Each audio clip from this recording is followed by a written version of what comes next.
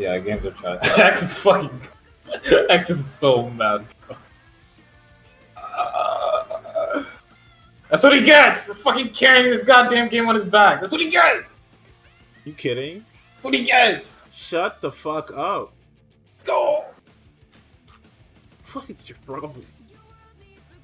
Over fucking Valve game? Bro, you should be ashamed of your fucking self.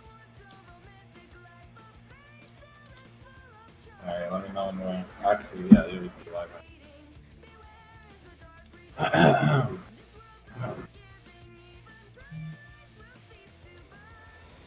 I'll wait for the trickle in here. Now, even though last real rap we started off, I went back and watched the recording. First thing you hear is that we were talking about fucking RWBY. And now we're actually... You already know. Chumble? That's just how goated the series is. That's just how goated this series is. You're gonna get us taken off there. Bro, for what? You're gonna get us saying shit like that. Bro, this franchise is goated. That's what we're starting off with? Bro, yes, Enrage. I had to handle something. Now, this fucking late. Well, you see, I said 10 o'clock, and then this guy decided... Bro, last time we streamed until like 2 o'clock in the morning. And you niggas were trickling in and out. It's fine. Way later than if you can't watch the VOD. Anyways. Nigga, what did we start? We started at 9, and it was 5 hours long. It was like that? Oh, that is 2 o'clock. 2, 3 a.m. Anyways. We're gonna try to make this one not 5 hours, but if it ends up 5 hours, there's 7 fucking volumes, so we made decent time. No, we're going volume by volume. We're not doing the episode by episode anymore. That's the new style that we're rolling. Yeah. Even if we did this for RWBY isn't nearly as...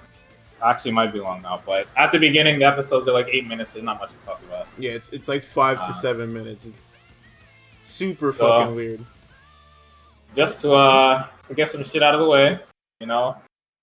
Disclaimer: if you're here, I don't know how fucking far this YouTube video is gonna go, but if you're here and you're thinking you're gonna get comments like, "Oh, if Monty was alive, this show would have been fucking HBO status by now." You know, Miles and Carrie are shitting on Monty's legacy. Then go somewhere. This is not the video for you. I'm not no type of that slander around. Miles and Carrie are they're doing some questionable shit, but they're doing their best. They're doing their best with what they have. Questionable shit. Doing their best. Also, when we get to the Blake and Yang talk, if you're gonna bring up how, you know, Yang was straight before, but all of a sudden she's lesbian now, that shit is homophobic, bro. This video is also not for you. That doesn't even make sense. I don't know if she was straight before. Bi niggas don't exist apparently, so just watch the way you speak on this. How did we know that before? Because there was one offhand comment she made about some niggas, like episode 1 or something like that, episode 1 or 2. That. Yeah, but what does that mean? I don't know. Bi niggas don't exist. So. I mean, I guess. Anyway, that's all the disclaimers I have. You know, that's fucking crazy. I told you're driving this episode. All right, Volume 1, nigga. What did you think? So what you want to? Oh, you want to start with? Okay. Actually, wait. All right, I forgot that there are trailers to this shit. All right. Do you have any outstanding thoughts about the trailer? Bro, I don't give a shit about these trailers. Don't do that. All right, bad. Volume 1. I don't. This trailer showed me nothing. Why is we sitting here getting bust down by this fucking statue? Blake ran away. Geigus or some whatever the poster. And then I watched Junior and bro, you know what's the most disappointing thing about that yellow trailer? What? Is that those fucking twins never show up again besides being side characters. I'm pretty sure they're related to somebody that's in Volume 6. When Sender is like going around trying to gather information about Team RWBY and Haven, Mr. whatever. Yeah, and she goes up to Little Miss Malachite, like her. Yeah. The two girls that are under Junior's command are called the Malachite sisters. So I'm pretty sure they're related. If they're not related, it's a gang though, isn't it? I think it is, but I don't think they're all named Malachite. I think it's just... right. That's what I'm saying. I think that it's just a gang. Oh, if it is, then fuck. A nice little callback, I guess. All right, so volume 1. What do you think? Hey man, what did I think? I think it's fucking weak, dog. What? You think it's weak? Why do you think it's weak? It's easily the weakest section of this fucking show. I think that's cap. I think that's volume 5. You can think it's cap, and I'm gonna tell you why it's the weakest section of this fucking show. Bro, what? All right, what do you think? Purely off of runtime, it's the weakest section of the show because nothing happens. Yeah, it's like 2 hours. All right, how about? All right, that's cap because the first like 7 episodes, 8 episodes, up until they get out of that damn forest. When they get out of the forest, the show drops in quality because there's just nothing. The forest is the entire season, and the forest is really nothing. It's literally them just arguing with each other. Yeah. You get like very, very shallow insight onto what their characters are. You get a little something here and there. You know, White's a fucking asshole. You get nothing on Blake. You get Yang as she's a party G, I guess. And then John is a weirdo, and Pierre is great. Don't do that. He's a weirdo, bro. He's just nervous. He's just nervous. You can't carry the show like that and not be nervous. I don't know about carry the show, but carried the show. I don't know about carry. God, the show. John, I told you about old goat, John Arc. Ben told you about that. Yeah, whatever, bro. That's crazy. Yeah, so the first half of this volume is them in the forest. You know, if you haven't watched the show, probably don't know what the fuck we're talking about. We're not gonna give you recaps, but a bunch of like setup and shit.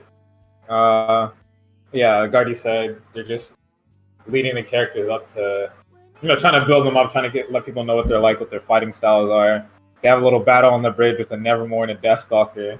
They fucking handle it like a Deathstalker gets handled. Okay, we need to talk. I'm gonna get this out of the way first. There is no scaling in this show. The scaling is like your favorite action RPG, where things that are considered mobs just get culled. But when there are new mobs on the screen, they're mini boss level. There's probably a show, and that's when niggas start struggling.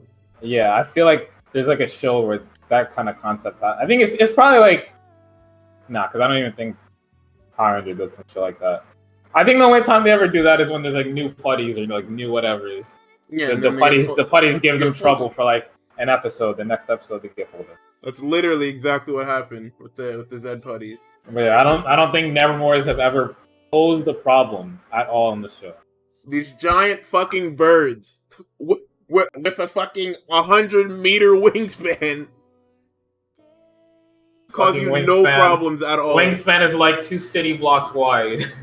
This is a giant blimp-sized bird, and they're culling it with relative ease. Only person who only remotely almost got gripped was RWBY, and that's because she wasn't even focused on it. She was focused on the fucking Deathstalker, the giant scorpion. I don't know what these things are called. And then John actually commanded the troops to handle that. That guy was fucking crazy. Started pinging everything. He didn't even ping anything. He just said names, and they just knew. That's how good that guy is. I'm telling you, that's the GOAT leader. And then when he gets out of combat, his dialogue drops to fucking F tier. Well, of course, because they don't have anything to write. He doesn't have a character. His character is that he's a loser. Also, you guys gotta stop doing that. If you're gonna write a story, stop doing the useless fucking loser comic relief character. I'm tired of it. I'm over it. Yeah, the comic relief character that has to build his skills up by hand. I'm gonna go ahead and say it. I think rewatching this whole series back to back. Right. I think Jean's arc and building his weapon skills up is better than Sokka's. I enjoyed watching Sokka build his skills. Or I enjoyed watching John build his skills up more than Sokka. You can actually see improvement because there's actually progression. Yeah, volume to volume. When I see John at the beginning, he can barely hold his fucking sword up, and Pierre is literally operating his body. Yeah, fucking forever fall. He had to fucking... Nah, he blocked the one Deathstalker shot. At the beginning, he got the one little shit with the shield. I like that. He got it. Yeah, and then he forgot the whole thing that she taught him to stand. Oh, yeah, that. And then she had to help him. That's fine. Also, can we talk about Pyrrha unlocking this guy's aura with the super incantation? One of the problems that this show has is that it just can't fucking remember what its power system is like at all. We go from, John, are you not using your semblance? Huh? What's that? And all right, I'm gonna spit some Ezekiel 25:17 right quick, and then I'm gonna lock this shit for you. Later on in Volume 5, they're telling Oscar, just do it. Just do it. Oscar, and then you can unlock it. Come on. And then I watch World of Remnant, and it's fucking... Everybody has a passive aura. It's just, people that train there in the Huntsman Academies have a way bigger output than everybody else. And it's just like, all right, well, which is it? What are we dealing with? Dumb as fuck. Like, I know a lot of people have... Because we were talking about this stupid fucking lore and backstory discussion, shit like that. But RWBY is the example of what happens when you don't have concrete shit. When you just start saying things. Let me calm down first. It's the equivalent of the schoolyard debate where you start talking about. So let's say we're talking about Batman, Superman, right? Right. And every time I checkmate you with Batman, you make something new for Superman to just get out of the situation. That's what happens with all the subject matter in this series.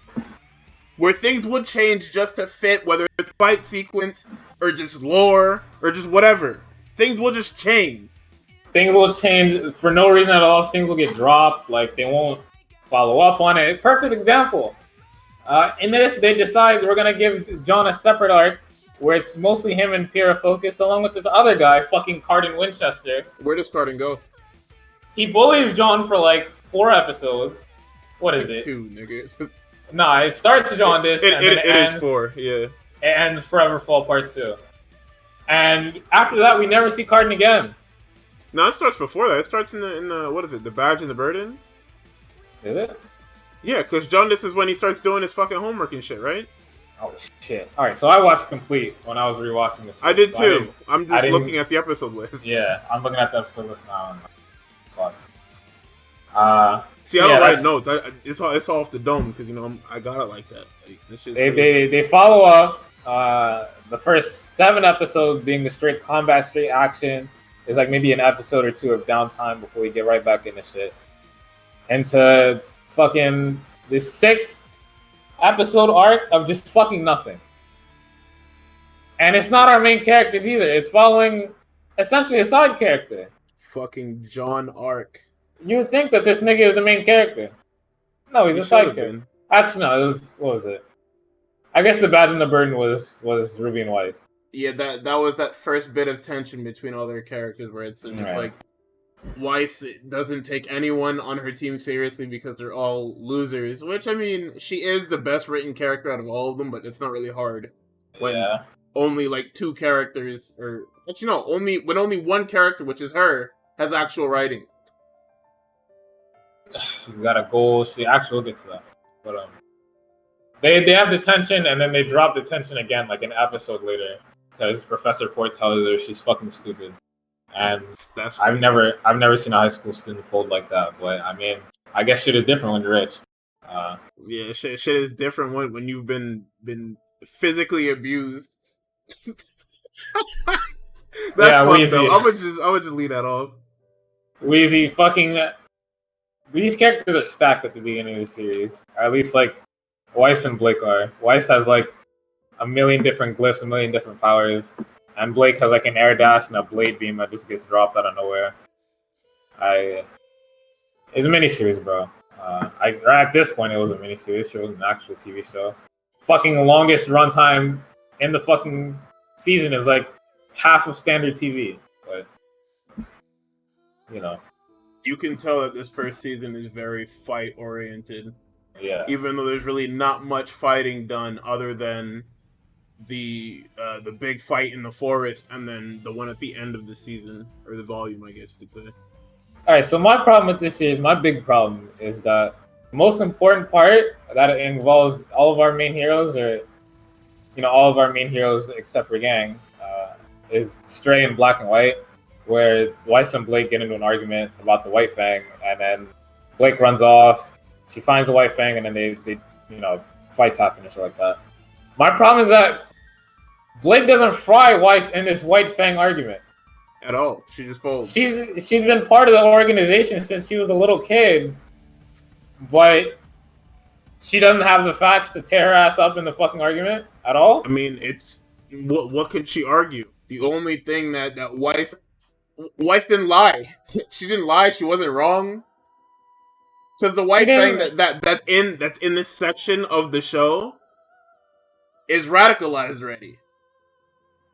And that's the one that Weiss grew up knowing. Yeah, but here's the thing. Blake says something and Weiss is like, you know why I'm a victim? Because, board members went missing and then my dad was mauled and that would make for a very unpleasant childhood. And it's like, motherfucker, I'm fighting for my rights. I'm fighting for my right. Fuck your dad. We're gonna... Not we, because I'm not part of like that. We're gonna get his ass too. That's what she should have said. Like, my wife's going me doesn't make anything. I don't give a fuck if they hate humans. Like, for all intents and purposes, like they fought alongside humans in the Great War. They fought to help save settlements that are getting attacked by Grimm, and we're still getting subjugated. And it's you niggas perpetuating this violence. If y'all were cool, we would be cool. Y'all not cool. And don't even get me started on the slave labor. And that's how it should have went down. Instead, Blake, lightly insinuates that she's part of the White Fang and then runs. And I guess that's part of her character. She's supposed to run. Oh, yeah. Don't worry. We'll get into that. That's the best part of the show. What you mean? I don't know. She runs and she disappears for 2 whole days. I want you to know. 2 whole, like the sense of time on this show is fucked, but I thought 2 whole days was kind of out there. Enter another great fucking character, Sun Wukong. Yeah, Sun and Penny being Still introduced. Never got new clothes. Sun's a great. He's funny. His gunchucks are cool. He's voiced by a cool guy. He's a great character. And he was in the season for 2 fucking episodes. Gunchuck staff, whatever. In this shit for 2 fucking episodes. Another problem I had with the volume is that it has to do with like environments and the way that this show looks in general. But the festival didn't really look like a festival at all. It just looked like niggas were just putting banners up. Like, it's a celebration of all corners of like Remnant, and all you niggas can pull together is some banners. Yes, I guess. Sir. All right, great. You ain't got the money for that. They'll poor as shit, man. What you mean? Cool. You would think the other kingdoms would pitch in since it's a celebration for all of us. No. Okay. No, we're just gonna. All right, whatever. Anyways, sir. So Penny was wilding in that fight. That shit was crazy. Yeah, the Penny fight was good. Setting them beams off. I mean, there's really nothing to talk about with this fight. They're just fighting a giant robot, and then Ruby's doing all the cute call outs. What is it? Ladybug, Bumblebee, fucking or whatever. I think that's the beginning of volume 2. No, it's like, yeah. It's this episode, right? They're fighting the giant mech. No, the end of volume 1 was them fighting Torchwick at the docks. Sun and Blake and Penny versus Torchwick at the docks. Okay, yeah. Yeah. Yeah, that fight was good, but it shouldn't be anything to run home about. There should be bigger scale fights in the show, but not. Essentially, Blake gets her fucking ass beat despite having both a counter and an air dash, and she gets washed. Like, Roman beats the brakes off of her. She just crazy. That shit is funny.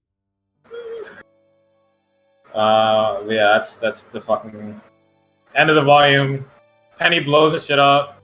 They all reunite. Weiss tells Blake, it doesn't matter who you were. It matters who you are now. And, it's all hugs and sunshine.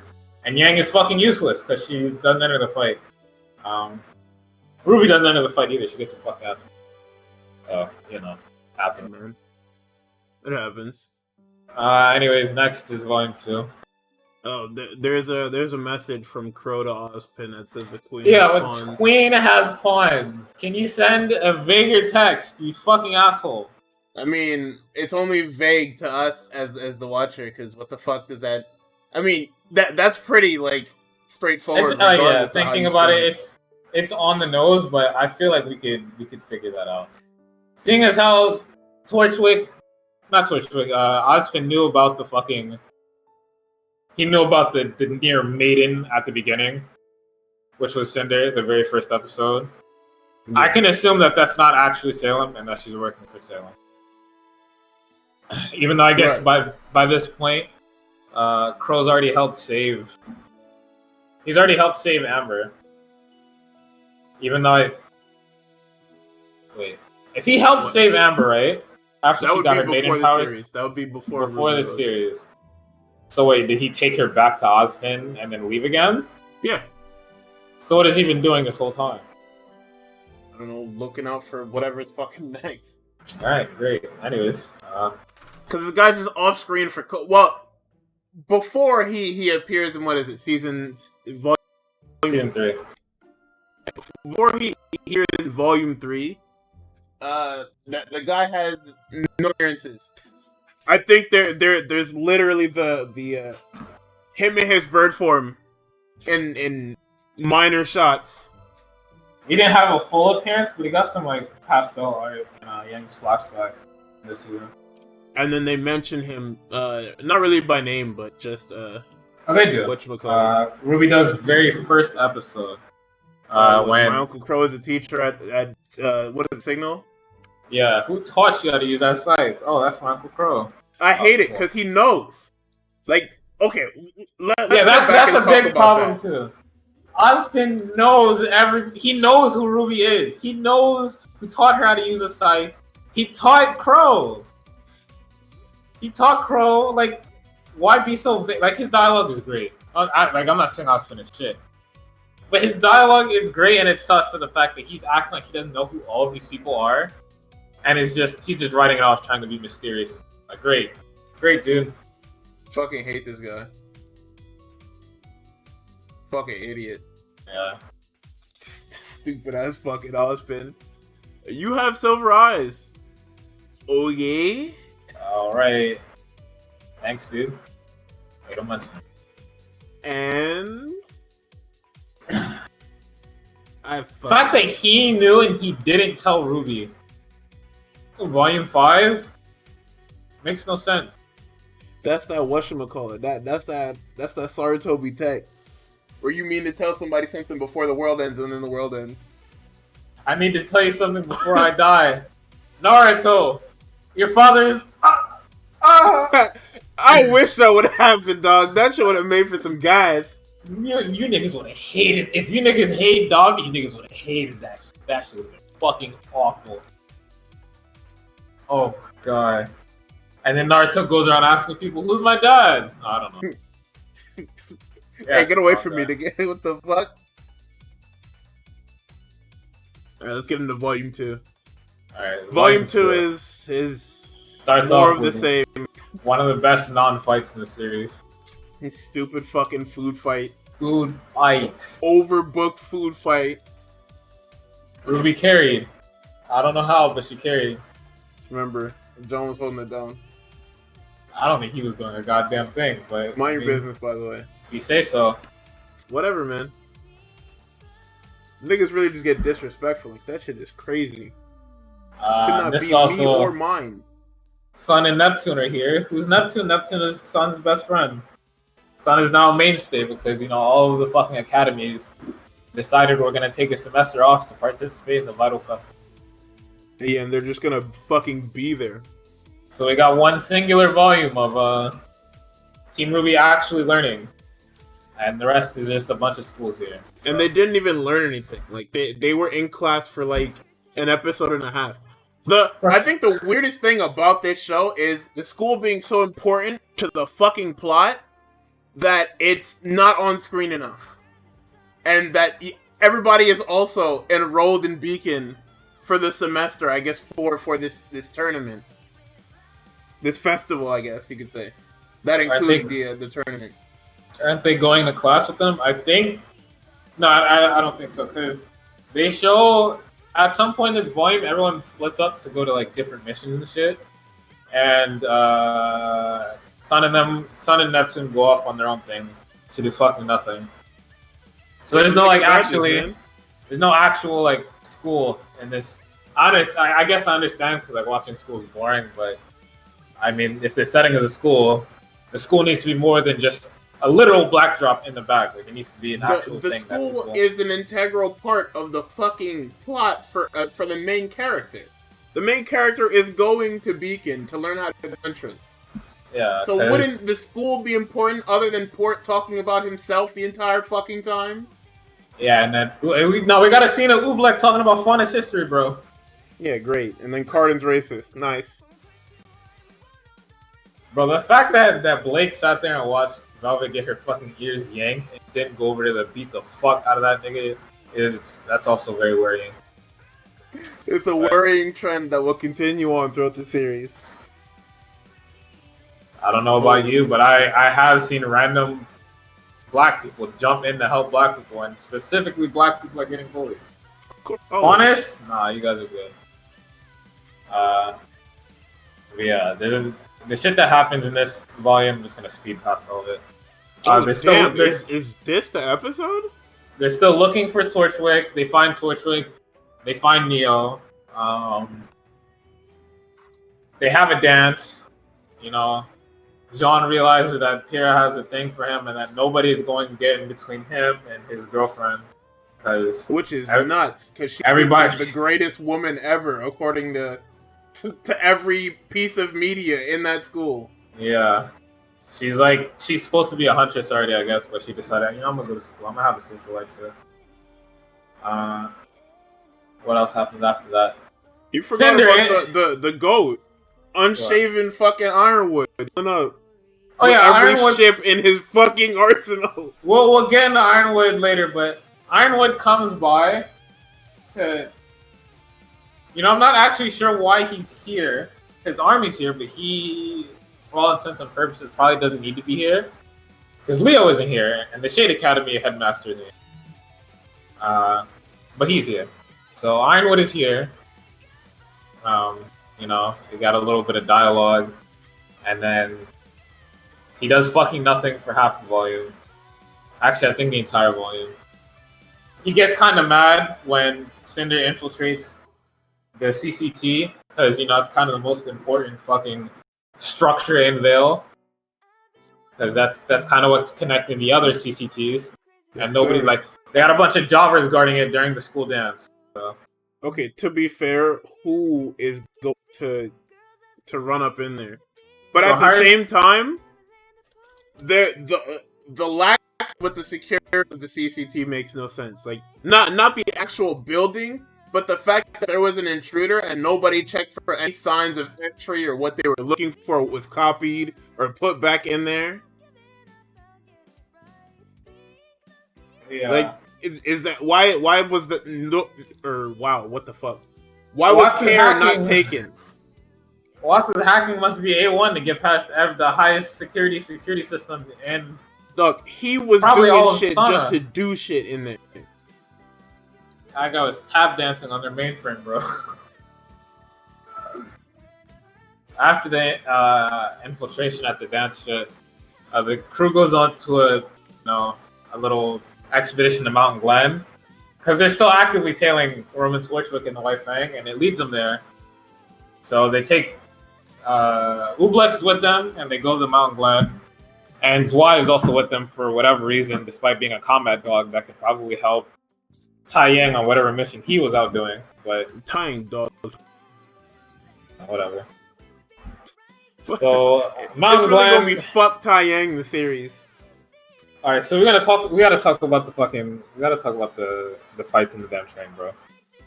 That shit is cool. Do we really gotta talk about it? We do, because that shit is Yang getting her ass beat by fucking Neo and then getting saved by her mother. Raven shows up. I don't know how she was watching Yang in the first place, because not like she was, unless she was in the train and I missed it. I think she just appears on the train. She teleports in, but where was she? Like, how does she know that Yang's in trouble? Is there a scroll specifically on Yang 24/7? Bro, who knows how any of the shit in this fucking universe works? Whatever. Anyways, Yang gets her ass beat. Her mother shows up for the first time. She has a super long fucking sword. I think it's called a kodachi or something like that. Neo sees her and just understands her power level and just like, yeah, I'm not built for this. Later. Yeah, because Neo built exactly like her, except without the fucking awful parenting. Not built for that. So she leaves. Weiss loses to some random nameless White Fang lieutenant whose name is White Fang Lieutenant. She's beating the ever living shit out of it. Like, it's so bad. It's some of the worst ass whoopings you've ever seen. Like, she time dilates and then flexes on this guy because I don't even think she needs it to like bounce around the fucking glyphs that she has. Beats the fuck out of this guy. He gets like 2 hits and she's done, and that's the end of the fight. Great. And then we also forgot about Pyrrha and Mercury and then them figuring out her semblance. That's important for next volume. We can go over what fucking Cinder and all them are doing later. A whole lot of nothing. So Blake beats the fuck out of Torchwick, and then Weiss comes tumbling in. Blake grabs her and leaves. And then they all meet on top of the fucking train car. Shit blows up into the random city. And then Team RWBY starts to fight off the Horde of Grimm. But it's not enough. But then the niggas show up. And by niggas, I mean Team Coffee. The most...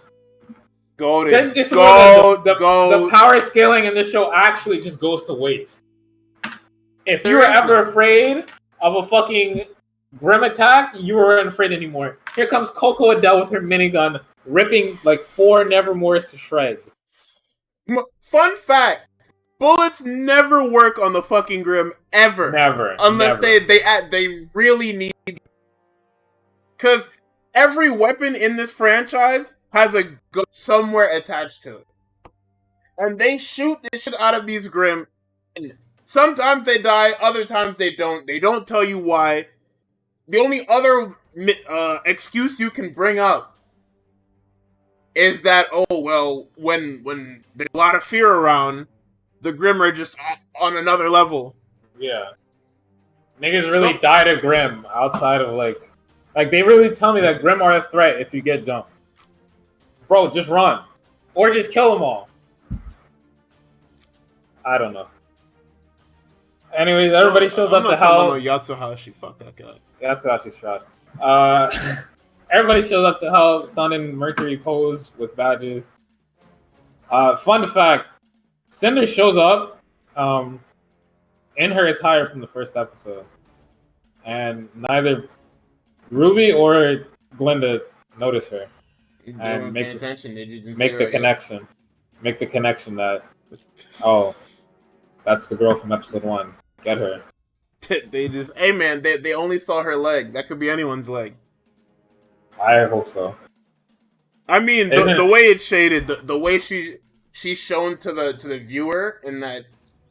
I hope they're not able to see her dress, because if they are, and they have no, they didn't, because the view that we get when Torchwick drives off or whoever drives off, we just see her leg, and that's supposed to be their view as well, which is why RWBY doesn't recognize her in the hallway when they do the stare down, and RWBY's like, I can't put my finger on it, but something is familiar about you. She's bad, but actually, no, that's fine. But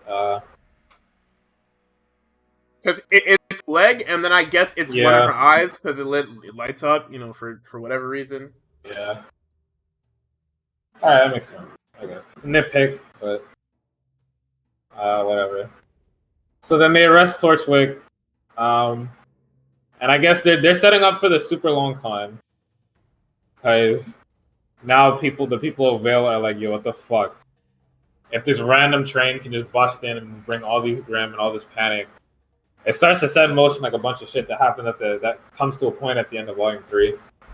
So niggas are on edge now, but I guess they were trying to justify Ironwood bringing his whole fleet to the Vest Festival, so that's cool. And then at the end of the volume, Raven appears to a conscious Yang this time, instead of defending a half-conscious one, And she says there's a lot we need to talk about, and then Raven disappears for, what is it, two fucking... Two volumes? No, 3. 3 volumes. 2 to 3 volumes. She's just gone. Actually, no, not 2 volumes. Yeah, because she shows up in volume 4. Ridiculous behavior. They waited so long with that nonsense. Yeah. Just for it to not be good. I could not be me or mine with this nonsense.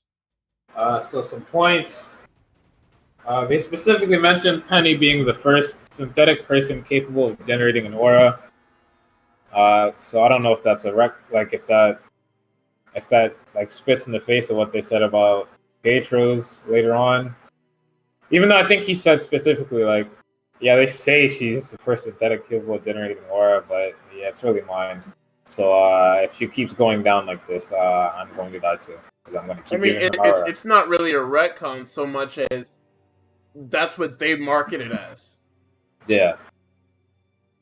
Even though they really where the people won't know the difference.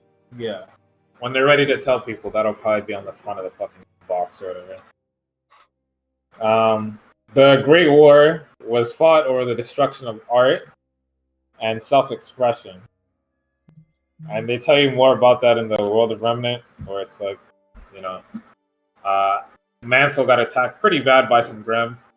And so to keep themselves safe, they thought that they can stifle the negative emotions of people by not letting them experience art or, have any self-expression. And, which is a good idea. Good idea, but they fucking lost because then they tried to push that shit on other people. Well, yeah, that makes sense. And even funnier was Mansell went to Mr. with this information, and Mr. was like, "Oh yeah, we'll adopt that too." And they only adopted it everywhere except for the capital. So niggas that were in the capital were enjoying that. Everybody else, yeah, niggas was living in the capital, boy. Yeah, that's a trend that extends throughout the whole series, by the way, where it's the capital gets a bunch of treatment, and then the other places are kind of just dead, left for dead. No pun intended. Yeah, because that's the reason why I was going for it. All right. Moving on.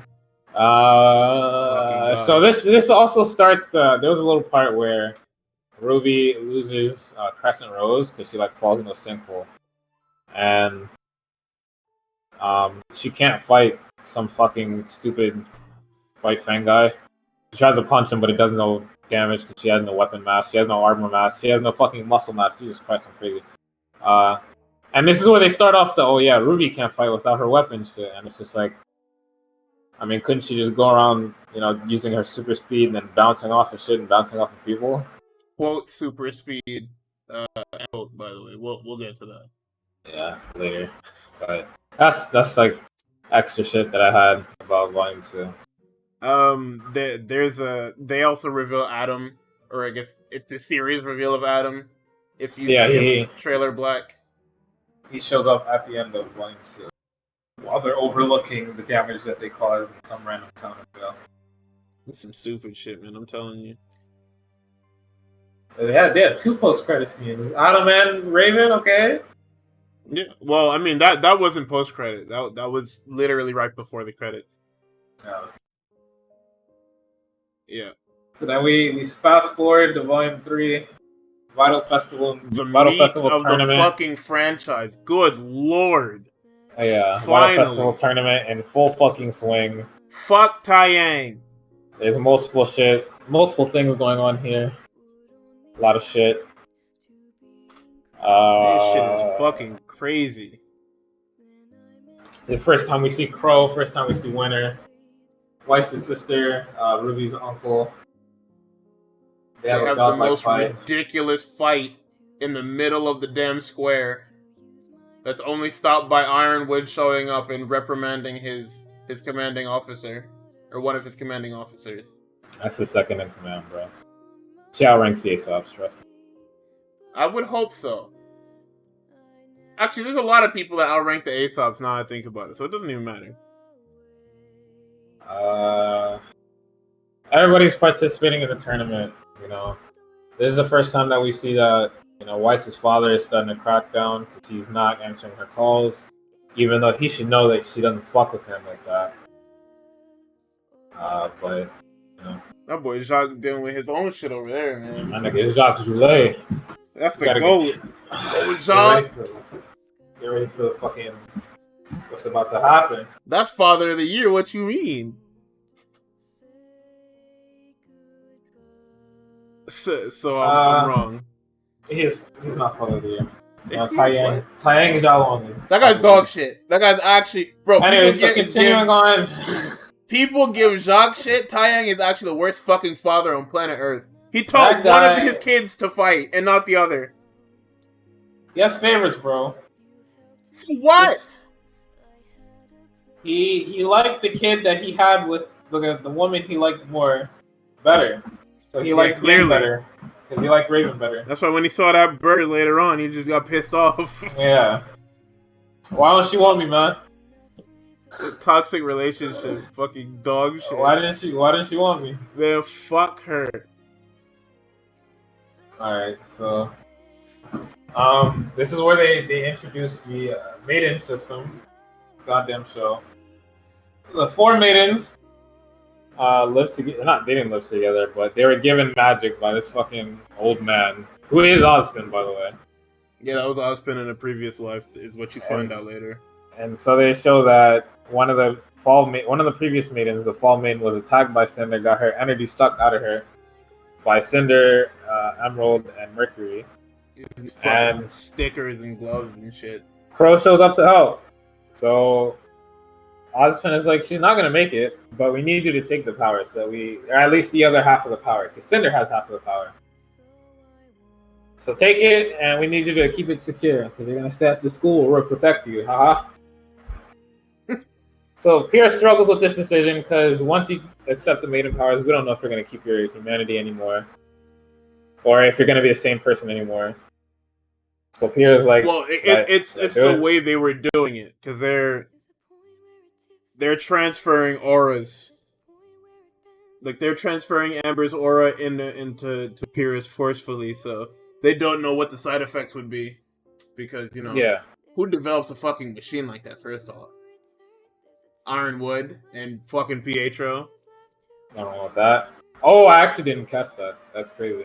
Yeah, because it's a machine that's in the lab in volume 7. Yeah, I know it's in the lab for Freya, but I didn't think that it was the same one that he used for Penny. But he put his into Penny's with. A good touch. So that's a sicko, bro. Pierce struggles with this shit for long as fuck. There's other side arcs too, like Weiss trying to learn her summoning, which is the beginning of the end for that character. Yeah, because she gets reduced to just night fodder. There's Yang, talking to Crow about her mom. And there's RWBY. I'm not sure what RWBY side arc is in this. You're skipping over a great fight in Team Funky versus Team RWBY, where Neon is actually the greatest goddamn character on the battlefield. Yeah, Neon is actually... She's funny. She's really funny. And then they ruined her design in Volume 7 because somebody just... the first design is kind of a product of the time, though, because it's very heavily... I think it's Nyan Cat? Yeah, but that still, bullshit. Like, the costume in Volume 7 is fine. It's the hair that's off. Fucking awful. Yeah, the hair designs in Volume 7 are kind of... interesting. Whatever. So they win that. And then I forget what happens first. I think Yang versus Mercury happens next, right? That would be the next fight. Yang beats the dog shit out of Mercury because, comeback mechanic. She essentially had like one fucking aura health left and then popped rage and actually just tore this guy to shreds. But he threw that fight, so it's fine. It doesn't even make sense. After she wins, Emerald uses her semblance, which is broken, to manipulate Yang's mind and make her see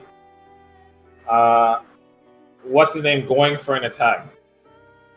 And then she punches his leg and also shoots it. So it looks like she actually... She didn't punch him. She shot him, okay? It's the same motion, bro. No, she straight shot him.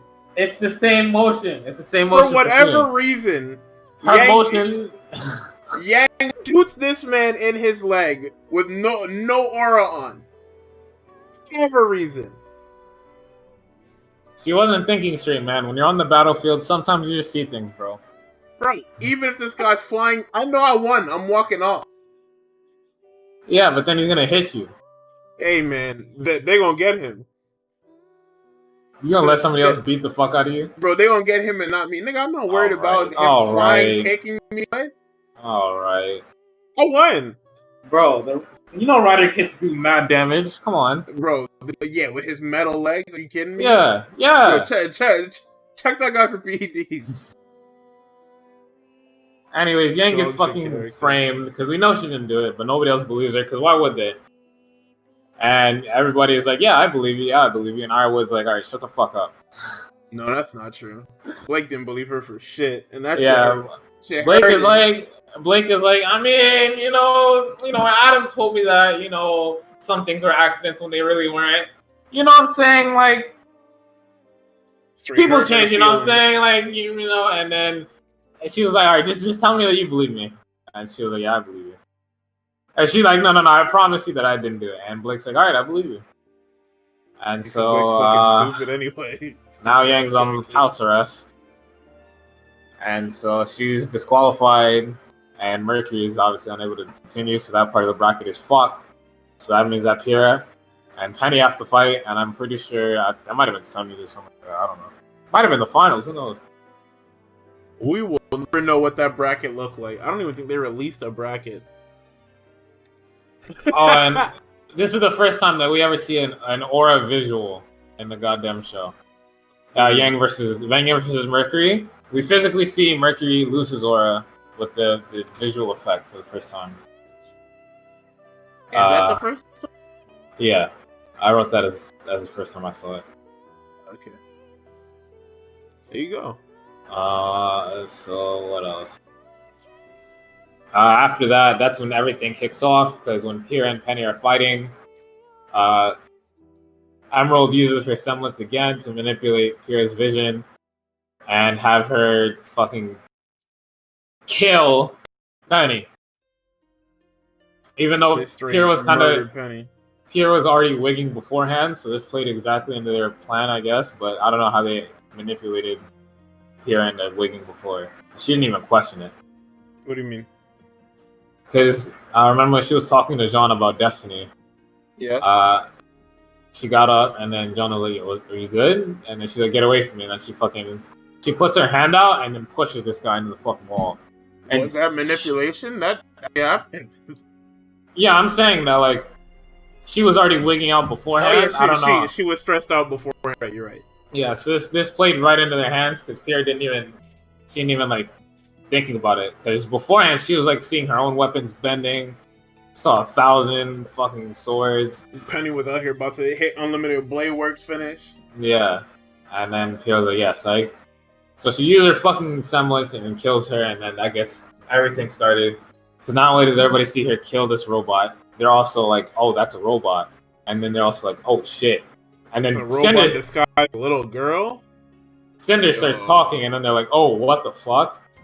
And then they cut the feed, and then there's a bunch of Grimm in the city and shit like that, and everybody's like, there's a huge fallacy in that segment of the show where it's just Ruby realizes that something's going to go horribly fucking wrong, so she runs into the access tunnel, but is met by Mercury, who ends up blocking her way, and they start a fight there.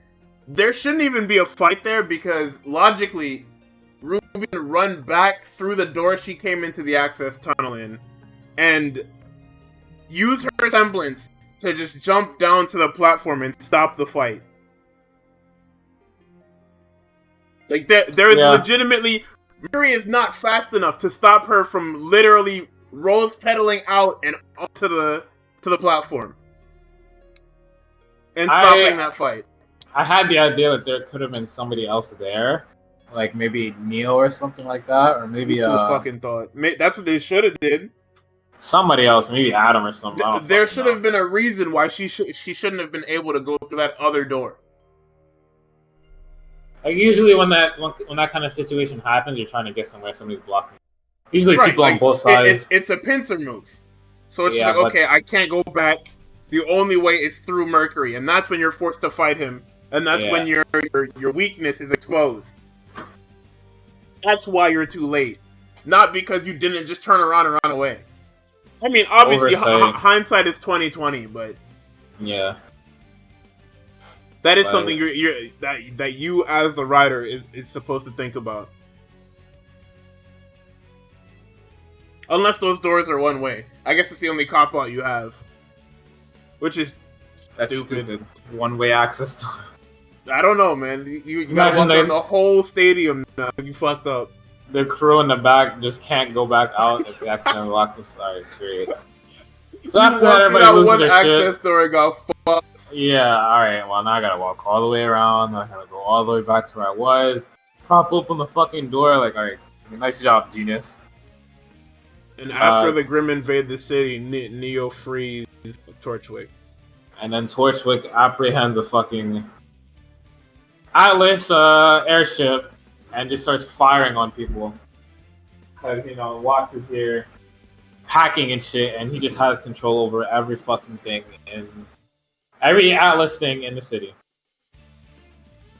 Which leads to them taking over the soldier later, too. Great.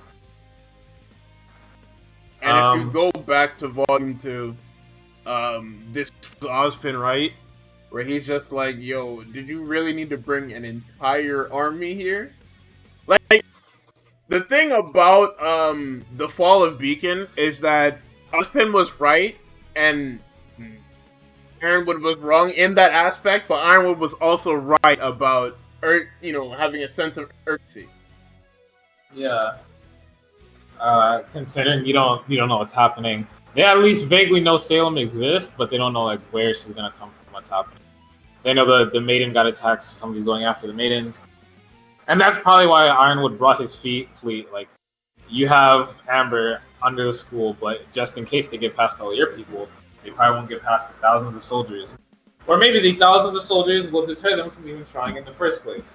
At least while the festival's still going. Yeah, and then you guys let them get into the CCT, and then now they're into your whole thing. Yeah, but there was literally nothing Ironwood could do about that. So, so everybody breaks off. Ruby goes off to fight Torchwick. Eventually, Blake eventually encounters Adam. Weiss and a bunch of other students are helping defend the school by fighting a bunch of Atlas mechs and Grimm. And Pyrrha and John go under the school so that Pyrrha can be transferred, or the maiden can be transferred to Pyrrha. But before Pyrrha can get the power, Cinder shows up and kills the maiden, getting the full power. And then Cinder just fucking mops up Ozpin. And, everything goes to shit. I think you're led to believe that Ozpin threw that fight. That's my headcanon is Ozpin threw that fight. It really doesn't make any sense how he lost that fast. I understand it's probably supposed to be up to interpretation what happened on there, except for the fact that Cinder won. That's the only constant. But to me, it looked... He got up there so fast. He was dodging everything, bro. That guy has time powers. That's what I'm saying. Time powers, a force field, and he was winning the fight, too. So it wasn't like, he was down bad the whole time. He was on the defense the whole time. He was winning until he wasn't, because Cinder flew out of the shit. Which is great, but... Did he die? Yeah, he does end up dying. Quote, dying, end quote, but that doesn't really matter, because Ozpin doesn't exactly die, but that's for another volume. So, Cinder kills him, and then goes to the top of the tower to, call her Dragon Grandma, which exists, I guess. To the top of the tower. I think he's just making shit now. Pyrrha goes to try and stop her, but not before sending John off. And then Ruby loses against Torchwick and Neo, because that's above her pay grade. And then for some reason, Torchwick gets fucking killed and eaten by a damn bird. For whatever reason, whether it's comedic relief or just trying to show off how dangerous Grimm are. Like, I don't know what it is. Before that, like, RWBY just kind of like scoots up while she's hanging off the ship. She scoots up and presses Neil's umbrella, and it opens, which is funny, I guess. Which sends her into the ether, into the fucking sea of Grimm in the clouds. And I'm guessing that might have been what triggered the Nevermore to come down and eat what's his name, because I mean, I guess he had negative emotions about Neil flying off the ship, but I don't know. I didn't write the show, so I don't fucking whatever. We're running the show for them. And then we tap back to what? Pyrrha versus what's her name? Cinder. Yep. Cinder. I want to say it's even, but I think Cinder has the upper hand, even though Pyrrha is obviously the better fighter. The dragon is kind of assisting, so it's not. So everybody's then evacuating. Everybody's evacuating. From the fucking, like, the airship, RWBY comes back to comes to life. We missed a very integral part of the... Oh, yeah. Here we go. Okay, so... Yang realizes that Blake is missing. So she goes to find Blake. Blake is obviously dealing with Adam. Adam is whooping her ass. He stabs her to I guess, alert Yang and bait her into fighting. So Yang recklessly charges at Adam. And prior to this, Blake shot Adam's sword. And Adam's semblance is that any damage or any type of, I guess, energy that is channeled into his sword can be bounced back. Double damage. Or I guess it is double damage. Like double the intensity. Yeah, it's like an MP meter that charges the more his sword gets hit instead of him. Which doesn't really make sense, but whatever. Crazy. There's plenty of those semblances in the show. Apparently. I know, that's why I said it doesn't make any sense. Like, damage negation is just a hot topic in a show about fighting. You want people to be able to negate damage, yes. Like I don't know why you're able to channel it through your fucking sword, but sure, whatever. So in the shortest non-fight in the series, Yang charges in telephone punches, and it gets her arm chopped off, and that's it. That's the fight. Blake is able to take Yang, and they run back to the damn landing strip, and that's when RWBY reunites with her friend and sees that literally everyone is laid out on this damn launch pad. Yeah, everybody's been fighting. Coco, even not Coco, even Velvet had a little like neat scene of her using her photo or her camera finally, and using it to take down one Alice mech, despite probably being able to take down several. She wasted so many snapshots. She kept on that one switched. Shitty ass. Here we go with the fucking bullets. She takes all the damn gun-related semblances and starts lighting this thing up, and it's doing no damage. But when we switch to the bladed weapons, she's out here just cutting shit off. She's cutting limbs off, she's doing massive damage, she's fucking punching, and shit is just getting caved in, and it's just like, alright, well, why does everything have a gun on it if you're not gonna, like, if the gun never helps? Like, the guns do not do anything. Yes, it helps with propulsion for RWBY, and it adds, I guess, what's the, inertia, force, whatever the fuck this shit is called. I can't remember the word right now. But it adds force to all of RWBY's actions. Like, whenever she buries her scythe in a Grimm, she'll shoot it to I guess, cut the head off, whatever. That stuff is cool, but what's the point of the gun? Like, realistically, what is the point of the gun if it never ever does any damage? Unless you need it to. High impact sniper rifle, but you forgot the impact. Like, at that point, if you're gonna fucking, like, have the guns do nothing, don't even have people block them. Have people have them just miss. Yeah. And like in a fast-paced environment, like fast-paced fighting show like this, I wouldn't be surprised if people could just fucking straight up dodge this shit. Like Blake's whole fucking shit is about dodging. Weiss could jump from like glyph to glyph. Yeah, well, we'll talk about Blake's semblance of being able to disappear and reappear, and whether they're solid clones or not, and all that other fucking nonsense. Blah. Like, I don't understand Blake's semblance. What is it? How does it work? because they tell me it's an after image. They tell me it's a clone. They tell me all these other things. You can kick off of it. It's physical. It disappears on hit. She's able to teleport away. Like, there's so many things that you can tack on to the semblance that the original purpose of this doesn't make any sense. Here's the thing. She said in the beginning, in Volume 2 at least, that her semblance was an empty copy that takes the hit while she runs away. That's what I'm going with, anyway. Right, it's an empty copy, but what does it mean by empty when you can imbue it with dust and... Well, you could imbue the copy with dust while you just dash out. She is also... An empty clone would also mean that she shouldn't be able to kick off of it, no? Yes, but that's Volume 4. And that... Brother. It's the new canon, bro. Come on. No, nigga, what the fuck? New canon, bro. New writers, no new bro. canon. New writers, bro. There ain't shit new about this canon. Don't do that. Bro, come on. No, nigga. Alright, bro, whatever you say. Yeah, whatever, man. And they continue to do it, too. They continue to just have her semblance be this all-purpose technique. Also, there's no indicator of when she uses it and when she doesn't use it. And there's no indicator of when it's used up, where she is. Because there's scenes all over this show of them attacking the clone and her being long gone. Yeah. They attack this clone and Blake is somehow 40 yards away already. Halfway across the fucking courtyard, just booking it. So how does it work? They don't know. I don't know. I don't know. But as we reach the climax of Volume 3, Cinder and Pyrrha's fight is coming to a close, with Pyrrha on, obviously, the losing end because this is full maiden powers versus a regular person. Like, it doesn't matter how good of a semblance you have, how well of a fighter you are, you're against legitimate fucking magic. Yeah. And there is nothing regular people can do against legitimate fucking magic. Can't do shit.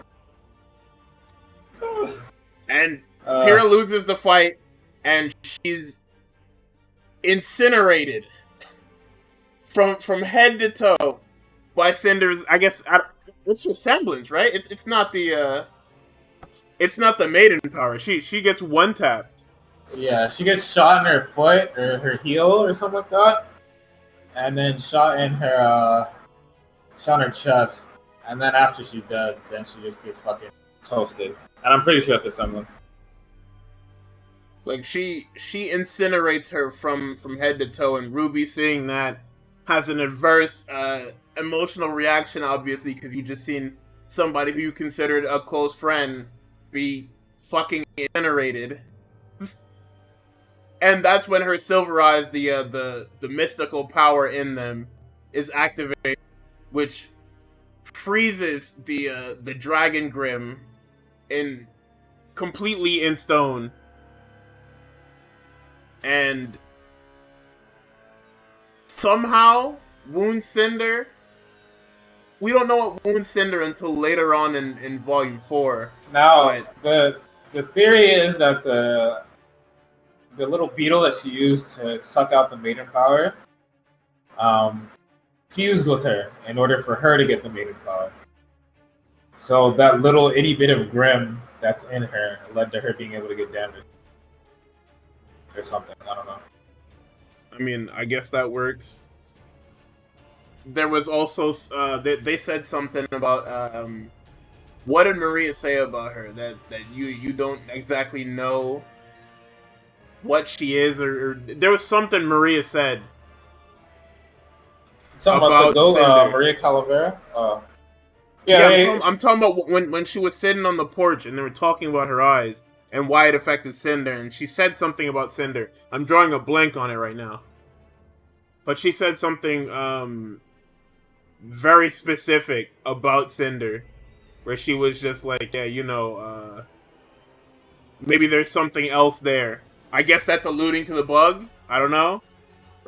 Yeah. But at that point, they also could have been alluding to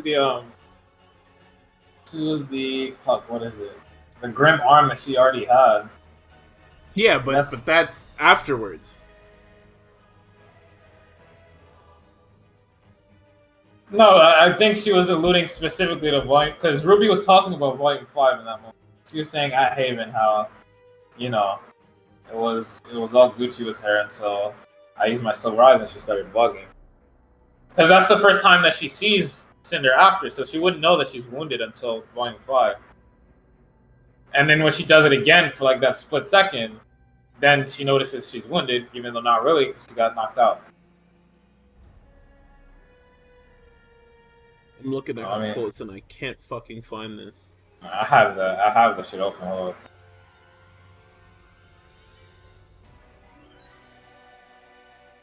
Oh, okay, here we go. The yelling,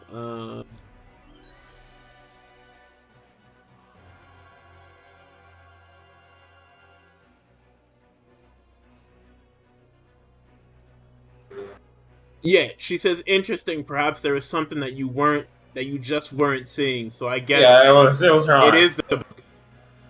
It was her arm. Weezy said, somebody pointed out that here's first and last words.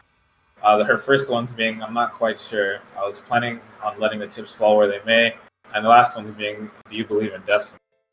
So I guess kind of like, by the end, she completely believed in destiny. Or maybe she was looking for, like, just a little bit of knowledge from Cinder before, I got fucking fried. And then... Can you spare some knowledge before you fucking incinerate me? And then Weezy was like, how did John get the medal for his weapon shield upgrade if all Pierce shit left with her? Her crown was the only thing left of her after she got incinerated. It got everything else. They make sure to show you the crown in her sash. Yeah, so that's how he gets both. They make perfectly sure to let the viewer see both those things be still on screen. So a couple things to note, at least I had written down. I already brought up the shit about Crow and talking about her mother. They did show Pietro in Volume 3 for a minute when he saw Penny get ripped apart. Kind of sad. The fact that they axed Torchwick, our most recurring villain, with the most involvement with the heroes, the most beef with both Ruby and Blake, just gets killed so Cinder can take over. Kind of ugly. But Cinder doesn't take over. Yeah, because they introduced the actual big bad, but for the time being, she takes over. She takes over for all of an episode or two.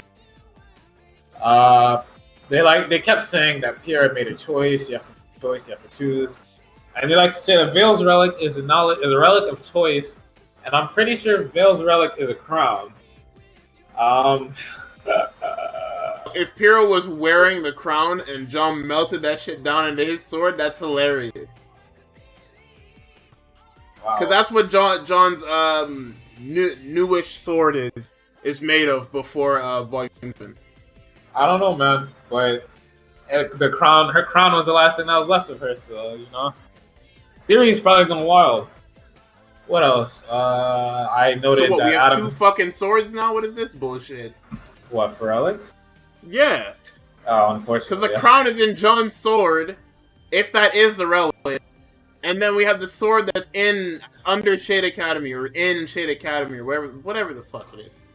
Yeah, so we have two swords now. But I doubt, I don't know where they hid this stupid fucking thing, but we're probably going to find out next volume when, Ozpin swears to God it's not his staff, but he was doing some weird shit with that staff at the end of Volume 7.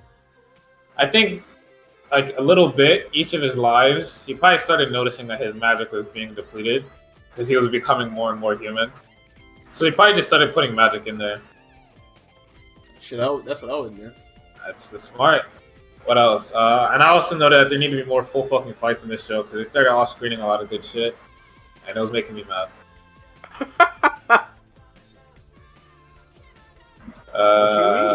So I wanted to see Cinder. I think Cinder versus Ozpin is an important fight to have. It is important, but they don't want to show you that because I guess they're waiting to reveal Ozpin's actual abilities. Yeah, his semblance and all that shit. They're waiting to activate all that stuff through, or not activate, but show all of that stuff through whatchamacallit, through Oscar later. Unless Oscar splits, that's gonna be the most broken character in the cast. Like, straight up, he's already kind of busted. Yeah, because he's got force fields and shit. That guy is something else, bro. I never noticed that before. That guy Oscar has, his thing is force field. I hope that's not a semblance, because that's really bad. That's really bad. Did you not see him float down with that damn aura bubble? Yeah, but I hope that's not his semblance thing. Bro, he's got force fields. Because Weiss has that too. She has a force field. Weiss doesn't have fucking anything except for summoning this dog shit knight. She had a force field. Yeah, and Blake had blade beams. Great, cool, whatever. All right, so Volume 4. That's fucking crazy. Yeah, you really gonna skip the tail end? That's crazy. Oh yeah, so we go back to Patch, and we get a little bit of monologue from the GOAT, the greatest of all time, one of the greatest voice actors of Grace Our Generation, Jen Taylor. You might also know her as Cortana from the Halo series, and she starts, monologuing about being the GOAT or whatever, and we get to see where everybody's holed up. RWBY and Yang are still in Patch until later, where RWBY sets off for Mistral after Crow tells her that, I'm going to Mistral to handle some shit. And you have Silver Eyes and you're special. You're a Silver-Eyed Warrior. Nice try. Right, good job. What else did it show? Blake is sulking around places. Isn't she on the boat already? No, she's not on the boat already. She's jumping rooftop to rooftop in the Vale. Oh, great. Weiss is, on the first Atlas airship home. Because the GOAT home with the Swifty. Because the GOAT Jacques Joulet came to scoop her. He came to collect her. You talking real reckless on my man, and I don't like it. What, Jacques Joulet? You're talking way too disrespectful on my man. Is there a problem with Jacques Joulet? There's nothing wrong with it. I just need you to fix your tone when you speak about my GOAT like that. Yeah, so Weiss's dad came to grip her and just take her back. Who else? Did we see anybody else? Yeah, Team Juniper without their second in command is going with RWBY to Mistral, Haven Academy in Mistral. So they're going there. Because Pro tells them that, hey, so I'm going. Pro's following them. That's where the stuff is. He's following them in secret, and we get our first reveal of the big bad of the series, Salem. So that's Volume 3, and that's the peak of the series. So if you like the show in Volume 3, I have bad news for you. Yeah, we have terrible fucking news for you. It doesn't get better. It gets close, but it doesn't get better. Yeah, we recently hit our peak, even though this volume was a whole lot of nothing the first half. But we'll save Volume 7 for later. No? Yeah. So next up, we have the Volume 4 character short, which just shows RWBY fighting this fucking monkey. It's this demonized gorilla. What is it? The damn gorilla flying monkey from Wizard of Oz. Yeah. My brain is on fucking fire right now. I think I've watched that movie maybe once in my lifetime. So. I've seen that movie more than once, and I still don't remember. Should probably watch that again. Point is, RWBY is fighting this monkey, and this monkey is putting the beats on her. It drops her through this empty clock tower, which I guess is a foreshadow of some sort to what would happen later in that volume. What is a foreshadow? Didn't Crow fall through the same type of thing? And something like a church. Isn't that what it was? It was like a clock tower church thing. What? I think it was Tyrion that got fucking. He jumped into one like an idiot. Yeah, he jumped onto the broken beam, fell through, and then he grabbed Crow and dragged him into the thing, which is roughly about the same thing that happened. But I guess that's pretty cool foreshadowing. Oh, he's not a scythe wielder, but both the scythe wielder and the sword user fucking both get dragged fucking building. So they're just showing off the environment damage that they can do with this fucking new engine out there on Maya. So, cool. Okay. And then at the end of this short, Ruby eventually kills the giant gorilla, and then gets a call from Team Juniper asking where she is. And then you get your first looks at these characters post Volume 3, where Weiss is literally in solitary confinement looking out the fucking window and watching the moon. Blake is standing on a pier, foreshadowing that she's going somewhere by boat. And Yang is in the yard because she has no arm and she's moping. She's at home doing fucking nothing, brother. Oh, I missed my favorite part because Tux is trying to skip. Tux is trying to keep this part from me. This is greatest. This is one of the greatest parts of Volume 3 ever. Ever. So they wake up in the Ruby and Ruby wakes up in her house. She goes to check on Yang. And one of my favorite. Oh my god! And one of my favorite lines is said by Yang. What's she say? It carries over into literally every show I watch, and it's fucking great. When it happened in Avatar, I fucking popped too. Like, I hate Avatar, but when I heard that line, I had to pop. So, Ruby asks about Blake, and Yang says she ran. The bitch left. Oh my god, it's great. I'm personally invested in this relationship because it's just so unbelievably fucking toxic for no reason. Yeah, it's a piece of work, alright. It's so unbelievably fucking just mean-spirited and rude for whatever reason. Now, just because we have to talk about it, during these first 3 volumes, Ruby fandom latched onto shipping characters together as fandoms do, and one of the popular ships was shipping people within the team, right? So they give them cute little fucking nicknames. Well, apparently that's an actual thing. That's a thing that she says. That's why they used it. Oh no, I'm pretty sure it was the other way around. The fandom starting using it, and then the team making the show were like, all right, we're just gonna fucking steal these. Oh, well, shit. So that's why we get fucking Checkmate, Weiss and Blake, Freezer Burn, I think that's Ruby and Yang, right? Ew. No, that's Ruby and Weiss. Not Ruby and Weiss. Fuck, Yang and Weiss. I'm stupid. What other ones are there? Ladybug, Ruby and Blake. I think that's it. I think that's all the possible combinations. There's probably not a lot of Ruby ones, but yeah. And then there's Guardy's favorite, which is Bumblebee. This shit is great. It's the greatest. It takes all of my tropes from the trash TV I love watching, and it puts them all into one messy little bundle that makes no fucking sense. So the ship really picks up steam during Volume 2 when Blake is on her fucking revenge against the White Fang chick because they're manipulating what's supposed to be a peaceful organization by using less than peaceful means. She's running herself ragged. She's not sleeping. She's barely fucking eating. Yang pulls her aside and lets her know that you have to take these things slow because, I'm also looking for somebody and I'm taking that journey slow, Yeah. It gets fucking dropped later. But telling her take it slow, she gives her a story about how when they were young, Yang dragged Ruby along to go look for her mother, but it didn't go anywhere. And essentially she's like, bro, just drop this shit for a little bit. Get some rest. Come to the dance, and I'll save a dance for you. And she winks at her or some shit. And from there, I think the ship exploded because it's just all right, we got some shit.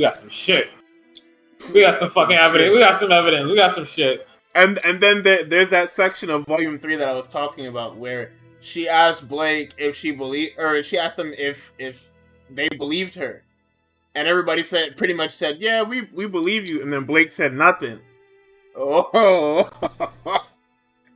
So, a little bit of a part in the couple, a little couple squirrel. But, it gets fixed after Blake's just like, I need you to tell me 100% that you saw what you saw. And then Yang's like, of course. It's all good. Then, we come later, and Blake is meeting up with Adam. Adam is shouting all of his favorite ex-boyfriend lines at Blake. And then Yang comes in, and it's just like, oh, the ex-boyfriend is going to attack the new girl. And instead of an attack, it's a mauling, because I guess they dropped the plans to use the old animations for Yang versus Adam. Decided to just make it one shot, further ruining the power scaling of the show. So that's fine. I wasn't looking forward to that. They do some egregious shit with Adam later. That shit is fucking insane. In the worst way possible, by the way. And then it comes to a head where at the end of the volume, Yang's just like, she left. What? She ran. She left me. How could she leave me? Why don't she want me, Ruby? She left. Why didn't she just stay with me? I needed her. All right, bro. All right. Oh, nah. That was peak injected. All right. That was peak injected for Guardy. I'm just here rolling. That shit, bro. I'm telling you, you gotta watch some trash TV. That shit is so good. I was rolling my eyes, or I was balding at how Adam was just talking like he was some fuckboy. Right. I mean, he is. They didn't make him anything. He's more concerned about Blake than he actually is getting retribution. Like, bro, yeah, that becomes his entire character later on, and it makes no fucking sense. Yeah, his entire character becomes Blake ruined my life. Everything bad that happened to me was because Blake fucking left me. So you know what? I'm gonna ruin her life, and then they just, you know what? Let's talk about Volume 4. Yeah. I'm gonna jump the gun if I keep talking about this fucking dog shit. So 2 of these arcs don't matter. Weiss and Blake essentially don't matter. I will sum it up for you right now. Blake goes home. Sun follows her because he believes that she's having a one-woman rampage against the White Fang. She's going home to collect herself or some shit. We don't actually know what she's doing home, but she's home. Weiss is stuck in Atlas. She basically went home to just reconnect with her parents because she had no idea what was left after, you know. She ran away from her friends. She couldn't protect Blake, or she couldn't protect Yang. Yang lost her arm. She's guilting herself for stuff that really isn't her fault, but she's taking, you know, that's the type of character she is. She's just going to take all of that herself. Everything is her fault. And then that shit is annoying. Trust me, I hate characters like that. But because she's tied to the fucking ridiculous relationship, I'm invested. There's some White Fang members that show up at the end. I think her friend Ilya from back in the day shows up too. We get to see Sun Wukong try his best to win over Blake's parents because, you know, I'm staying here. I might as well make friends with them. Mom likes him, Dad hates him. You're fucking despises that. I hate you. I do not like you, like, at all. So that's that arc wrapped up. Wasn't too much happening. We get to see Menagerie, which is supposed to be like, it reminds me of Haiti anyway. It's just that, you know, Haiti's way more packed than fucking Menagerie. Like, they say, oh yeah, Menagerie's packed. And there's plenty of room to walk around. Like, just walk around these niggas, bro. The reasoning that it's supposed to be packed is because half of the island is desert, or 2/3 of the island is desert. And Sun is just like, bro, just move into the desert, XD, because that's what Vacuo did. And it's supposed to be a natural barrier against Grimm. And they just don't do it for whatever reason. Because as they say that there's more, or Blake says that there's more dangers in the desert than he knows of, which doesn't make sense. Because if that's a natural barrier against Grimm, what is in the desert? Unless there's just some sort of worm sand monster colony that's in every like RPG ever in the sand. Yeah, the damn worms. Yeah, that shit was even in Beetlejuice, dog. That shit makes no sense. I don't know. Why is the sandworm like the most popular trope in sci-fi? It's that and the fucking scorpion. Yes. And just spiders in general. So next is, you know, Weiss. Now that she's home, she has to struggle with Jacques Joulet bullying her any chance he gets. She has to worry about Ironwood being in her house for whatever reason to talk to Jacques Joulet, despite not liking that guy. And then her brother Whitley is being mean because he knows that he's going to get the Schnee Dust Company proprietorship. He's going to become the head of the Schnee Dust Company because of it's not even that. That's not even why he's being mean. Bro, Whitley is the most written character in that entire family. Even Willow is written better than him.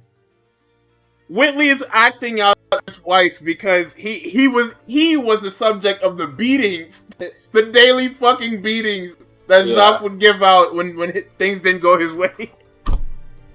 Whenever Ironwood acts out and Jacques doesn't get his way, he goes into fucking Whitley's room to fucking box him or some shit.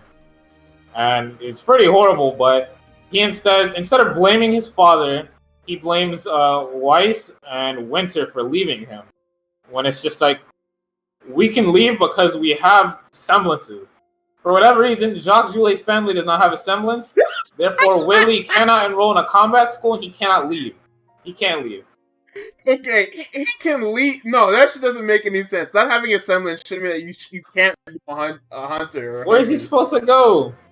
Nigga, go to the school. You can't. You can only go if you're a hunter or huntress, apparently. Bro, what the fuck does that mean? Bro, ask him. Don't ask him. Bro, he's a schneet. He fucking buy his way into the fucking school. I mean, yeah, but if they really wanted to send him, they could have. I mean, I guess they got their claws in it. Not they, because Willow didn't want to be there either. I don't know why she didn't. Well, I guess it's her company. She didn't want to get a divorce. Yeah, that boy taking everything. You know, Nicholas Schnee didn't have the smarts to think, you know, maybe I should pass the company on to my daughter instead of this fucking mustache, but he didn't want to. Does he not have a semblance, or is it just not unlocked? We're led to believe that he doesn't have. We don't know. It's not important. He's not important. He's literally there just to be the walking reminder that Jacques is beating these people behind closed doors. That's it. Yeah, we just have to think that he doesn't have fucking semblance. We don't know. They're not gonna tell us either. Oh my god, Jacques was really out here wilding. So I guess on the fucking C or D side of Volume 4, we get the remembering Pyrrha section of the season where Ruby's having war flashbacks every time she closes her eyes of Pyrrha being fucking dusted and losing herself in her eyes. And then she has a nightmare and wakes up and walks through the forest because she hears Pyrrha's voice. And then we see like one of the... Bro, this part, that shit almost got me, bro. What, both times I've seen it, where Jacques is there, and he's listening to the recording and practicing his swordplay, which actually works, by the way. It's not one of those things where they show you that he's practicing and he's not getting any fucking better. Like, there are direct results later in this volume that's working. Yeah, like he actually does stuff from this point on. Let's just forget all about Volume 5, but he actually does stuff. But yeah, no, that scene is very... It's a very cute scene of him just being like, damn. If only it was better. Like, it's not to the level of Blake where it's something that was completely out of her control. He was there, he just let his guard down, and she locked him in a locker and sent him to the other side of fucking Vale. Yeah, sent him to like where Crow and them were. And then I'm guessing Crow's like, bro, Pierre's at the top. He told Crow, Pierre's at the top of the tower, you gotta do something. Even though, I don't know why he was like... He still had his scroll. So technically he probably, unless it landed awkward, he probably could have flew that shit back to the tower. No, he didn't have his scroll, because when he called Ruby... Yeah, he threw it on the floor. That's what I'm saying. Like, he broke the shit out of that thing, bro. Unless he landed it funny, he should, in theory, be able to come out of the locker, turn around, put the coordinates back in, hop back in the locker, and then go back. Maybe he'll puke on himself because he hates air travel. But we also didn't really talk about how awkward Volume 3 is with that whole Ruby being there, and obviously Ruby's supposed to be there for the damn dragon. And that's the whole reason that thing is there. But at the same time, wouldn't it be better for Jean to be there because that's his entire character? And he would go on to have a blood center the entire time, but obviously he can't compete because she's a whole maiden, and there's only about 7 people in the world that could box that character. Yeah. Crow's not one of them. I mean, theoretically, what we learn about John later would make you think that he should be one of these candidates. John could. I mean, if he started this series out at the same level as everybody else, along with getting like more practice with Kira, he was probably perfectly capable of taking them on. But Kira wanted to secure his safety in case they failed, which is fine. I just would have liked if we got like a RWBY versus, Cinder before that. I don't want my John versus Cinder, and they keep blue balling me. He's not. He shouldn't lose. I don't care. I mean, or better yet, there's storytelling. You can protect characters. Have me get an actual fight instead of that pitiful display in Volume 5. Well, technically, I think he did lose, but they could have easily cut the fight up, or she's gaining the upper hand, and then she cuts the fight away entirely to go kill Weiss, and then now Weiss is distracted about not letting another one of his potential love interests die. Kill her, and then while that happens, Cinder's like, "All right, let's go, ball time," but that's for later. Actually, no, fuck it, Tender time. I forgot there's an East side to this. Oscar. So Oscar's back. Yeah, Oscar's back. He's alive. He's been reincarnated into this farm boy that doesn't believe he's here. We can go over this shit right now. This shit is short as fuck. He refuses to believe that Ozpin is real and that he's going crazy. Until Ozpin's like, "Can you describe the headmaster's desk in Haven?" And then Oscar's like, "Why the fuck would I be able to do that?" He's like, "Go ahead, try." He starts listing meticulous details that nobody else but somebody that's been there would know. But clearly he's never been. So, later, he eventually decides, I'm going to leave. I don't know if he tells his aunt or not, but he just fucking leaves. And on the way... Hazel. Yeah, they encounter Hazel before he gets on the train to Haven, or Mistral. And that's Oscar. Pretty cool. He can't fight, though. So. Who else? Weiss eventually has... Let's go back to Weiss. Let's finish that off. While Weiss is in Alice, she's getting so sick of these rich people and this rich people culture. The only person she connects with... Only person that she can connect with is Klein and Ironwood and Due Process, his guns. Bro, don't say that. So she freaks out at a charity event after singing. And Jacques Joulet is like, "All right, you are no longer heiress to the Schnee Dust Company. It's going to your brother, Whitley." And this is right after he confronts her in her room and hits her very hard.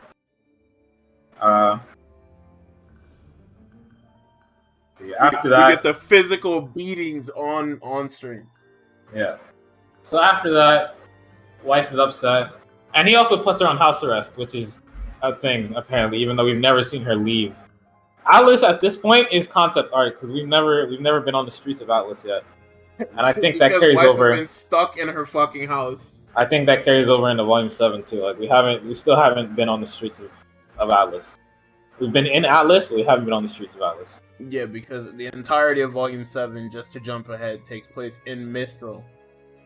No, it happens in Mental Method. Same shit. It's fucking... Step at a time, it'll be fine. So she's on house arrest. In Mantle, yeah. So go ahead. She's on house arrest, and Jacques Joulet just keeps her here. And then in order to thwart Jacques Joulet, Klein helps her escape at the cost of his fucking income and his job. And at this point, we're assuming that he is the only servant in this fucking manor, because we never see any other servants. We would be wrong fucking 3 volumes later, but hey. At the time, when it first dropped... They only had budget for one nigga working there, so... Not even just random niggas walking by, just one nigga. So Klein helps her escape. She's going to take an airship to Mistral to meet up with her sister Winter, so that she can just be, I guess, adopted into the Atlas military academy. She has nowhere else to go. I need to get some water or something. Picking up. So that's the end of Weiss's Volume 4 escapade. And Yang is essentially just coming to grips with the fact that she's crippled now. Even though, to her, this is her new normal, despite the fact that, James Ironwood sent her a new arm. Expeditiously, by the way. He custom ordered a new arm for her because of her bravery shown at the Battle of Beacon, even though it kind of looked like she was just helpless, but, Ironwood doesn't know that. So, all volume... Ironwood thought she did some raw shit to lose her arm. Like he did. I want to know what happened to that guy. That guy just got his arm torn off by the damn bear. That's all. A bear? Alright, come on, you gotta make it better than that. This is the headmaster of Atlas Academy. What else would he lose? Bro, are we gonna tell him what he lost the other arm to? What the fuck? He lost it to Salem, bro. That makes for a much more compelling story. No. He was boots on the ground with Summer Rose. Don't worry, Summer, I got your back.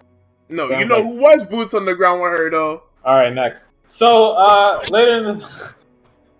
Yang eventually puts her arm back on after, Taiyang flames her out of her boots and says we also forgot that port called Taiyang a whole whore, but yeah. They called who a whore? Taiyang. Who called Taiyang a whore? That's my nigga. What is it? Peter Port? Oh, yeah. Peter Port was like... Or no, Oobleck was like, damn, them Bronwyn kids. Something else. And then Peter Port was like... nigga talks, bro. Peter Port was like, yeah, I ain't stopped with Taiyang, though, you know what I'm saying? From, Raven Bronwyn's DMs. And then Taiyang was like, whoa, my daughter is right here. And then, no. He said it in the worst way possible. He said, whoa, she's right here. And Yang's like, nigga, what the fuck does that mean? I can't learn about my mom. I can't hear about her. A word. Alright. They get into an argument, and then it ends. They stop arguing when Taiyang says that maybe she lost some brain cells along with that arm, and that which might be one of the best. Port on edge because they're just like, oh, out of immediate damn. I need to go to the bathroom, bro. We're trying to get the fuck out of there. Yeah, hell no. Y'all flaming out here? Y'all flaming. This then leads to Taiyang encouraging Yang to try the arm on. They do, and then she fights. They fight. They spar, and Taiyang says that she relies too much on her semblance, and that she fights too recklessly. Because every fucking tournament fight, she relied on her semblance to win, even though that's kind of what you're supposed to do when you have an ability. No, that's not what you're supposed to do. It's literally a crime. We've seen no drawbacks to her other than her losing her arm, but yes. That is the only. See, in the context, fucking drawback. Me knowing the context that there's supposed to be a whole fight surrounding that, unless that ends the fight, like say the fight happens and then at the end she gets her arm chopped off, which is probably what it was. Actually, never. I'm gonna concede my point. Point is, it's not like she's ever whiffed a punch and then been super tired after. I understand, like she might be low on aura, but if she's in the crisis mode, like. You can just keep dashing around, jumping, shooting, punching until you land a hit. Because the only thing you need is... That becomes her fighting style after losing her fucking arm. Anyways, I think that weakness is poorly contrived. It just seems like something to give her fake growth when you can't... You have to fall back on the something to grow being the PTSD. Nigga, like, there's a lot of fake shit in this fucking show. A lot of the conflicts in this game this show are fake. Alright, we have to at least ham it up like it's real. This isn't something you ham up. That's a fucking standard combat trope. And it doesn't even apply here. But, that's fine. He can literally say, because you won every fight with the semblance, we should probably, use it so that if you ever need to use a semblance, you don't pop it early. Because I'm assuming after she turns it off, she doesn't have the hit stored up anymore. That could literally just be it. Like, just be mindful of when and where you use your semblance, and fight better. Because your fighting right now sucks. I'm gonna be real with you. Your fighting right now sucks. Without your semblance, you would be trash. You would be awful. You would be bad. So that's Yang's arc. At the end, she colors her fucking arm, and tunes up her bike and is leaving, and then Tyrion's like, all right, where are you going? Are you going to your dog and baby sister? Or are you going to find your mother and get your answers from her? Because I know you've been looking for her, and now's the perfect opportunity to go get said answer. And then they lead us to believe that she's going to find her mother, but she ends up just choosing both anyways. It doesn't fucking matter. So that's everybody's arc, and we get to Ruby Rose, who is traveling with God John and his merry band of lovers that aren't actually dating at the time. They're traveling the land. There's not much to this. They're traveling the land to fucking get to Mistral. You know, finding random camps that were attacked by bandits or Grimm or both. And Ren is increasingly getting more mauled because she's getting closer and closer to his hometown of Kuroyuri. And at some point before they reach it, none other than one of the best characters in the show, Tyrion Kalos, shows up.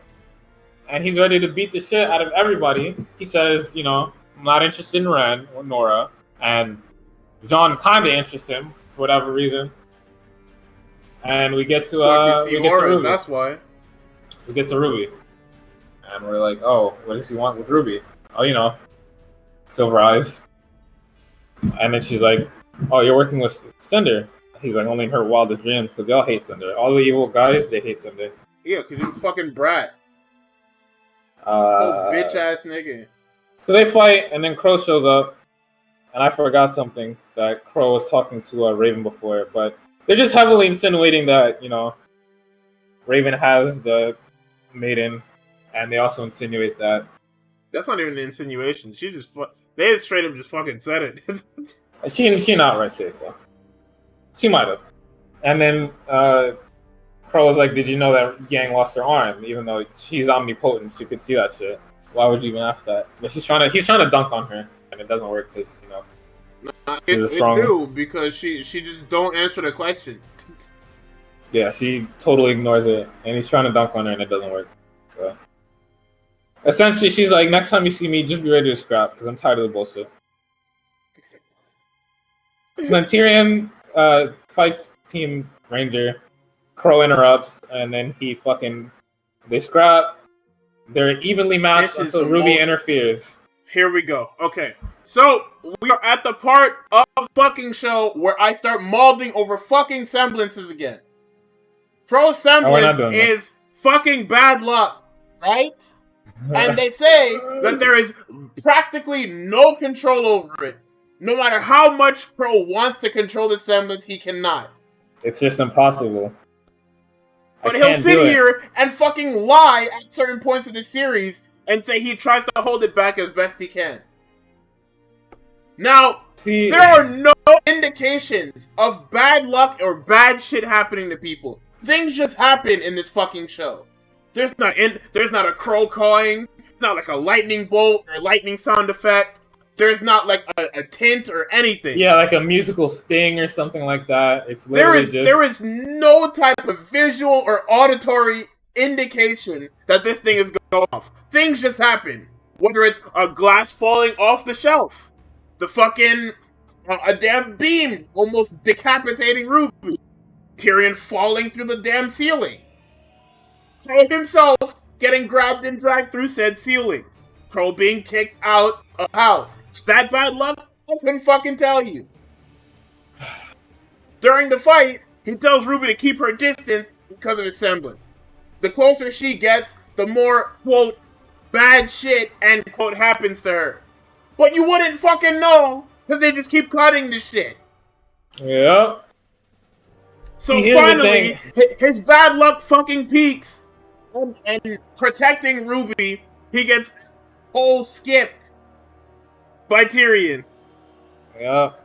You know, Team Juniper, Team JPR, Team Jupiter, just watch as this fucking beam falls on Ruby. They don't want to shoot it. Nora doesn't want to shoot it. Ren doesn't want to shoot it.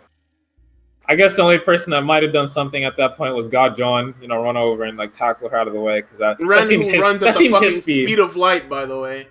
That guy sensed Tyrion, by the way. I don't know if you saw that, but before the fight starts, that guy sensed him. Like he knew exactly where he was too. Can his semblance help him like feel emotion better? Because he kind of negates that, or what? That damn murderous intent. Is he like the healer? Is he like the healer in video games that's always able to see the health bar and the outline of the player? Like, what's going on? I mean, they already have that in their damn telephone, so why not? You didn't notice that? At the beginning of the fight, before Tyrion's even on screen, while Tyrion's still running towards them, Ren is ahead of them, and then he puts his hand back, and he's just closing his eyes. He's feeling it, right?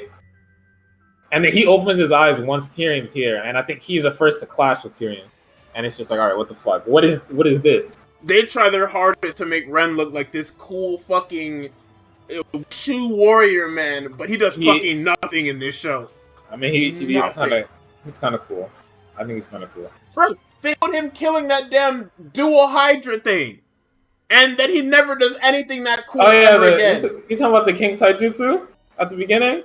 Yo, he fucked that snake up. Bro, he tore the damn... What did he do? He did some fuck shit. I forgot what it was. However, he ripped that damn tooth off. He was doing some crazy shit that you never see again. Somebody remind me to come back to that when we get to talking about Aura in its entirety, because that scene in Volume 1 is actually like, I thought that was definitely a tone setter for the rest of the series, because that shit was crazy. But yeah, essentially in this fight, everybody in Team Jupiter was fucking useless because it was watching. It was RWBY and kind of Crow, and then Well, no, they were listening to Crow. That's what it was. Crow told them to fucking stay back. Yeah, but once RWBY is about to get injured, you guys should want to do something. Like, that's your team leader. They were way too fucking far. I mean, I don't even think she would. John needs a gun. God damn it. He needs a blade beam. That guy's the only character in this show without a fucking gun. Bro, give him some dust in his sword so he can use a blade beam. Like, I understand. Y'all gave Robin a crossbow, but John's fucking shield doesn't double as a crossbow. I get he has he's got a little gravity bounce now. Like, he's got a little melee shit, but also not enough, man. Whoever decided that John sheathing his sword and using that to make a bigger sword was a good idea is a fucking idiot. It looks cool, but like it looks like ass. I thought the sword design. It just looks bulky and ridiculous. Yeah, because it's supposed to do ridiculous amounts of damage. So after Crow gets poisoned by Tyrion because RWBY got in the way, he explodumps at them later and starts telling them about the God of Darkness, the God of Light, and a little bit of Salem's backstory and that I don't know who this is, but she's a master of Elgrim, yada yada. And then he fills them in on the maidens and shit like that. And this is the start of John mauling because he physically has a stake in the plot and what's going on because his love interest was a casualty, so of course he's gonna feel type of way about all this. But everybody else is just like, damn, that's kind of crazy. I wasn't listening to half of that, but damn, sounds like you niggas got your hands full. And then Crow's like, you guys gotta help me, and you're like, oh, wow, okay. So then he's a flintlock. It's a damn shotgun. He has more shit. Who has a shotgun? Oh yeah, Adam got the toolie on him. He got the big gun. Big blood with the big gun, bro. Got a shotgun. Oh, pump. Actually, it's not pump action. It's just fucking... Might be semi-auto. I don't know. That's a shotgun of some sort. That's all I know. Yeah. So then, what happens after?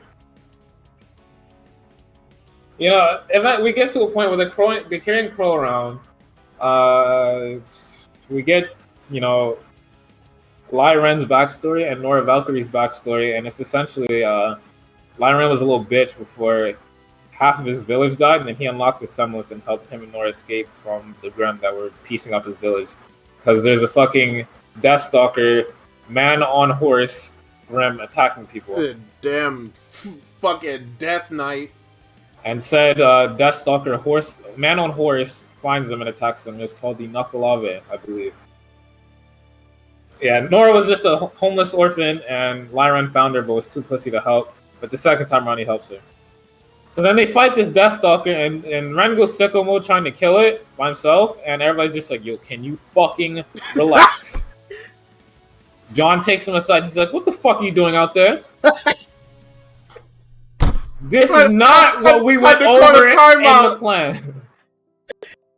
This nigga had to throw up the fucking T, call the timeout. Say, hey, yo, come here. Pull him aside. slaps his chat and yo, what the fuck, man? We can't. You're not the damage. You can't go in first. What are you doing? Nora's the damage. I thought we agreed on this. What the hell? But to give you a little bit more on that backstory, since Tux kind of just glowed over it, Ren was fucking useless as a baby, like super duper fucking useless, harmless as a baby. And even though he's still super duper fucking useless as an adult, he at least has the skills. Yeah. So now he thinks, I have to. My mom died because something caved in our house. Probably the Knuckleave. Knuckleave murked my dad after it beat his ass the first time.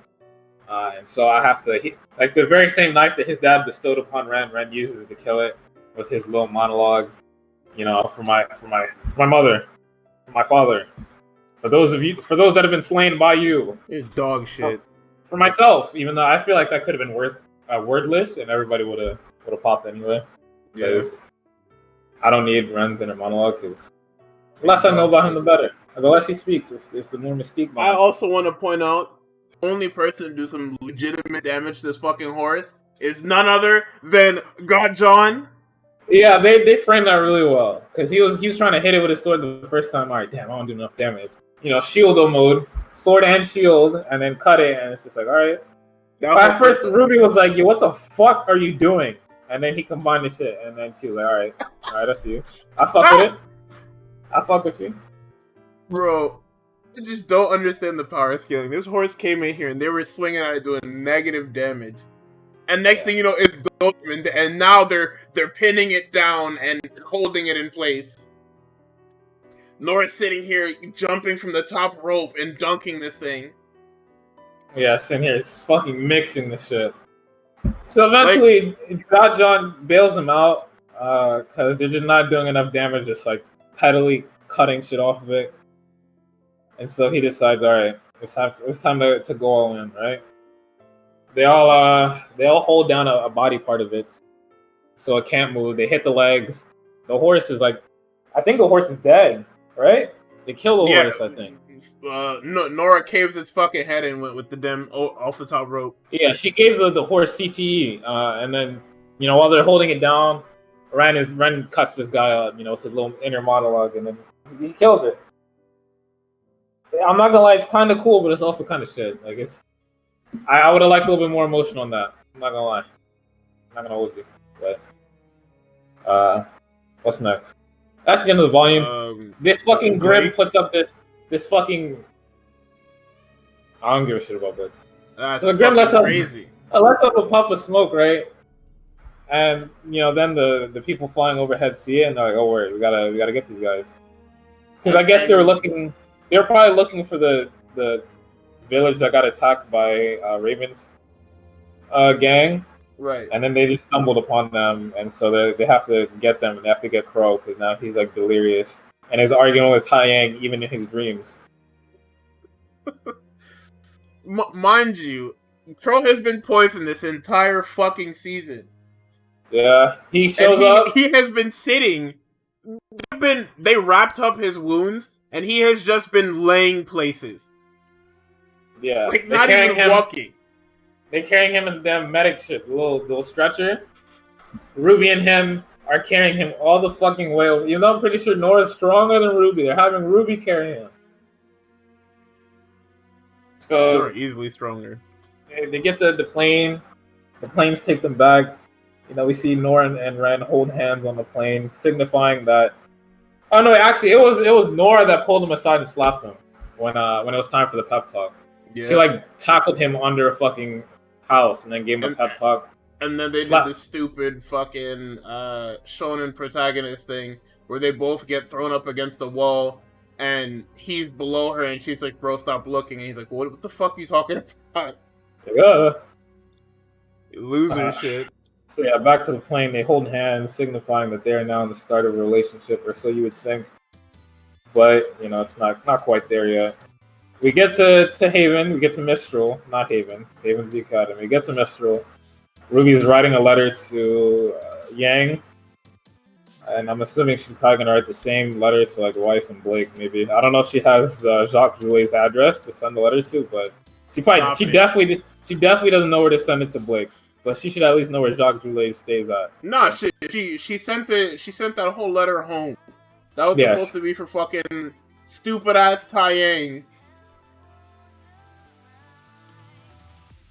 Sounds like the whole series, how y'all been talking about it, kind of cool, what kind of shit. Exactly, that's why this shit is GOAT.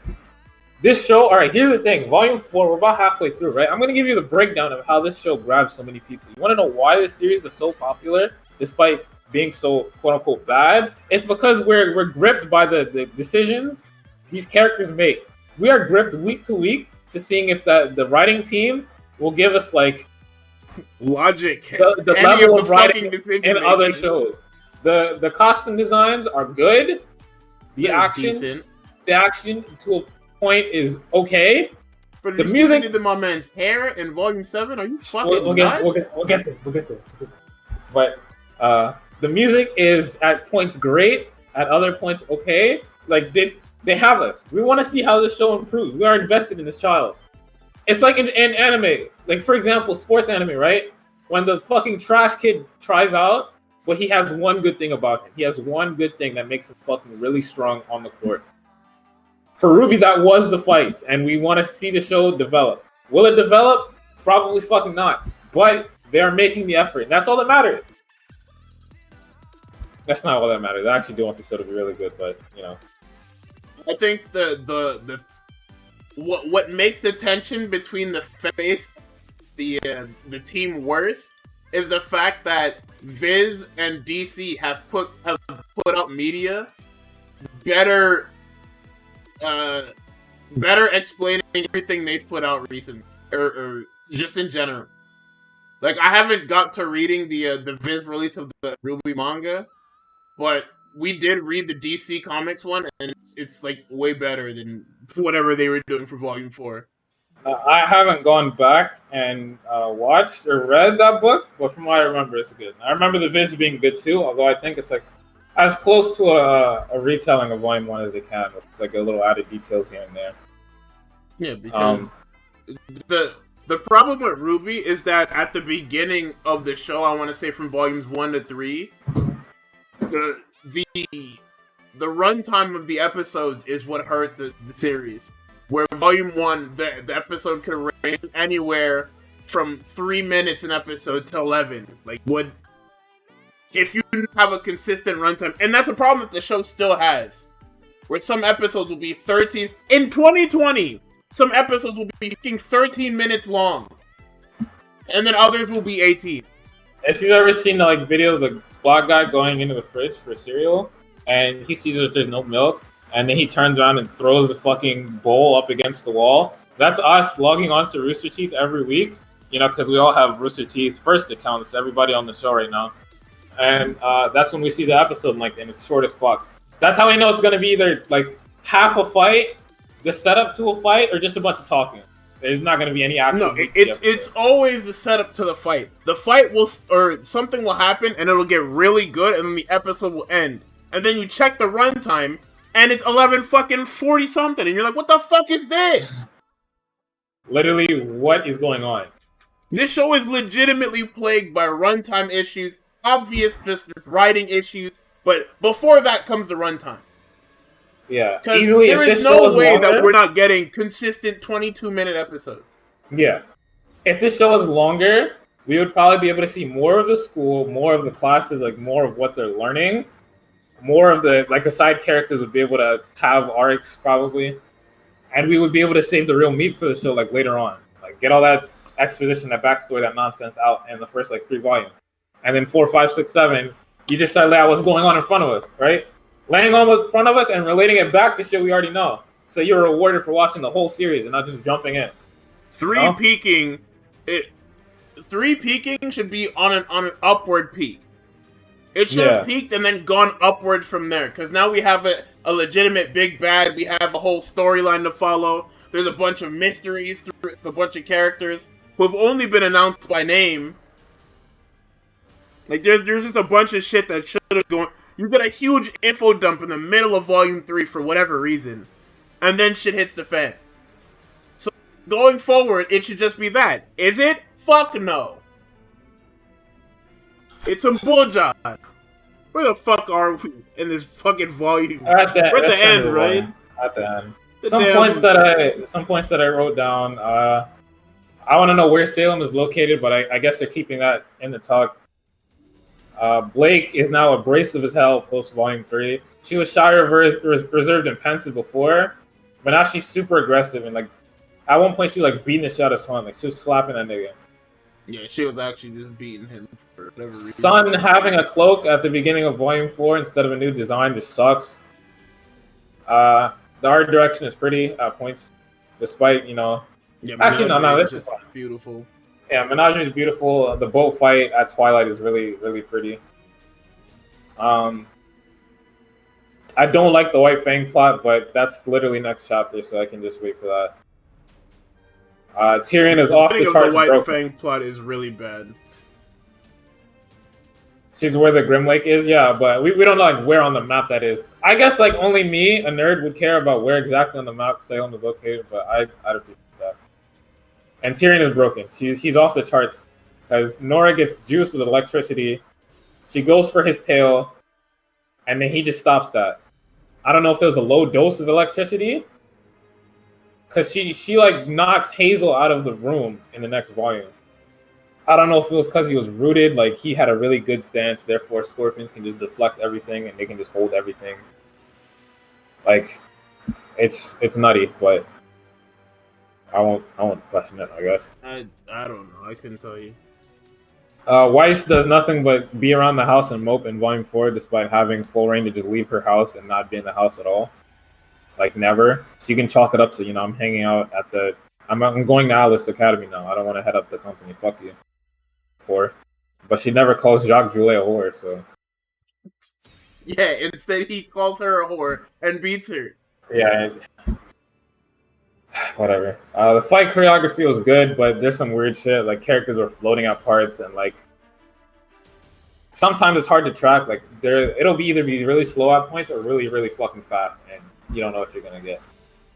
The fight choreography gets really messy and annoying when it's any member of Team RWBY fighting, because they want these characters to be just... The design philosophy behind most of these Team RWBY fights is they want these RWBY characters to appear cooler and like just OD or more OD than they actually are. Yeah. And that leads to a lot of just weird shit. Case in point, Blake's everything. Because her shit just changes every fucking volume. Blake's semblance is whatever she needs defensively. It takes a hit and she can use defensively. It's straight up a clone. But then if it's a clone type semblance, it's pretty much just Sun's semblance. Except that she has no cast time on it. It's better than Sun's semblance, kind of. Well, actually, no, they both have the drawbacks, but hers has no cast time, so defensively hers is better. Because she can like infuse it in dust and shit. And then there's instantly too. There's Flint Cole, where he just can make 4 copies of himself at the same time, all using a different set of dust. They're all the same strength. So you're getting blasted with these damn airwaves, these dust-scented airwaves, blowing you away with whatever. He's hitting Yang with some Everglade in the fucking first and the third volume, like. They're playing Vivaldi's 4 seasons on this fucking trumpet, blowing them away. Legitimate 4 seasons because there's 4 of them. Like, this shit is crazy. Well, I don't know. The choreo is good. It's weird. I like Yang this volume. She wasn't as funny, but I like the fact that she's struggling now instead of just in the background while everybody else develops around her.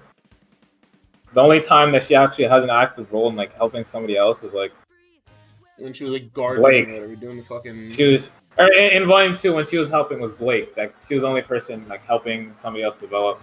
She never really gets to develop. We learn more about her, but that's not really development. She wasn't even really like the funny thing about her and Blake is that she's not at all really invested in that beginning Blake thing, other than getting to meet her and getting. See that's another thing that's left out by this damn runtime. This character, the character relationships feel fake. Tux said it at the beginning of the show, and I really didn't believe him when he said it. But then I started thinking about it. RWBY and Yang do not feel like siblings until it's time for them to be siblings. People watching this show for the first time that didn't hear her call him Uncle Crow would probably think that RWBY and Crow are siblings. They would never guess that RWBY and Yang are siblings. And if you like watch the show, you could probably also not get that fact, except for the one time that she mentioned it. And like they lay it on heavy at the beginning, but past that, they kind of just drop that. Like I understand, like not everybody calls each other, bro, sis, whatever. But if you're a sibling that looks up to their older sibling and kind of rely on them, you kind of want them to be involved in like everything they do. But it's like the other way around. Just like, yeah, I'm good. Yeah, but then once they're on a team, finally, it's kind of the other way around to where Yang is invested in everything RWBY's doing, and RWBY kind of doesn't care. RWBY's making friends. She's fighting bad guys. She thinks she's helping save the world. Yang is just kind of along for the ride.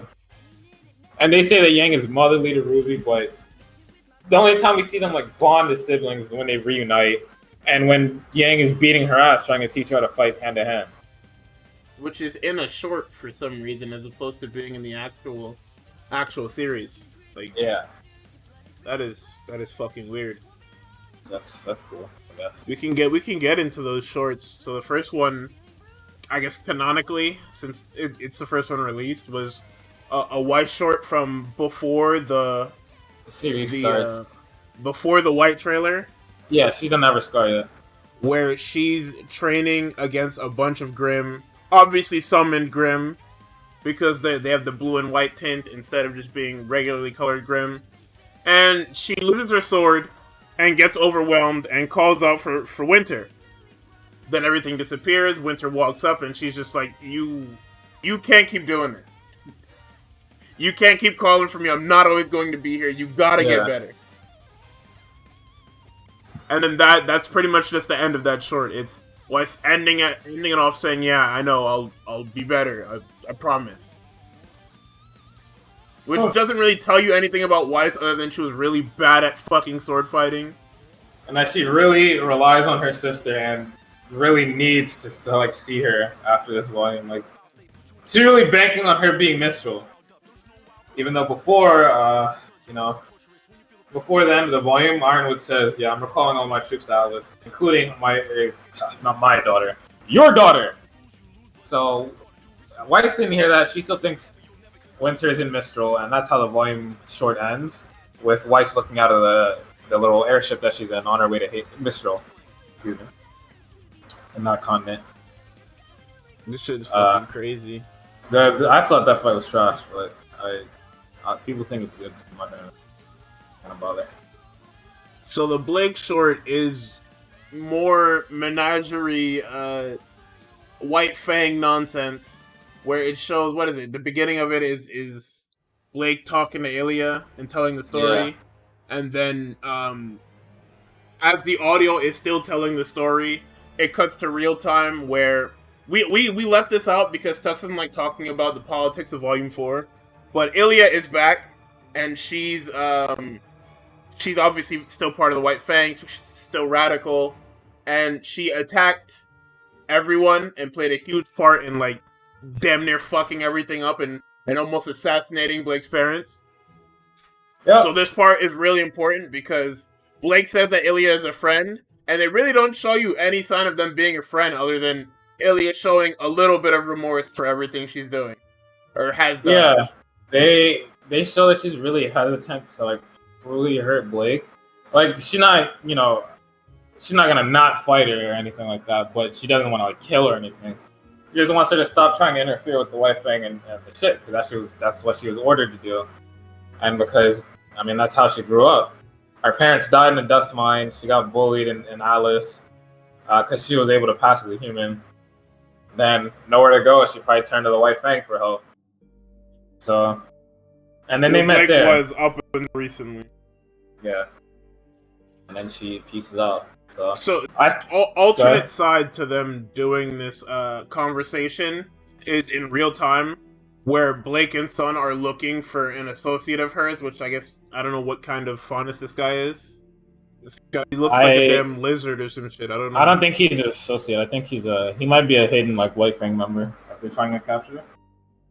You know, associated as in White Fang. Oh, okay, yeah. I don't know what type of faunus this guy is. He has scales. It's really all we know about him. And he's got the damn warrior's wolf tail. That God John was supposed to go. Gave him the Ken cut. He mentioned it one time. Don't do that. He was supposed to get that. I would have been fire. It would have been better than him just getting the generic fucking dickhead cut. He got the fucking Ken 2.0. Got the bananas on his shirt. Dog shit. So Blake, not knowing any type of what is it? Conspicuous. I don't know what the word is there. I don't know what. She has no subtlety. She has no stealth. She has no fucking. She has passion. No type of style. She walks up to this guy and pulls her fucking sword out, and this guy's just like, "Wait, what the fuck?" So literally anybody, guilty or not, would have ran in that situation. So he pulls out his 6-shooter, runs off, and starts shooting at them because somebody pulled up on him with a fucking sword. A fucking idiot, this woman. So they're chasing him. Blake chases him into an alleyway where he's protected by Ilya, and she, I guess, cuts the scaffolding for this damn platform, and it falls, and then it disappears, and Sun's just like, what happened? And then Blake pretty much just says, yeah, nothing. She's still hiding Ilya from people because she really doesn't want her to become an enemy. But, you know. For whatever fucking reason. Dumb. And then the last one we get is the Yang character short where her and RWBY are just dicking around trying to teach RWBY how to fight. Because RWBY can't fight without Crescent Rose because Crow didn't teach her that, despite he himself knowing how to fight without... Excuse me while I go look up the name of his weapon.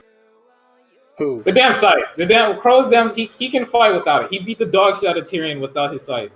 But yeah, RWBY drops that shit. Oh fuck. Yeah, he can fight without Harbinger. She can't fight without Crescent Rose. Great. That's cool. And here's really? the problem this raises. Where the f*** is Tai Yang? Why did Tai Yang teach one kid and not the other? I have to assume that he was still wallowing in his own self-pity over fucking Summer Rose. That doesn't make any sense, because where did Yang learn how to fight then? Pro Bono. Maybe. Actually, no, because she doesn't know. Because Tai Yang literally told us he's her teacher. I guess that when it comes to RWBY, Tai Yang is. I think he's more guilty that he didn't put more time into helping RWBY like develop and shit like that. Because remember at the end of Volume 3 when he's sitting down and talking to her and then Crow comes in and he's like, yo, can we have a minute alone? He's like, I can't talk to my own daughter. And it's just like, no, nigga, leave.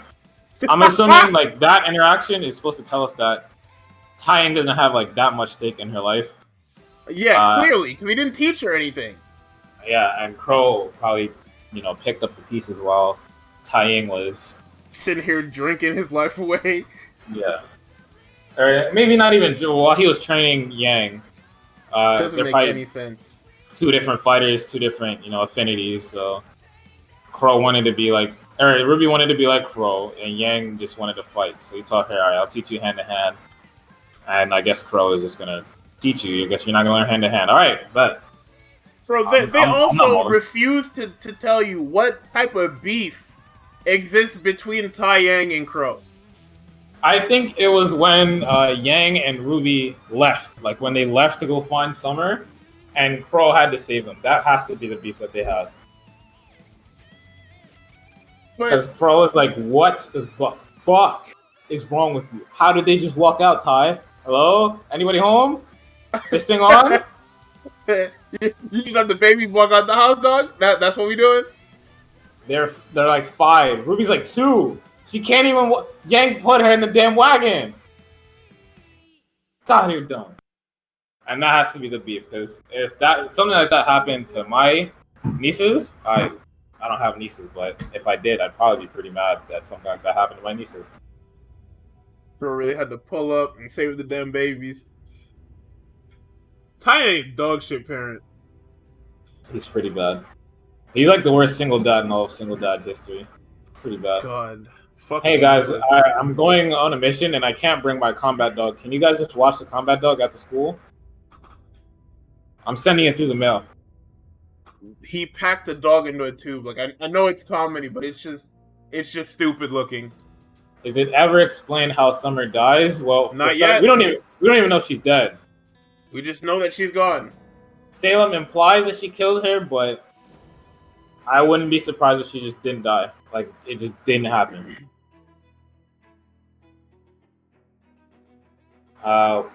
So yeah, Yang has to teach Ruby hand to hand, and she barely does that. Like, there's no visible progress at all.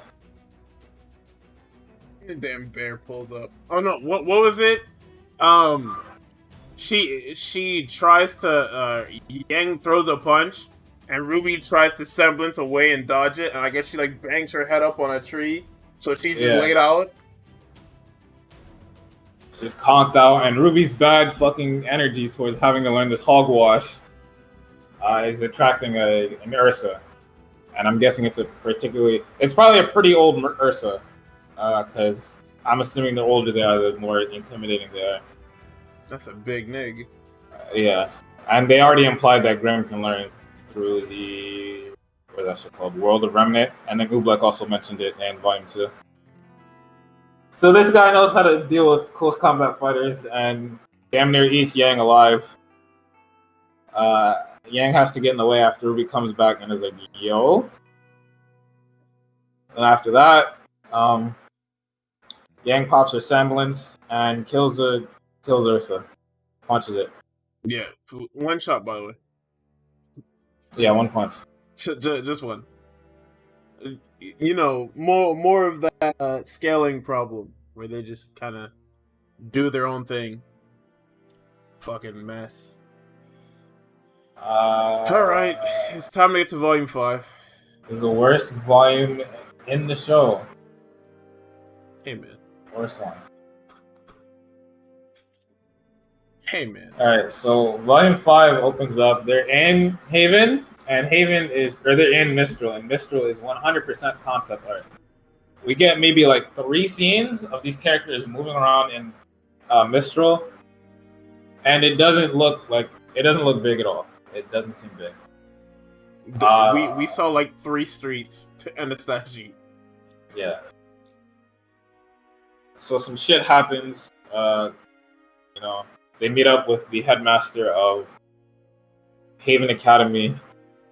They have a conversation. Crow is not happy because this guy's fucking compromised and he doesn't know what to do. Because he's just beating around the bush whenever Crow says, I know where the fall maiden or the spring maiden is. I have an idea of where she is. Leo doesn't mobilize the troops. He's like, I'll talk to the council and we'll see what we can do. And Crow's like, you'll talk to the council? We can go right now. Me and you can go handle it, and these kids aren't awful. We can handle them. And honestly, that might have been true, because when you see the state of those bandits, man, goodness. So they leave because Leo is giving them the runaround, and Crow goes to the bar while the kids go home. And Crow finds Oscar. From there, they celebrate that Ironwood is back, and that's where Team Junior... Oh yeah, they celebrate that Ozpin is back, and that's where Team Ranger stays for almost the entire volume. That's all they do. They just sit there and train. That's it. Train. Weiss attacks. She gets attacked on the ship on the way to Mistral Haven by some damn wasps, because wasps do nothing but fucking attack people. Apparently, they just destroy ships because ships. You would think that pilot would know that there are damn lancers out there, but whatever. The ship gets destroyed, they land, and then, Weiss gets scooped up by Raven. Yang finds Raven's camp, she's looking for her. Or she finds some random guy in the damn gas station that knows where Raven is. Beats him up, and one of the worst scenes in the volume. Pretty useless. We know that she's shaking because of her PTSD, but that doesn't get explained later. Or it doesn't get fleshed out. She eventually finds the Bronwyn tribe, beats the dog shit out of them, and demands that they take her to Raven Bronwyn. They take her to Raven. Raven is like, you found me, good job. They don't talk about why Raven left. they just talk about the fact that she left and how, Yang is mad. Yang demands that, Raven open a portal to Crow. Raven is like, no. So then, Yang starts to beat the shit out of her tribe members, her extended family. And then she finds Weiss, and Weiss is just chilling. It's the most comedic thing that season, because she punches some nigga into a tent, the tent falls over, and then Weiss is just standing in the cage, and it's just like, wait, Weiss? Yang! Get me out of this! Actually, no, she didn't say get me out. She fucking pops the knight, and then, damn knight.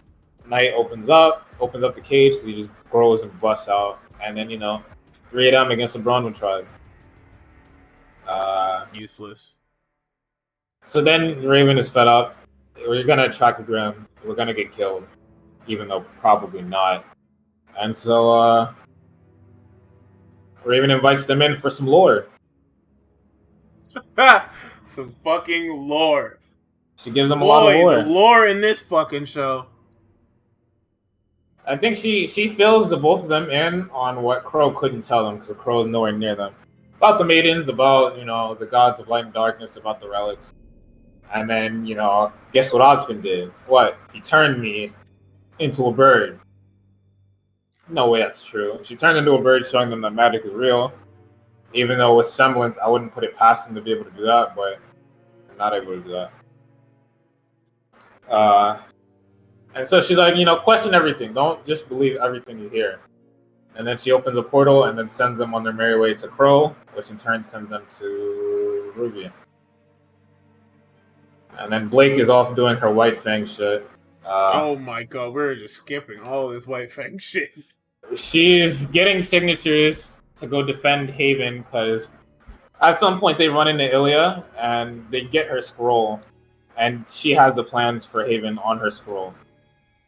I think at some point Adam and Hazel met up with the High Leader of the White Fang, Sienna Khan.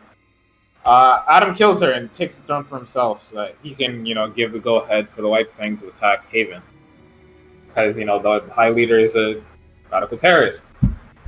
And so, of course, she would say bro, what the fuck? Bro's like, no, tell me he was going to smoke her. Said nobody had to die today. And it's just like, alright, cool. Thanks, guy. Contradiction of his character will happen later, don't worry. Yeah. So, what happens after this? So Blake and Ilya show a bunch of people the plans that, the White Fang are going to attack Haven. They're like, as Faunus, we should put ourselves on the line for the humans to show them that we're in good faith. Not knowing about the years and probably centuries that, Faunus and humans have teamed up to ward off Grimm attacks in the area. But it's not my point. Continuing on, a bunch of humans are like, or a bunch of Faunus are like, ooh, you're good. Ilya's like, man, fuck y'all. They try to catch it, but they can't. And then the next few episodes are spent with, everybody trying to gather signatures, trying to convince the people we need to go defend Haven. It doesn't work. And then Ilya's like, come talk to me at the docks. We gotta speak. Yang gets jumped, or not Yang, Blake gets jumped at the fucking port by some White Fang members. Sun comes in to save her, and they find out that Ilya is tasked to kill Gira and Kali Belladonna, which are Blake's parents. Just fucking shit. On the hero side, after so Weiss... you're telling me that the Faunus not heroes now, you racist. Shut up. Shut the fuck up. That's fucking sick.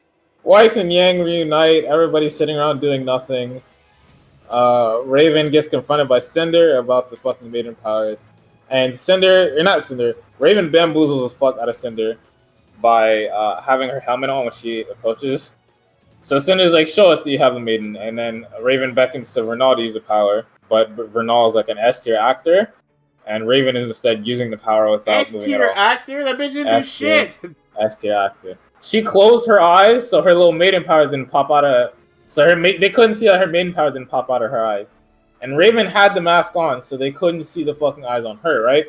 So it's an actual S-tier counterbalance to what happened because, Cinder's fucking stupid, right? Whatever, nigga. Side note on this whole fucking thing. Crow's looking around Mistral for huntsmen that he knew, and people pretty much on his level that aren't children, to defend these damn relics. And as he's checking places, he's realizing that they're all gone. And he's, that's impossible. People of that caliber don't just disappear. So this is where Crow's drinking problem starts to get really fucking bad. Not my bad luck. Anything but my bad luck. I just can't believe it. This is the stupid fucking trope of this show where when anything remotely... I don't even want to say bad. Anything remotely challenging happens, Crow sits here and defaults to crying about being the bearer of bad luck. My semblance! Anything remotely bad that happens while he is in the general area, he blames himself for it. And we later find out that it wasn't his luck. It was actually Leo that gave Salem all of the names of the strongest huntsmen in the kingdom. And then Hazel and Tyrion killed them. Yeah. Because Tyrion is literally a serial killer with, like, essence, stealth, and murder. The council just couldn't keep up. And Hazel's just big. They just couldn't keep up with their superior fighting skills. Tyrion is a master serial killer. I don't even know if you can master that. Can you master that? Yeah, it's a skill. That's some Hannibal Lecter shit, right? I've seen it happen. Serial killer? Yeah, I've seen it happen before. I'm sorry, what? I've seen it happen before. Whatever, man. Turn that shit off. Alright, so let's, So then, after... I forgot where we were. The volume comes to a point where the fucking 50 party-wide Team RWBY, Juniper, Oscar, Crow show up at Haven for the sneak attack that Raven and Cinder are pulling on fucking the heroes, right? They all get into this big, ugly fight that lasts fucking years. And it eventually ends... You skipped the part where they set Blake's house on fire. Oh yeah, Blake's house is on fire because Ilya's here. Actually, Blake set her own house on fire so that she could see Ilya. Because Ilya's a whole... What, chameleon? Yeah, Cat Faunus can see in the dark, by the way. But she needed to light up the area. Yeah. This is another one of those things where they just forget what they say and they just start doing shit. Let's just skip that for this sake. We're not here to nitpick, right? We're here to get to the cold, hard facts. I also skipped another... Too. All right, so one of the scenes that I wanted to talk about was when everybody's training, right? And Oscar is just like, damn, I can't get the hang of this aura thing. And then Oscar just like, yeah, turn it on. He's like, what? Just turn it on, idiot. Stupid, you can't do it? I could have done it in my past life. Bro, leave me alone. And they talk about... Oscar unlocks it for him, anyway. I don't think he unlocks it for him, he just uses it for him. They say that... It? No, because he says before that he's able to do it. He just can't do it all the time. He's just like, it's so hard to do. And then that's when they exposit at him that, it takes a little bit to fucking actually use it without thinking. He's like, oh, well, fuck you guys. Oscar like, don't worry, I'll get her. I'll mop her up. Don't worry. He beat the shit out of me. That shit was crazy. That semblance shit is stupid, especially for actually, no, two souls. It's the next scene. So in the middle of the big ass ugly fight that Blake's not involved in, we get Weiss getting stabbed by what's his name? Cinder. Alright, by Cinder. Because she can create glass or some shit, right? Oh my god, that shit. So she throws a spear at Weiss because Weiss is fighting Bernal, and Weiss got her shit rocked because she doesn't know how to fight anymore. And she gets stabbed. So John runs over. They cut away to this shit like 3 times, but at the end of the 3rd time, they show that he's actually amplifying Weiss's aura so that it's not 0. Or actually, maybe amplifying is the right word. He's giving his aura to her so that she could heal herself and not die. Because he has also supplemented by the fact that in Volume 1, or I guess Volume 1, Volume 2, whatever, Pierre is just like, yo, you've got like ridiculous amounts of aura. Think like Anakin level midichlorians. That's the amount of aura this guy has. It's great. It's great. So here I am thinking, I see this scene and I'm like, damn, if only John got to use any like aura-based attacks, he'd be killer. And then I think back to Volume 1 where Ren's like little like I don't even know what you call it, like gun knives are like doing nothing to the King Taijutsu, so he decides to just I'll just use my aura. Is that what that fucking snake is called? Yeah, King Taijutsu, bro. That's awful. So he's like I don't know if he ditches the knives or he's about to get gripped. He fucking uses his own aura offensively so that he can hand-to-hand these things to death. Like, it's crazy. That's when he blows that thing's head off. And I was thinking, like, if Jean used this, he'd probably be a fucking god. I guess it limits you to hand-to-hand, but I don't know. Well, we don't know that. It seemed like, I mean, you don't have the range that everybody else has with these fucking weapons if you're doing it hand-to-hand. Ren's whole thing is hand-to-hand, and nobody gets to fight him. Nobody ever wants to shoot the ones with this guy. And, you know, they made him faster than the speed of light. Counteract that, but he still never fights anyone. In this fight, he fought Hazel after standing around for like great. 2 The hours. guy that is literally a brick. That guy fucking... Bro, when Ren screamed after getting electrocuted, I fucking felt that. I was like, yo, he got microwaved, bro. He let that shit go. Like, that was fucking shit. bad. Yeah, he let that nigga go, man. I just couldn't fucking believe it. We can just skip this fucking White Fang shit. I don't even care anymore. This White Fang shit. Hold on, I'll speedrun it. So then the White Fang eventually, the Faunus eventually decide to go to Haven after Blake's fucking house gets destroyed. Fennec and Cormac die, and Weiss's dad almost gets killed. I don't remember which one it is. Blake's dad dies. It doesn't matter. Those guys aren't... Her dad did not die. Relax. Her dad almost died. One of the fucking Fennec Cormac brothers died. It doesn't matter because they're both the same fucking character. They died, right? So then Blake uses that as fuel for his speech so that they could all go to Haven and defend it. Adam is there, and he gets his ass beat he gets shamed by Blake because there are a lot more Faunus than there are White Fang members. So he eventually just runs off after a slight skirmish with Blake and Son. Son's still runs around. Off crying and throws his mask off and runs off into the night. True story, by the way.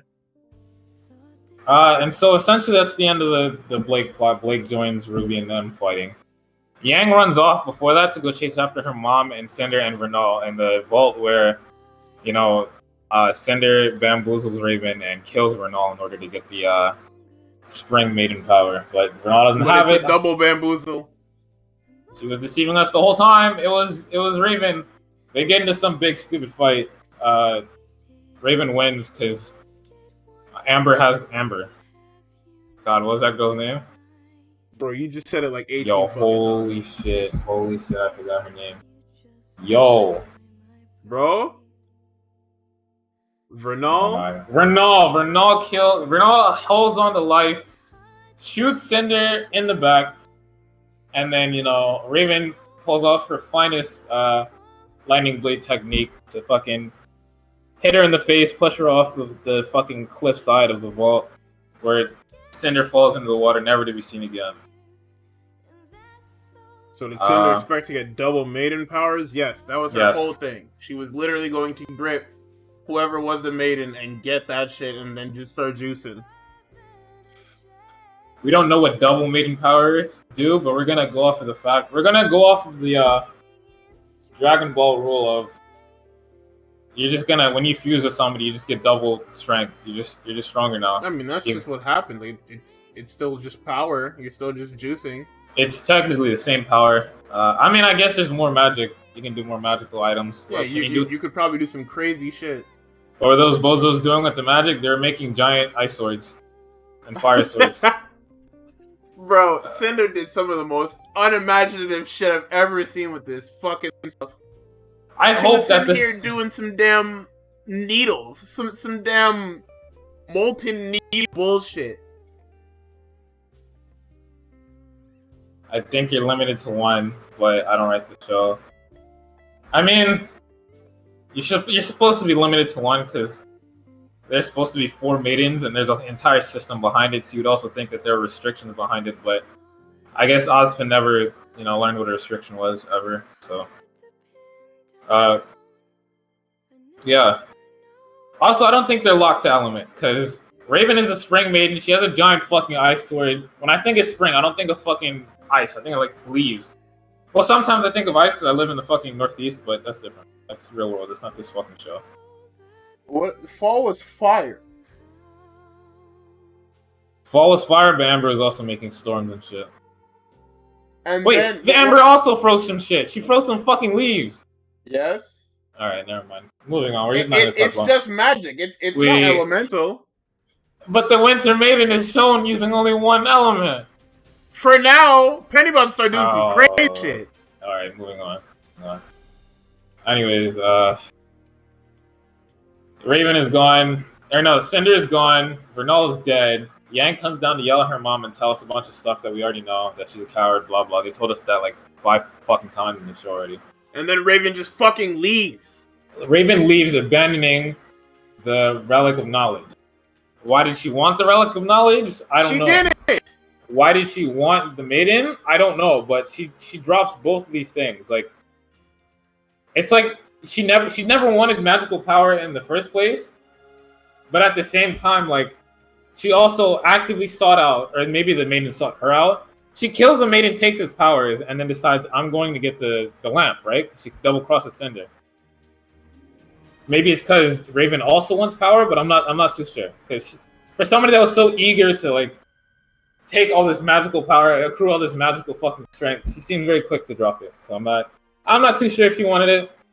Especially if Yang just talks her out of it, but I guess that had to happen because if Raven has the fucking lamp, we just have no show because then there's no reason for them to continue. Like, but, even if she does, even if all of that was for Salem, it's still dog shit because it's just like you're afraid of this person. What makes you think that you're gonna be able to hold your own against this person that you fear so much? There were legitimately 2 people in that camp that could hold their own against people that are actually named, and that was Raven and Vernal. There are no other lieutenants of the Bronwyn tribe. The leverage is not there, especially because Vernal is dead. It'd be Raven fighting a one-woman army. She takes that fucking lamp, and her whole tribe goes extinct. Because the Grimm, she was afraid of Grimm before. The Grimm actually won't stop coming when they have that. Which is what we learn later, but... I guess maybe she didn't know that, but... I don't think anyone knew that except for Furry Nigga. Fucking idiot. So that ends the volume. They have the relic. They want to go to Atlas because Osmond said before passing out because he was getting mollywopped by Haven for a lot of the volume at finale. Hazel was what? Oh, let's talk about the character assassination of fucking Hazel. Jesus Christ. So they have this big, slow, articulate guy pump himself full of dust and become the Incredible Hulk. Right? That's his whole semblance. That's his whole deal. That shit sucks. No, he has like 2 semblances. No, his semblance is literally just ignoring fucking pain.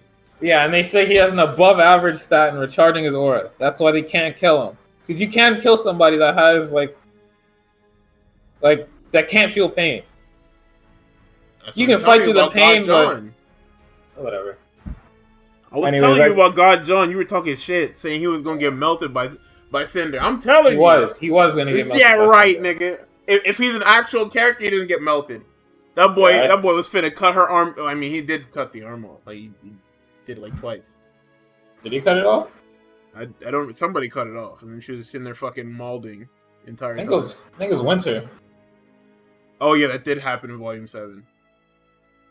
Yeah, bro, that thing continues to get cut, and it's just the worst Piccolo fucking rebuilding my arm. Sitting there screaming and yelling and crying and shit. Just get off my screen, idiots. Oh man, that's incredible. Anyways, that's the end of the volume. Hazel's entire character goes from being the articulate, silent, strong guy to Ozpin's here, and going to Broly Hulk out and fucking lose all sense of anything because Ozpin got my sister killed. And this is important. It's the most Oscar hits the whole.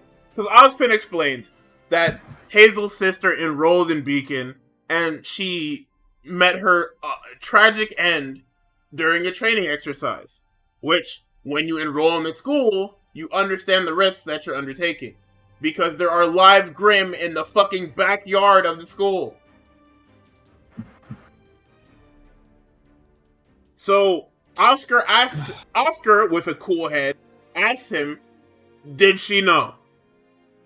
Did she know the risks of being a huntsman? She's a child. She made a choice. These are all interesting points of what will happen in volume fucking 6. So then, these are very interesting words from all these characters.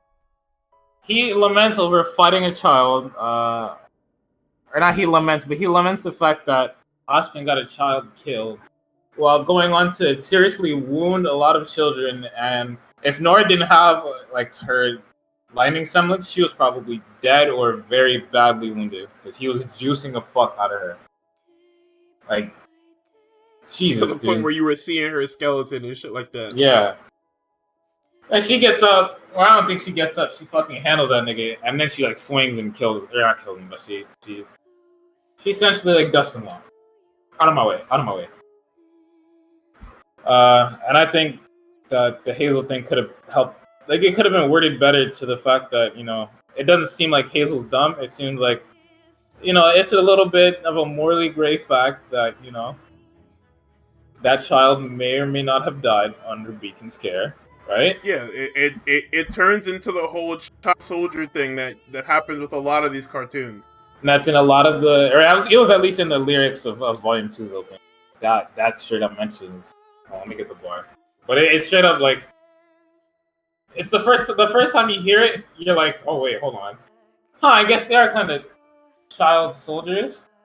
But they're not really child soldiers at the end. They're not at that time. They're not child soldiers because we don't know what they're fighting against. We're like, they're only, you know, growing up to learn how to fight to beat the Grimm and beat back the monsters of the Grimm. No, that nigga Ozpin is setting up a whole fucking school. He's setting up schools so that he can fight Salem and can finally defeat her and can finally be put to fucking rest. And it's just like, oh, yeah. She says, the bridge of the song is, were we born to fight and die? Sacrificed for one huge lie. Are we heroes keeping peace? Or are we weapons pointed at the enemy so someone else can claim a victory? And it's just like, oh. And it doesn't really click till now.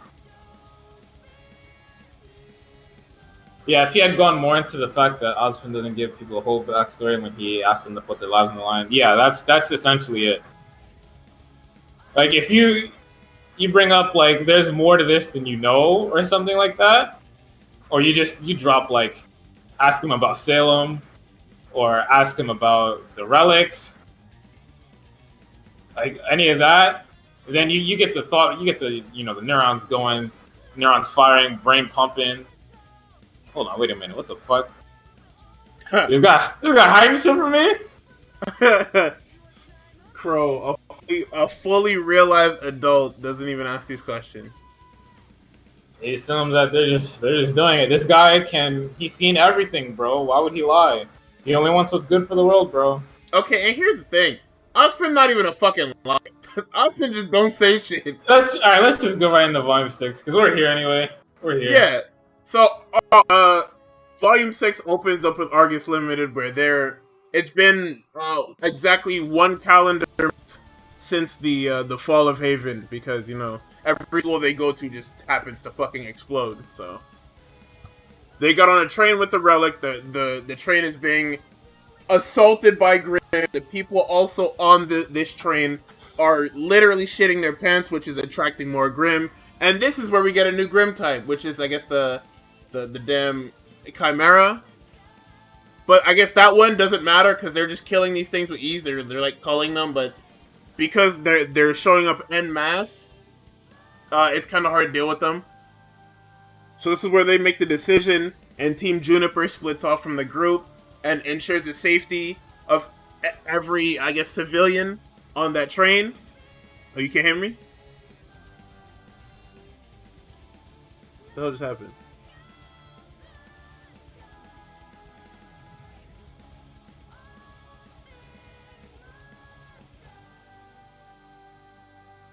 Hello? Tux?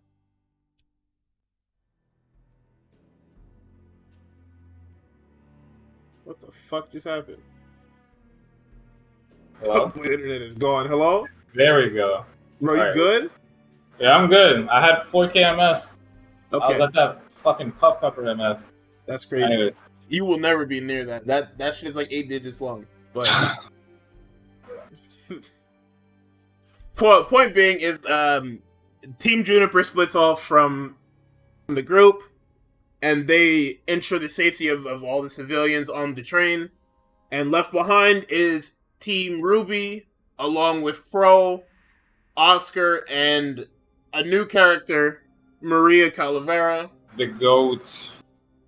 The GOAT. Then, as they defeat all of these chimera and these damn birds, and they crash the train,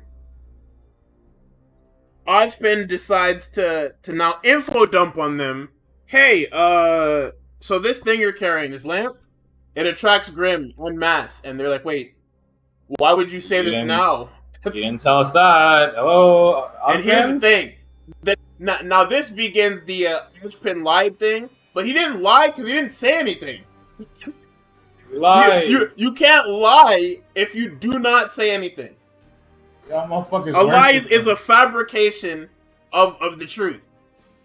If there was no quote truth told, there is no lie. Now we can sit here and argue semantics all fucking night, but Ozpin has not lied to them not once. I mean, if you can find an instance of him lying, I wouldn't be surprised. But when it came to all of this maiden shit and all this other stuff, Ozpin has not lied to them. So this leads to an entire huge fight about the relic attracting Grimm, which eventually leads to Oscar cutting Ozpin off and telling them to use the lamp. Ozpin is lying about something. Her name is Jin, which I guess is the spirit inside the damn lamp. And that's when we get into the damn flashback. Ozpin also before Oscar snitches on him, says that the lamp can only answer 3 questions every 100 years, and that all 3 questions had been used before he stashed it. This guy just starts crying. He starts chronic lying and withholding information, which the heroes aren't happy about at all. So much so, it's when Crow even starts to speak, they all draw their weapons on him and are ready to beat the fuck out of him. All of them. Even Yang, that's her fucking uncle, but yo, you even try that shit, I'll fuck you up. It's ridiculous. So then Ruby summons the genie, and then she asks, what is Ozpin hiding? And the flashback starts, Ozpin charges, and then we get into one of the best fucking stories of the volume. Essentially, just to not, spend way too much time here. I think I didn't give you that backstory though, Yeah, Ozma, saved Salem from the tower. She fell in love with him, or they fell in love with each other. Ozma's original goal wasn't to save her, save a girl. It was just, I'm looking for a challenge, and that seemed like a pretty good challenge. He beats the raid boss, gets out of the tower, and then they fall in love. Ozma falls ill, and then Salem tries her hand asking the god of light to bring him back. He doesn't. She goes to the god of darkness, and he does it. God of light hears what's going on, and he's like, all right, so I told you no, and you go to my brother, and you think he's going to tell you yes?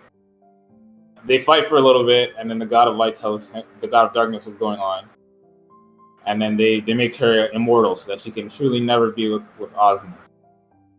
She goes around town showing people her party trick, gaining favor, saying that if I can be immortal, you can all be immortal if we just kill the gods. They try, they fail, humanity gets wiped out, and then they leave her. After they vaporize Ozma like 2-3 times, because the brothers quarrel and they bring him back and kill him again. So, after that, the God of Light tasks Ozma with this task, bring all 4 relics together when humanity is united. Otherwise, we're not going to come back. You will keep reviving until you complete this task. Salem will not die until she's taught the importance of life and death. So then they bring Ozma back. Salem jumped into the black goop of the Grimm in one final attempt to die, and it doesn't work. Ozma and Salem, start a religion together because Salem says these humans are directionless and shit like that. The second time around, there's everything's different. Humans are still there, there are faunus, and there's dust instead of actual magic. They start a religion. Ozma gets, timid. He's like, what are we doing? He tells her everything. I forget what she says, but it really freaks him out. Yeah, he tells her about how the goddess or the god of light brought him back and was like, "Yo, you gotta fix this." Practically, you gotta come fix this, like right now. So then after that, Ozma's like, "Yeah, I should go." He takes the fucking kids they have together and tries to leave. Salem handles that, killing the kid in the process, and then vaporizes Ozma. Ozma spends a lot of time in depression, but slowly gets his mojo back, attempting to, build a plan, build anything. He gets the Relic of Knowledge, asks the genie 3 questions. Where are the relics? What do they do? How do I defeat Salem? She's like, you cannot. And that's the backstory. So my thoughts on this is that I feel like the only thing that they should be mad about is the fact that the origin of this conflict, the fact that Salem couldn't keep it in her pants and wanted this guy to be alive, and so the entirety of humanity got wiped out. We lost all magic. The entire reason that the White Fang has to struggle is because, Salem just wanted dick and decided to try both the gods, and they were like, no. I hate when you niggas explain shit like that. Because it's stupid. That's what it is. Ozma spent what? I don't know if the maidens are quadruplets or whatever, but he spent, what is that? 38 months with this woman building a life, building a religion. You don't think you can take it upon yourself to unite humanity that way? Nope. What? Nah, she was doing some crazy shit. She was trying to become a god herself. It's not even about the fact that Salem can be killed. Yeah, that's a fucking thorn in our way, but they told you, the only way to make her mortal again is to teach her the fucking 36, my math is off, 36 months. The only way to beat her, they told you how to beat her. Teach her the importance of life and death. Sure, it's not easy, but it is something. It's not just, what have we been fighting for this whole time? Crow gets moody, everybody gets moody except for RWBY. I don't know why Yang's molding. Yang's got that big adventure she's always wanted, right? Weiss can still... she sat here and lied to my mans about it. Weiss can still redeem the Schnee family name. If anything, Blake's done her quest. Her parents took over the White Fang again. You're good. The only person here that has legitimate beef with Salem not being able to be killed is RWBY. Because she wants to save the world. I just don't understand why Salem... they're not mad about Salem not being able... Or the fact that they're all mad about Salem not being able to be killed doesn't even make any sense. Logically, regular people would be like, oh, she can't be killed? Okay, well, let's find a way maybe we can fix... Because if you're listening to the fucking story at all, they tell you the answer. Yeah, if you were listening to that entire thing, killing her isn't the fucking answer. This is what I hate with this fucking show, where all of these main characters are stupid for the sake of pushing the plot. What's the point? It's either that or their critical thinking skills are off the fucking charts to where they think, oh, Ozpin has magic, right? Genie tells him he can't kill her, that must mean that nobody with magic can kill her, which means that we're almost fucked because we have nothing other than our fucking weapons and our dust, which are just fucking semblances of magic. We can't stop her. And they were also given another clue when the God of Light used his eyes to wipe out all the Grimm. And I think Maria says that. Your shit can wipe out all Grimm or encase them in fucking stone, according to the dragon. And you might be able to do that with Salem. That's probably going to be the answer if it's not all 4 maidens combining their magic to kill her. The maidens combining their magic, bring the relics together and uniting humanity. your eyes, teaching Salem the fucking easiest lesson of life, where it's you just can't indiscriminately kill or force people to live. Which is probably going to involve somebody that she thought she killed in the past being alive suddenly. Summer. That's headcanon. Wow. That's headcanon. I just came up with that. You like that? Off dome, bro. Yeah, whatever. I've been doing this whole show off dome. You sitting here reading your notes. Nah, it's not my notes. I know, I'm just saying. Anyway, the entirety of this season sucks afterwards. Because everybody is balding about Ozpin, quote, lying and keeping secret. And that becomes a big thing going forward for these next two volumes. This is dumb. You know, a little bit of pure bait here and there. There's a fucking house full of unique Grim that they fight, and RWBY, Silver Eyes her ways out of, because that Grim is fucking busted to hell. We get to Argus, finally, and, Jean mauls about Pyrrha again, because there's a statue and a lookalike of Pyrrha, both. It's just a double whammy. And then, a cherry on top is that Oscar disappears in the middle of all this, because Team Juniper hears about it, and Ren is ready to fucking knock that kid's head off. But RWBY's like, yo. Ren? Not Ren. Jean is ready to knock that kid. Jean ready to beat up Oscar for no reason. Jean d'Arc ready to fucking kill him. Yeah, and here's the problem with that. The problem with Team Juniper being mad about it, it's the same thing as Team RWBY. Why are you mauling that she can't be killed? Like, the only reason they should be mauling that she can't be killed is because the original idiots left out all the other clues. Yeah, fucking Crow told them. Then, Ozpin gave them a refresher course. Then they had to, explain the shit to... They didn't have to explain it to Maria. Then, Yang and Weiss got it from Raven, who then got, a refresher course again with Ozpin. So Ozpin told the story like 2, maybe 3 times. And he left out all the shit before him. And they were mad. Nobody... I would have thought Jean would pick up on the fact that they don't have to kill her. They just have to teach her the importance of life and death. But I think he was more focused on, Pyrrha. We've been doing this thing for nothing. I'm trying to get revenge for Pyrrha for nothing. And that makes sense. It's just that, you'd think that would be something you give your main character instead of your side character. But happened. Surprisingly, RWBY has, no thoughts on any of this other than just, why did you lie? And, lie, by the way. Just relax. Y'all niggas worship him. Fucking lie. Never. What lie has Ozpin told? Ever. Why don't nobody tell the truth? Nigga, that is Nora in Volume 7. Oh my god. Also, Yang Volumes 5 and 6. Just fucking lie. She thought she got him with that bird shit, and he was like, yeah, I need my top operative to be able to move around the kingdom quick, you fucking moron. Well, you turn them into fucking birds? Like, what? If we're doing surveillance missions, the fucking... What do you want them to walk everywhere, you idiot? This guy with this semblance is not going to be able to complete a stealth operation. Let me tell you that right now. And then Raven just quit, so he couldn't even use her for reconnaissance. So. Duh. Anyways. So after the Pyrrha bait, they decide, all right, let's try to go to Atlas using the port in Argus that is directly controlled by the Atlas military. Cordovan, the new antagonist to Maria Calavera. Actually, I skipped over that backstory. It doesn't matter.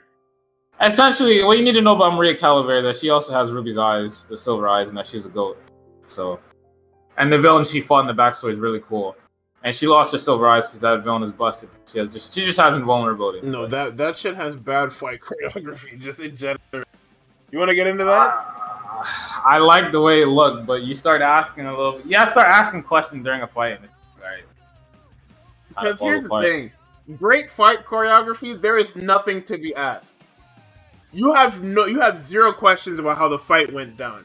Even if it didn't go down the way you'd like it to, there are little to no questions that can be asked. It's just like the Volume 3 thing, where it's like, okay, well, why didn't RWBY just turn around and fucking go through the door again? So in this fight, after Maria kills this damn, what is it? What's the damn bird called? The damn albatross? Nevermore. After she solos the Nevermore, after fucking feeding her ass off, this damn crocodile faunus pulls up with this cool semblance. Like, for a minute, she's literally invulnerable. And Maria fucks. Well, it's like, what is it, 4v1? And then she handles the foot soldiers, the damn mooks. She runs them over. And then as she's fighting the damn crocodile hunter, there's a point in the fight where there's a clash. Maria puts her damn double scythe staff up. And it's up against the damn, I don't know what the thing is. What is it? A sword or whatever? Yeah. It turned into like a double-sided like fucking hacksaw or some shit. Yeah. But yeah, there's the simple clash, and then the crocodile bites through her staff and headbutts her, knocking her backwards and knocking her mask off her face. Mask off. Fuck it, mask off. Now, mind you, they're trying to tell you that Maria is a trained fighter. When somebody headbutts you and staggers you backwards, instead of clearing the space between her and this damn crocodile, she looks back to try and see where this crocodile is, and that's when she loses her eyes. It might have just been a preflex to try to use the fucking swords at a time like that. But you would also think that because this woman has ultra instinct, she has super refined reflexes. You would think that she would fucking like, if sure the bite gets through, but you would think she'd like dodge the shit back and then something else happened. You're telling me this woman can dodge everything? She's essentially like literally ultra instinct that she can't even handle this fucking woman that's supercharged for 60 seconds. But because even if you bite through and the headbutt, it's like, okay, well, if she has super duper reflexes, she should literally clear space between her and this crocodile. But no, she just fucking gets her eyes ripped out of her head. And that shit sounds visceral too. Props to the voice actor. That shit sounded she smoked that shit. God, I never really felt bad for anybody in this episode except for Random Volume 5 or her there because she's screaming in fucking agony. Her eyes smoked out of her head. But back to Cordovan. So Cordovan locks the shit. She's like, "Don't go." And, you know, they go home and they're like, all right, well, I guess we're not going. Crow's like, bro, just give up. We can't do it. And this is where Crow's drinking hits a fucking peak as well. Because to go back to the Oscar thing, they find him passed out on the steps of John's sister's house where they're staying. And it's just like, this is fucking embarrassing.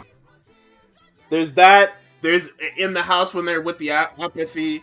Crow is drinking super duper. Like, he's been drinking super duper heavily since the whole Salem can't be killed thing. Because, you know, no one has any critical fucking thinking.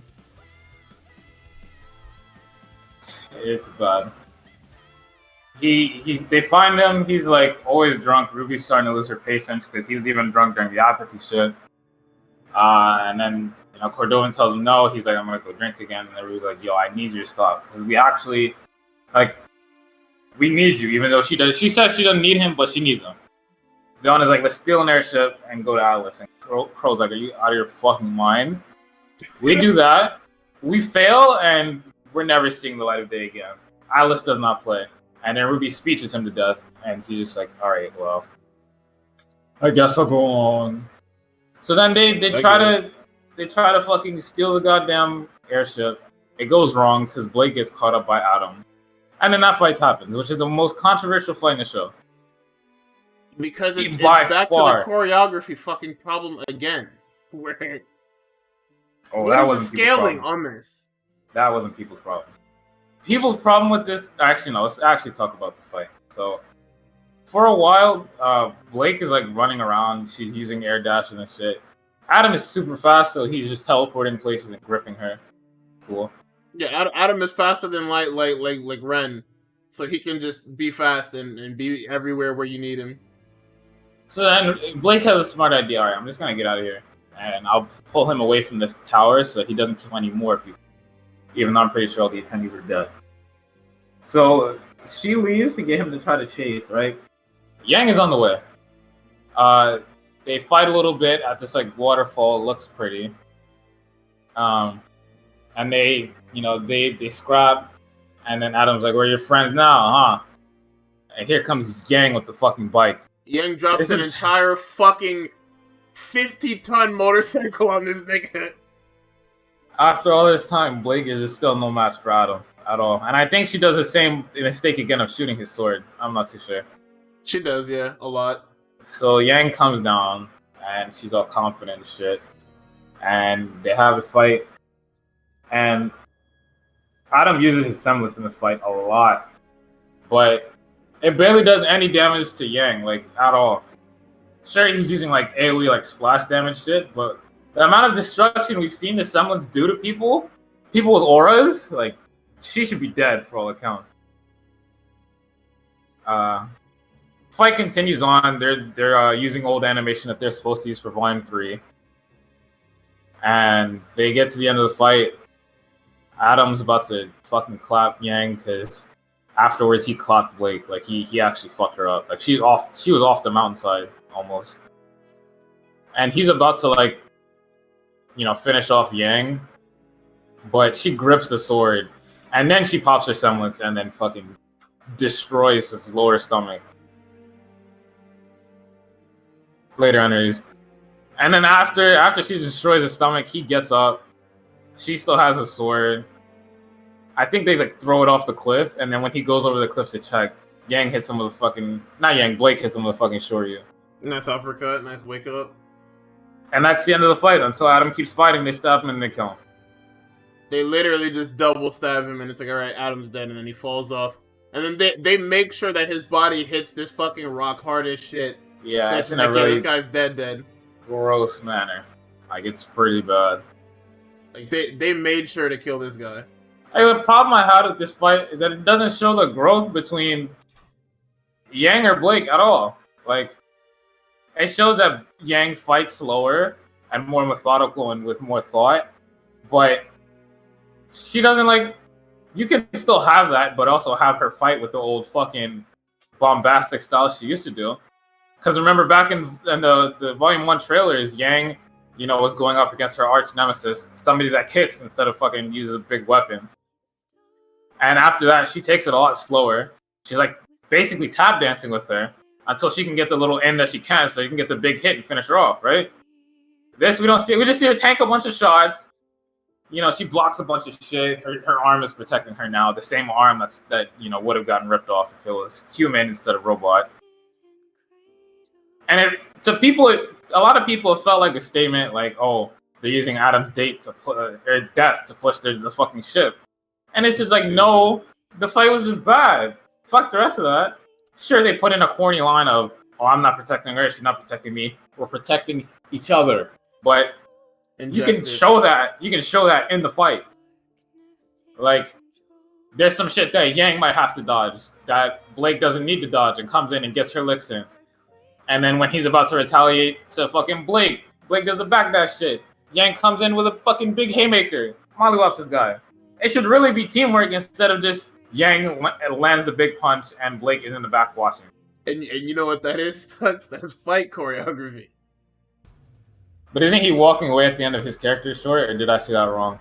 At the end of his character short, that's supposed to be the end of Volume 5 after Haven. Yeah, that's when he runs off. He throws his mask up. And that's why he appears in Volume 6 with the damn the Morpheus. fucking the Nier Automata mask. Don't call it that. That's what it is. Matrix. Anyways, what else was I gonna say? To end the series, or to end this volume off, they steal the ship, but it's not successful. Yeah, stupid mech fight. They didn't get away with the ship just quite right. Cordova let them go after she saved the city after they put the city in danger. So they're flying Atlas. They also mentioned that Ozpin came back for a brief second to keep himself alive because him and Oscar share a body and they're kind of important to this fucking plot. So yeah, I'm not trying to run this shit back, so I'm just gonna save the plane myself. All right, the best fucking volume.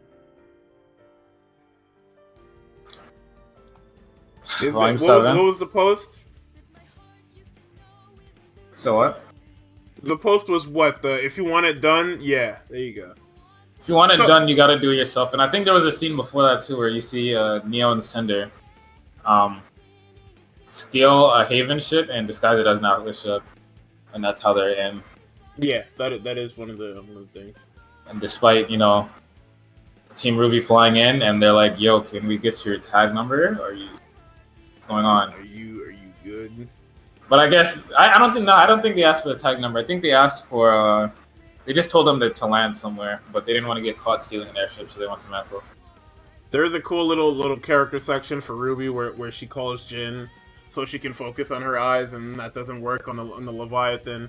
But hey, it's something for that character, and to at least show that there's some sort of brain in there, even though they don't use it for anything important like processing information.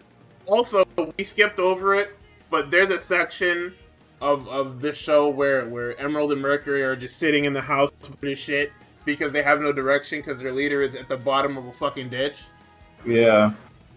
Niggas is bored in the house bored. Tyrion comes along. He's essentially trying to goad them into becoming turncoats. Where it's just like, bro, it's not the destination, it's about the journey. Like, for real, if you guys don't like what you're doing, don't do it at all.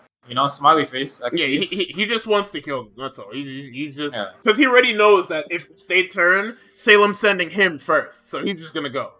Even though they could probably beat him together. Hell no! What?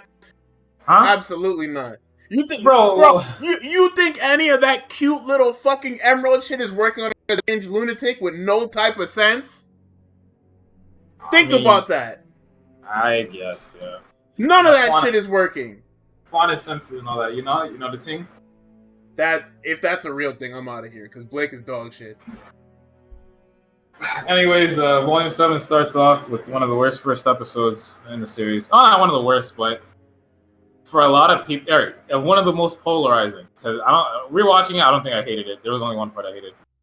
They, drive down to Mansell because they don't want to fucking go to the hangar and be arrested off rip. So they ditch the ship. They're walking around Mansell. There's some racist people. Weiss does a thing. And then they find, Penny's father, Pietro. But they don't know he made Penny. He knows who they are, though. Because Penny has told him all about them. So then, they're grim attacking Mansell as per usual. Niggas are just getting killed on a nightly basis. They fight the Grim, and then here comes the protector of Mansell to come protect our heroes, kind of. With all that shit. Who else is it but Penny Paladina? And niggas were furious when this episode aired. Miles said, don't watch the opening before you watch this episode. Go straight to the episode. I'm telling you right now, you want to go straight to the episode. We went to the episode, and Penny is back. She remembers them and everything. As she should. You mean to tell me my daughter's a fucking robot? I don't keep backups? That doesn't make no fucking sense. But we never see people collect her from Amity. We kind of assume the shit goes down. We don't see that happen, but I guess that was like on their fault for assuming. But to be fair, but before they all leave, like there was a bunch of niggas in there.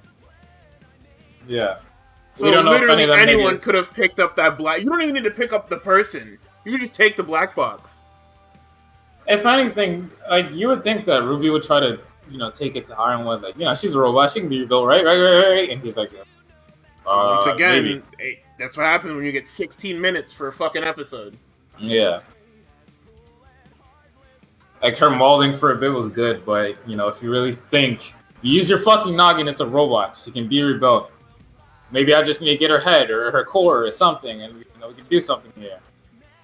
But I guess the writers were messing with the fact that like if she does come back, she's not going to be the same. And I guess the fandom really like, laid into that idea too. I didn't. It's fucking robot.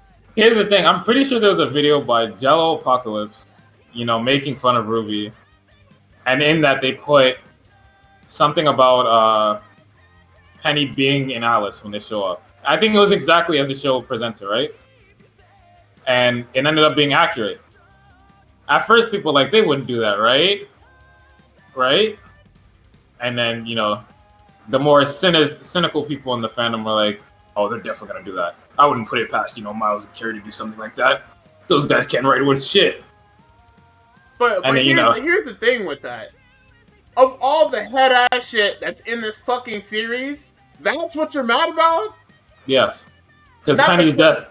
Not the constant lack of fucking common sense? I mean, they mold about everything collectively. Like, you could ask a RWBY fan, because they are a RWBY fan, why they hate RWBY, and they can give you a million fucking. Of course. But, you know, week to week, they're still there watching it. At this point, I'm not even going to try to hide the fact that I like this shit. Like, nigga, I like it. I don't care. All you niggas can have your other guilty pleasures. You niggas can say that Zuko's arc is good, but I can't say I like RWBY. So what's up with that? No. Can we talk about it? No. I'm never talking about Avatar: The Last Airbender ever again. I'm talking about. We're gonna probably end up talking about Korra anyway, but I am never talking about Avatar again. No. Long as hell. Anyways, so essentially, Jello Apocalypse spoiled the shit that she came back because I'm pretty sure they auditioned for voice acting, and they put spoilers in the lines of the shit. So I think that's how they got it. I gotta go look it up. Well, that nigga is petty, man. If I'm wrong, you know, fucking shoot me a message somewhere and let me know. Because God knows I can give a fuck about Jello Apocalypse. Crazy. Fucking animate. We're cinema sins, but we can draw. Great. That's perfect. Wow. Jesus. That's what it is. Yeah, I'm firing shots. What up? Anyways, we continue on. Penny comes back, and nobody gives a shit. And that's what people molded after that, too. Penny came back, people were mad. She had her memories, people were mad. And then nobody else cares, and they were mad. Like, nobody really... There's no big reaction from the movie. Oh my god, I thought you were dead. I thought Amity was the last of us gonna ever see. Like, nothing like that. But I guess that's like critical thinking that we just see off screen. But at the same time, when did she think about it? Because even Volume 5, she was still lamenting over the fact that Kieran and Penny were fucking dead. Yeah, so. But at the same time, you gotta think about what just happened in the last couple fucking hours. Yeah, I guess God's magic monsters, you wouldn't be as surprised to see that your robotic friend got rebuilt. Like, you gotta think about the last couple weeks, the last couple hours, even with Dovin and the fucking mech, and then the damn whatchamacallit, the damn Leviathan, her eyes not working. Yeah. There's a lot that goes into that. Obviously, it's playing defense to a degree, but there is a lot that goes into a character like that. I think that's good defense if you say it. We can resolve this whole shit right now. Like, all these molding RWBY nerds get blown out if they just see her carry Penny to Ironwood and just like fix him. Or if she said to Penny's like, I thought you would be more surprised to see me, and she's like, let me tell you, these last couple weeks I had, like, little super last season. Yeah, like a little self-aware job, but it's fine. So then we continue on. The Aesops capture Team RWBY. Ren can fucking sense things yet again, because there's a little cut of him looking and then looking back right before everybody gets grabbed. And then the Aesops are like, haha, we're law enforcement. You guys are in an unmarked airship. We're throwing you in the slammer. It's like, alright, great. This is everybody's the worst molding. Entrance of the fucking Aesops, by the way, because it's just like, how do you not know who these people are? They don't watch TV. That doesn't make any fucking sense. Mara looked like he doesn't watch TV. Listen, when you're an ace operative in the elite Atlas Academy, there's no time to watch television. All my time is spent defending the people. Come on, dude. You should know this. Come on. Keep up. You're fucking stupid. So then they get taken right to James Ironwood himself. And James Ironwood is like, yo, it's really great to see you again. Because, wow, I'm scared out of my fucking mind. But, actually, no, at the beginning of the volume, he's like, you know what? I got this. He's like, I have a plan to tell the people about Salem, and then I'm gonna deploy my army to help keep the Grimm at bay, because I'm assuming at some point people are gonna be scared that there's some evil benevolent witch that has been killing all of their loved ones, right? So then, the Aesops take the lantern, or the fucking thing, the relic, and then James gives it back to them, because he's like, I feel like it's most safe with the people that brought it here, because he wants to show that he's in good faith. He tells them fucking everything at the beginning, everything. They didn't even need to ask. Then after, he just started rambling at a certain point. Yeah, he gets them, their weapons back but upgraded. Everybody got some new shit. Ruby can turn her scythe around, which is cool, I guess. Weiss gets nothing. John gets a fucking haircut. That's dog shit. And John gets a haircut with his new sword and shield. His shield can, do a little burst of, I guess, gravity dust is what that is. Fucking force fields and shit. Yang gets sticky grenades, and Blake gets nothing, except for his sword fix. And then they all get new designs.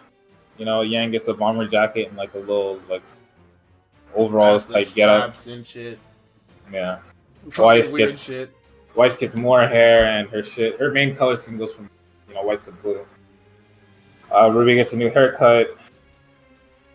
Blake gets a new haircut and new threads, and it's a lot of white again. And, Nora, I think they said that her inspiration for her design is off Kairi from Kingdom Hearts. I don't know how valid that is. I didn't look it up. I heard that. I didn't even pay attention to that. I'm not even in they made Ren's costume kind of worse. They made Ren's costume more fucking... Bro, they want this guy to be fucking a shonen protagonist so bad. But they don't want to use him. Super stealth assassin, fucking Spartan.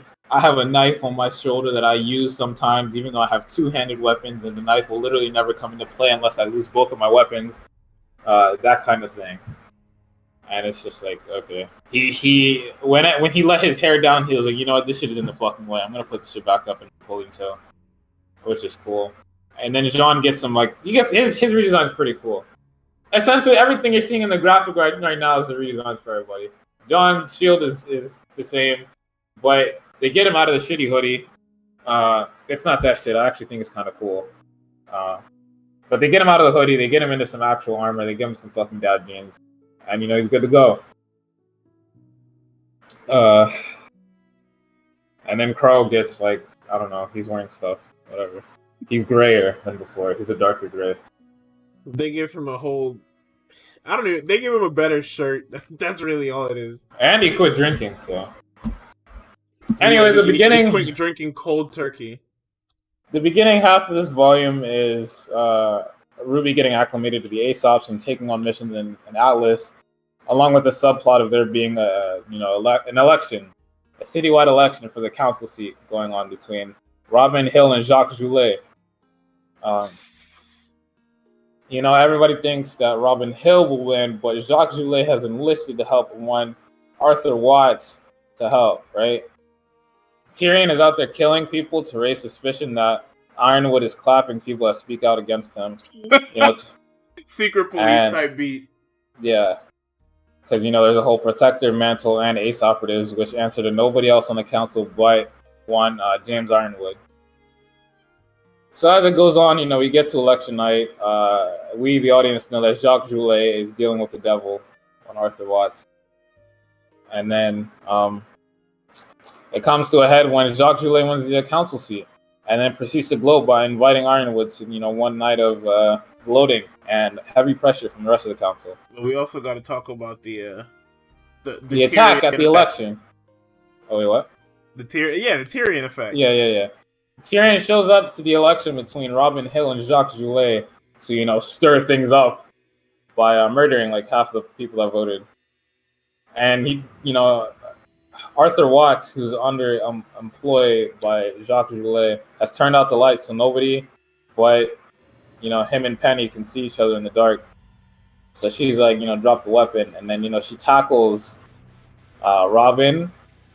And then when the lights come back on, she's standing with her swords out, and a bunch of people just got stabbed. So everybody looks at the stab wounds, looks at the robot with the swords, and they're like, "Oh shit, she stabbed all these people."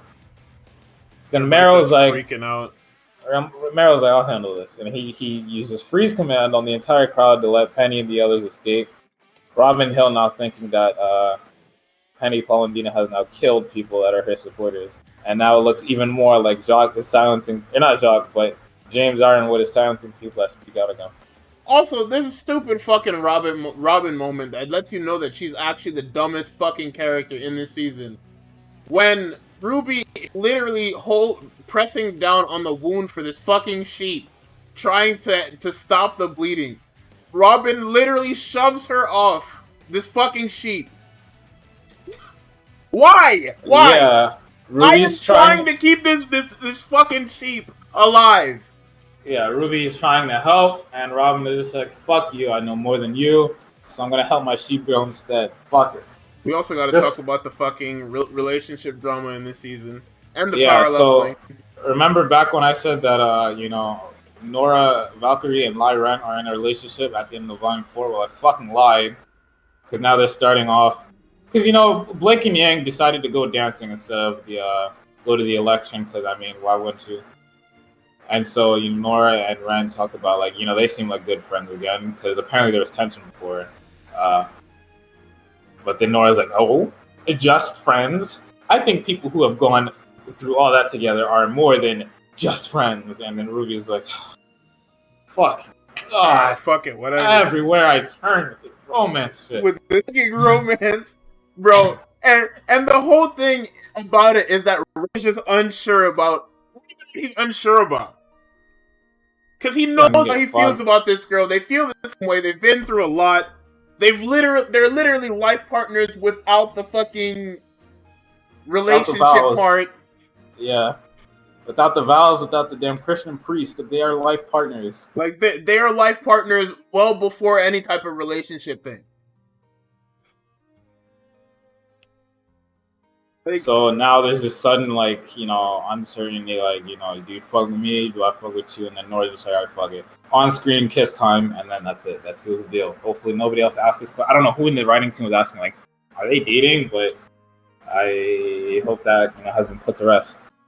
We also need to acknowledge the fact that Ironwood was talking about ditching Mantle and withholding resources for his the Amity Coliseum project. And Nora was starkly against it, and kind of just like, you guys got a point.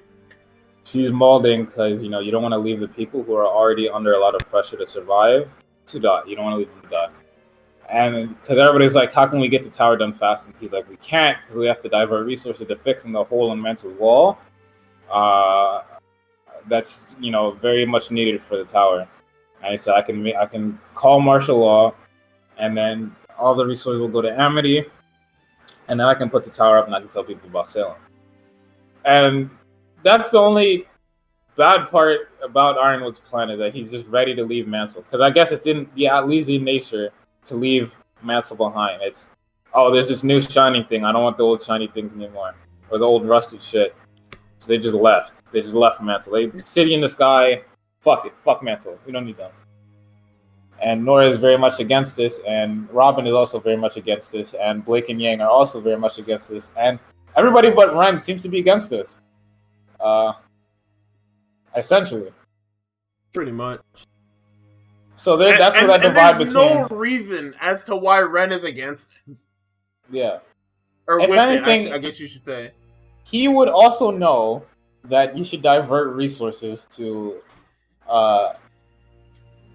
camps that are close to the kingdom but aren't quite affiliated with the kingdom. Seeing as how his family is just a fucking splinter group that used to live in Mistral. They didn't get the resources they needed, they didn't have strong enough huntsmen, and they were just overrun by Grimm and killed. Everybody was killed. So you would think he'd be more sympathetic toward Mantle, probably than Nora, because Nora was just an orphan there. Or maybe the same level. They just look at it from different angles. But both the angles lead to fuck Ironwood for ditching Mantle. Or not fuck Ironwood, but, listen to Robin. You should help Mantle. And those two don't really help Mantle. They kind of just...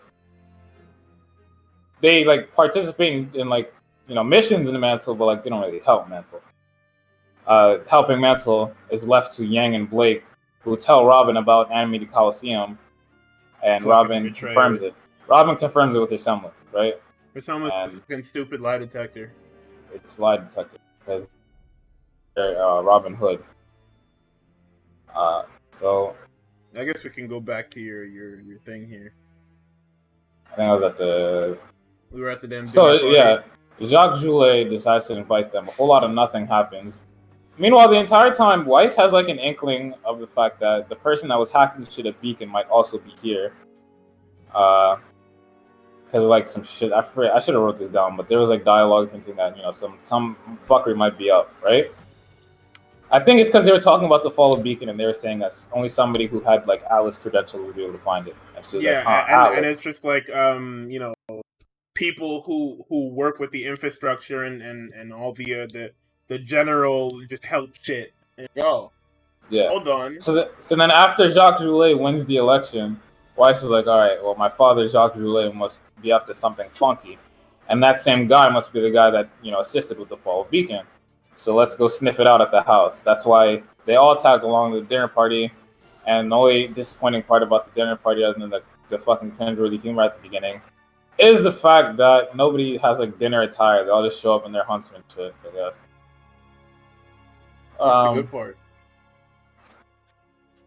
So some shit happens. Weiss goes to find her father's study, Jacques Joulet. Goes inside, and then her mother, Willow Schnee, is waiting for her. So Willow essentially hands her the answer to the solved mystery, saying that, Jacques has been meeting with some shady characters as of late. And, gives her the password and the security footage that, Weiss was also desperately looking for, even though she didn't know it existed. And this is the best part of this fucking whole section, because Weiss has this really interesting dialogue with her mom where she's like, you set up cameras? And her mom starts going manic about, I need cameras just in case. And then she stops herself. Just in case, Jacques Joulet comes into the room playing Fight Night by the Migos and is ready to knock my block off. Because, my fucking huntsman daughters don't want to come home and protect me. It's fucked up and I shouldn't be laughing, but this... And then, as she's leaving, she harps on this, Whitley thing, like, don't forget about your brother. And it's just like... this is where the Whitley thing, where she's like, take care of your brother. And Weiss is like, this nigga wants nothing to do with me. And she's like, well, yeah. That's because you left him. You and Winter left him here with your father. With us. Not only do I have the fucking looming weight of my father, his company, and my family name being dragged through the mud. Everybody, out of like every 5 people I meet, one person has to tell them about their life story, about how my father ruined the fucking thing. I'm in a tournament match with the fucking black guys telling me that my father's ruined his dust company. We're damn near close to Monopoly and things aren't getting better. And now I also have to take care of my brother. Fuck the trauma that I have, blame me for leaving instead of, you marrying a better person. I'm getting blamed for leaving my brother behind. Fuck my mental health, right, Mom? Weiss didn't say any of that, but that's essentially the counter argument to that. And I guess Weiss wasn't concerned about that because she wanted to arrest her dad. Bro, so she finds the shit she's looking for. Beating this whole family whenever them fauners for acting up, bro. Yeah, dust mine explosion. Where you going, Willow? Oh my god. Winter leaves for Alice. Weiss, come here. Weiss leaves for Alice. And Ironwood is putting an embargo on my shit, yo. All right. Yo, Whitley, where you at, dog? Whitley, what's going on, bro? Playing a game? Oh my god. So then, as we go back to the room, everybody's dogpiling on Ironwood. Even Robin Hill, who knows exactly what Ironwood is hiding and what he's planning, right? The council doesn't know, and Jacques Joulet, who's newly elected council member, is here, along with, runner-up of the Mantle City Council, which is, one Robin Hill. She just has to sit there and listen while Jacques Joulet broils this guy alive. And fucking Winter just can't stand to hear it. And she's like, you're a dick, Jacques Joulet. Fuck, you can't just buy trust. Like, you buy everything else. And he's just like, That's what he was waiting for too, because bro, they make Jacques out to be the greatest fucking mastermind of just speaking ever. Everything he says is to rile up Winter. He's sitting here probing Winter so that she has some reason to call him out, and it's just like, all right, this guy's just 6 steps ahead of everybody else. And it works until, his shit starts to fall apart because somebody comes to tell him that the heating grid has turned on because, Arthur Watts was using Jacques Joulet's fucking password to turn off the heating grid. He was like, can I get your password because I helped you win the election? And he turned it off, creating more panic and rioting, which attracts Grimm. So that, Arthur Watts and Tyrion Kalos can just go around looking at shit. So then everybody springs to action. Oscar stays behind to tell James Ironwood about what's going on. And then, everybody else leaves. They show us Neo like 6 fucking times. We get it. Neo's here. Literally, we get it. Neo is in fucking... She's in Atlas. Okay, I get it. So, they go down to Atlas to, evacuate the people of Mantle because now that the heat's off, everybody's going to freeze to death, so they have to evacuate them to Atlas, which has heating for everybody. James decides to tell everybody about Salem early, and, he does it in a nice little speech to actually reinvigorate the people instead of, dismaying them. And then Tyrion is fucking molding. Because he wanted to see people get eaten by Grimm. Tyrion is molding. And then Robin is like, I'll personally be in Sector 12 of Mantle. Did you hear that? I will be in Sector 12 of Mantle fighting alongside everybody. Tyrion takes the bait, hook, line, and sinker, which is a fucking funny gag because, when Tyrion shows up, what's his name is there? Clover's there. And then he has a fishing rod. And they beat the dog shit out of Tyrion. And Crow's there too. Also, we missed this part, but very early in the volume, they power level Team RWBY by having them fight Team Funky and the Aesops for like a month, if not like 2 months, which leads into the climax of this volume. But go ahead, Tux. So Penny and Ruby are fighting Grimm along with Harriet. There's a bunch of other Aesop shit going on, and then Ironwood and Arthur Watts are fighting in the not nearly complete Amity Arena, right? This song was crazy. So then they fight. Ironwood wins, and it's a very entertaining fight. There's like no. It's the best fight in the volume. It's the best fight in like fucking 4 volumes. Yeah. Only fight that could be better is like. Nah, it doesn't count. It's the best fight in 4 volumes. It might be better than the fight in volume 3. The camera work, the choreography, using everything in the arena. The dialogue is good. They invest us in what's going on. Like these guys are they're barely talking to each other. I think after the beginning, like little spat about, you never recognized my genius, and Ironwood doesn't, talk to him. The entire fight is spent them counting bullets of like each other's shit. Ironwood's counting his head, and Arthur Watts is counting all off. Yeah, well, so we get to the end of the fight. It's counting because he's using a revolver. It's not like Ironwood's due process fucking dual guns where he can just shoot shit. Fucking revolver, and he's got dual revolvers essentially. Fucking due process, greatest weapon name in the show. Damn Magnum. So they fight. Ironwood wins after Watts hooks his arm up to some light shields. He drags his arms through the light shield, ripping off all of the skin on his body. All the skin up until it's just straight muscle. And then he grips him, drags him along the ground, and that's the end of the fight. With his robot arm, by the way. Yeah, he uses a robot arm instead. And then he says, whatever it takes, essentially. Whatever I have to do to stop this woman. And I guess there's a little bit of symbolism there, because he's holding him up with his robot arm and saying whatever it takes, so he's kind of losing his humanity. He just said, accepting the colder side of his art. They also give you a nice little Terminator reference in the beginning of the fight. When Ironwood jumps down from the rafters, he hits the Terminator pose before getting up. The pose that's in the beginning of, I think it's the first movie, when the T-800 arrives from the future. Yeah, and he's like burning the fucking shit around him, like all the other little road and shit underneath him is getting like burned. He's just showing up. That shit is cool.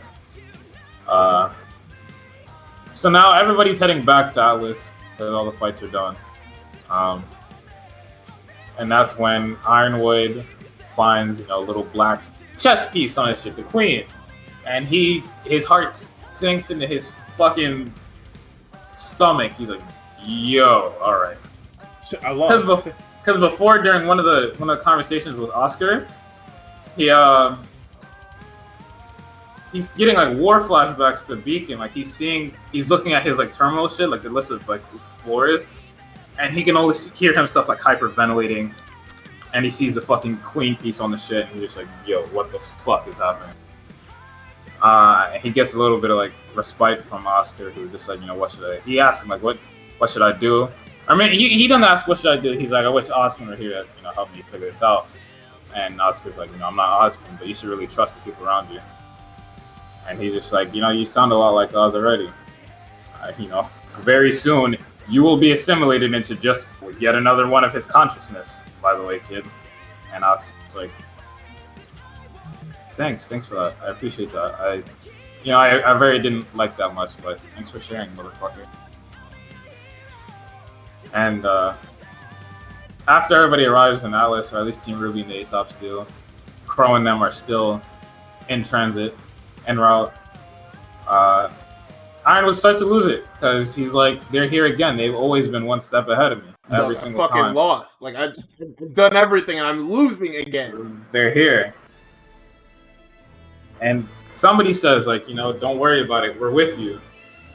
And he's like, are you? Because you told Robin Hill about my plan to launch Amity. And then Yang and Blake were like, ooh. Oh. Because they kind of like... Yeah. Ironwood is just like, there's nothing else I can do at this point. Like, Salem is coming. Actually, no, because then after that, the fucking bag, Arthur's briefcase opens up. And the fucking... and this damn sentry comes out. Yeah, the telecommunication Grim is here. And it, projects a viewing of Salem and all her fucking tall-ass glory. Jen Taylor is here to drop bars yet again. So she dropped bars that she's on the way. This can all be over if you give up, James. And then Ruby's just like, we're going to stop you. You can't be killed, but it doesn't matter. You don't need to. Then, Lamp told us. Some of the worst fucking things. So then, Salem turns to her. She doesn't even know who she is, probably. She probably only knows her because of the color of her eyes. I don't think she's ever seen Ruby. Actually, she has. She's not even addressing Ruby. Ruby interrupts her. She turns to Ruby and says, yo, that's the same shit your mom told me. And then Ruby, her brain jumps so far ahead to where it's just like, oh, she killed my mom. Salem knows my mom. Oh, all right. Salem said, your mom said the same thing to me, and she was wrong. And then her mind starts racing. Oh, my mom. Mommy. So she's just folded Ruby into a fucking Rubik's Cube with words. She's on the floor. Yang is comforting her, crying. I was just like, shit. Her eyes are bugging out, like they're flickering, like it looks like it doesn't work, but they still work. It's like, oh, okay. Then Salem pieces out. She's just like, yeah, I'm on my way on. I'm on my way Ironwood. Get your defenses ready. Yo, don't even bother putting your hands up, son. And then everybody's like, she's here.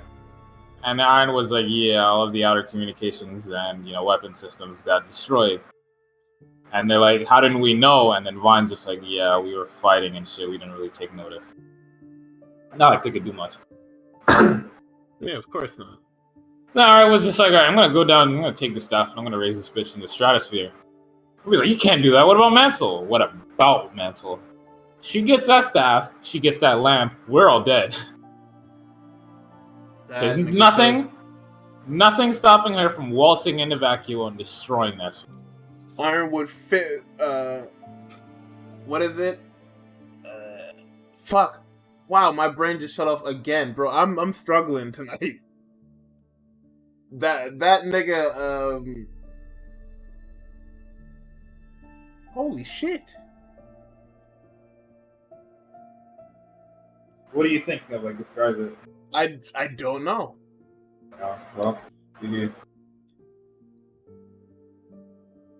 But anyway, Iron would start rubbing his hands together, say it's time for martial law. And then RWBY uses her. Oh, we forgot to talk. Oh no, you know what? Fuck it. No, I'm not getting into that. What? Because it's gonna be a whole fucking 40 minutes of me talking about RWBY's semblance and how it's not what they say it is, and they don't know what it is because they continue to change fucking semblances. But just lay out the semblance types. Like, I get the ambiguity is cool. Oh, who's gonna have what cool semblance? But it essentially boils down to, like, people have aura manipulation, or they manipulate the world around them, or they tank damage, or they're clones, or fucking they go super fast. I don't know. They just don't lay that out, but I guess they always want to keep doing cool shit. So she rose petals behind Ironwood's death, and she calls as many people on the line as she can between Juniper and Crow. After God John hits the shit first, and he's like, "RWBY, are you there?" And then she teleports behind this shit, and it's just like, Ironwood's gonna fucking commit martial law, or he's gonna enact martial law. He's gonna leave Mansell to die. Somebody do something! Hide the lamp! Go, go, go, go, go! And then, he locks communications within the room. And then, he leaves. And it's just like, Aesop's, can you handle this, please? And it, Crow also hears it, and John also hears it. And the big thing happening on John's side is that Oscar's fucking missing. And then we get into the two worst fights of the volume. Jeez. I know, these are the two most controversial fights of the volume. It's just fucking stupid. So, what do you want to tackle first? Let's just tackle the elephant in the room, the fucking RWBY and the Aesops. It's fucking stupid. The tippy top of the operatives in the kingdom, minus Winter Schnee, are going up against RWBY, who at the time, I don't think they even finished the semester of school for the Vital Festival kicked off in full swing, and they got kicked out. They've had their advantages. The school fucking closed. Don't do that. The school closed down because, there's a dragon grim sitting atop the tower, and nobody knows what the relic is. It's attracting other grim. So, Team RWBY, they've gotten to their fair share of fights. They haven't won all of them. They haven't lost all of them. They've definitely looked worse after leaving Beacon, more than they've looked better. Is what they show me. Now that's selective. Like, it depends on the fight, but there are just times where it's just like, what the fuck is going on? All right, what I immediately think of is the fight at Haven, where everybody loses. Everybody loses their individual fight. Well, yeah, because those are like those are Crow level niggas, or they're supposed to be Crow level niggas, which is why they struggle. All right, what about Emerald and fucking Mercury? I don't know. That's the problem. That's the entire problem with the fucking show. I don't know. Those three beat a maiden, so maybe they're kind of swaggy. I don't know. But they've had their fair share of L's as they have with their W's, so we get to fucking RWBY versus the Aesops. Aesops are like, we're the best huntsman in Atlas. And RWBY's like, you were. Then you trained us. And she says it with no swag, no fucking drip, no nothing. It's dry as fuck. But then, everybody breaks off in their fight. RWBY runs off. Hare runs after them. Mare and Weiss fight.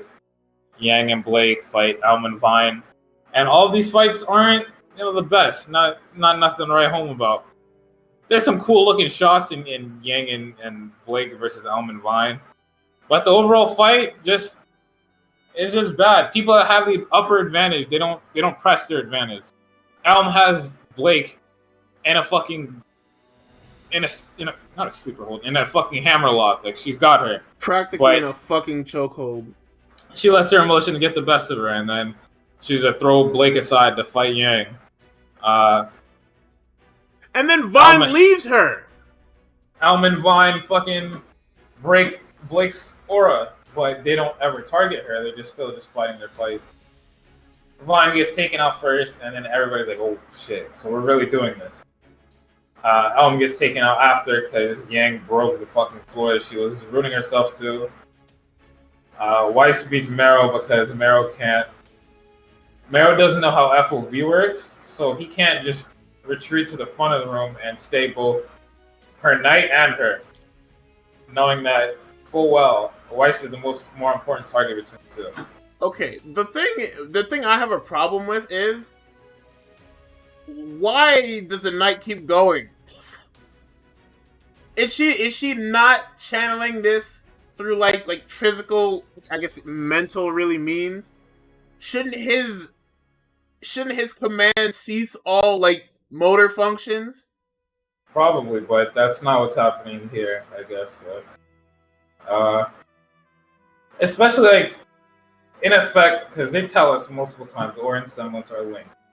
If he were to just probably break her semblance or something like that, she would probably cease to be using Knight because her aura has to recharge in order to keep using the fucking glyphs. Or like, doesn't she need to concentrate to keep that thing just there, or is that just committed? It's submitted. Because wouldn't her to stop by proxy stop the Knight? Isn't that the whole thing about it being a puppet semblance? Yeah. There's also no just thought about Mero using freeze command at all to like get more than one target past the fucking election where Jacques Joulet beat Robin Hill. Like there's no thought behind it. We've seen him use it on more than one target. We've seen him use it like multi-target. It's affected a crowd of people, very angry people. I think he can handle a knight and a huntsman or huntress. No, I need to know how this fucking summoning works. Because if I shut down all her motor functions and this fucking behind me is still moving, what's going on here? I don't know. So yeah, Mero forgets FOV exists when using freeze command and loses.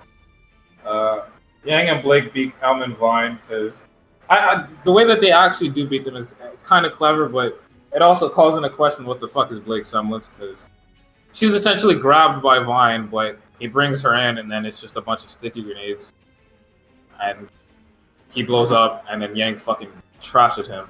It's the damn Fuma Shuriken shit from Naruto, where the damn clone, or the damn Fuma Shuriken turns into Naruto, and it's like, wait, what the fuck just happened here? It's something. They at least got creative with it. And then Elm losing makes sense because she can't root anymore. She can't take big hits. Yang hits her with a big hit. They both hit her with a big hit. They fucking scorpion her ass. Like her toes are touching the back of her neck. It's that bad. Yeah, they did what they did to Adam, except in the sky this time.